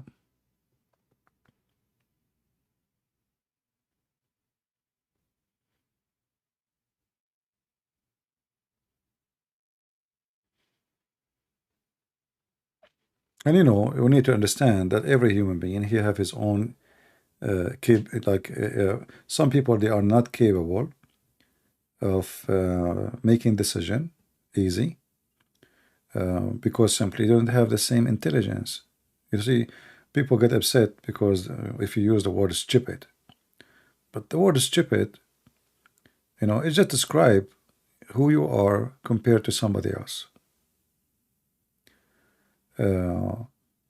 But stupid have many faces, you know, like stupid. What does that mean? Stupid. Stupid as education, ignorant, like you don't think, you are shallow. There's many faces of it. In the case of those who we speak to them, the Muslims, they suffer with the stupid lifestyle. They grow up in a society where questioning is forbidden. It's not right.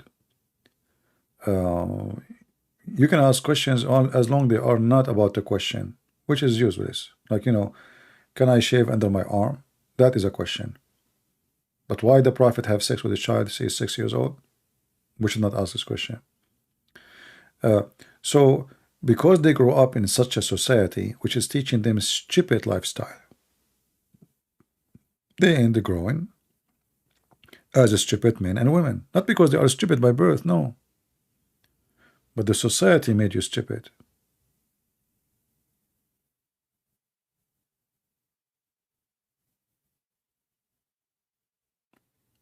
You know what I mean? The society you're born in, they turn you into stupid. The same as society turn you into criminal.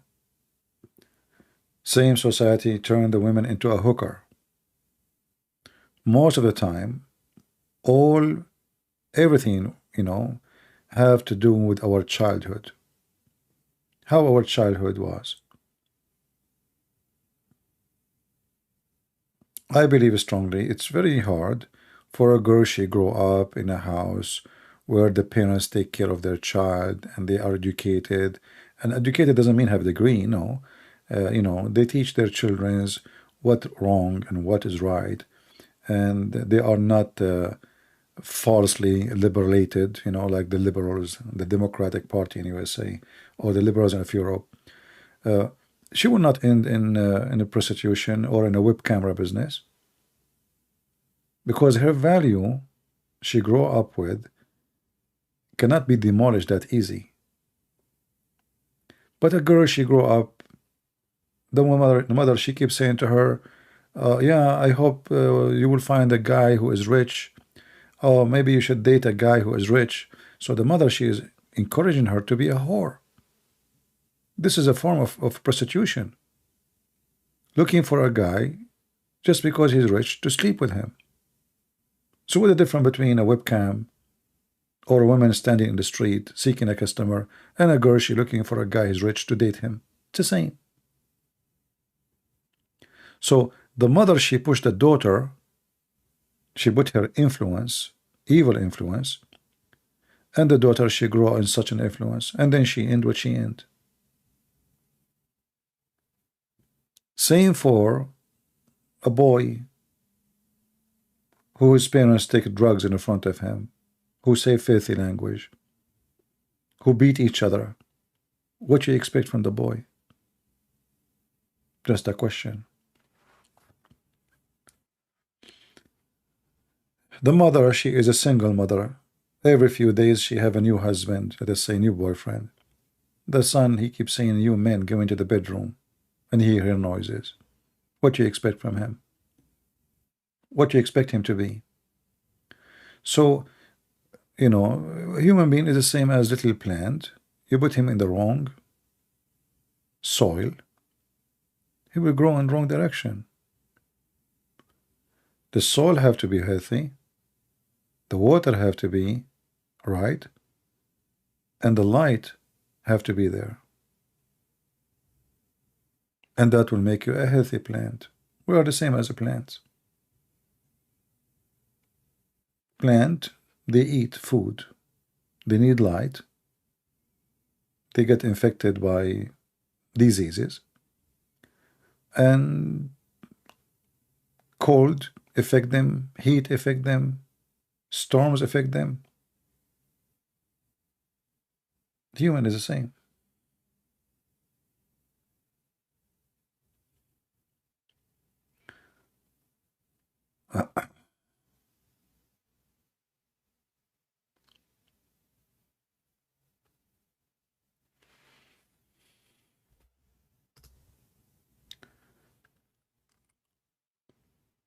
Okay.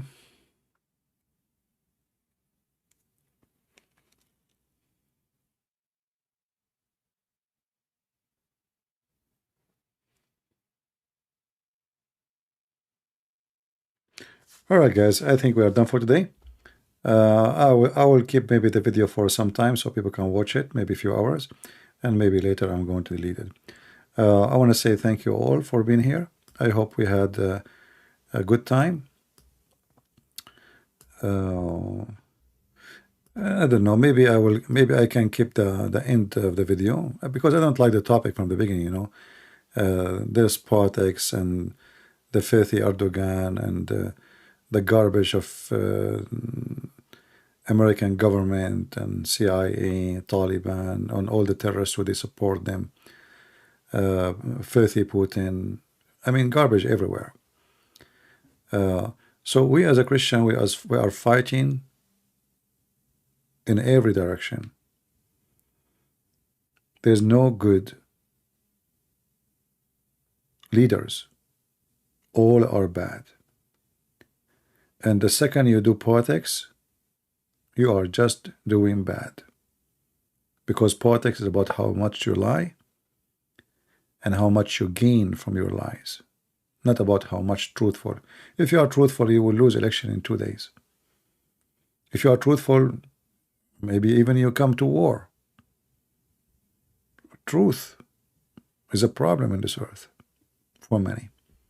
So I want to say thank you all for being here. May the Lord bless you. And until I see you again, this is your brother Christian Prince, was serving you humbly for today. Take care.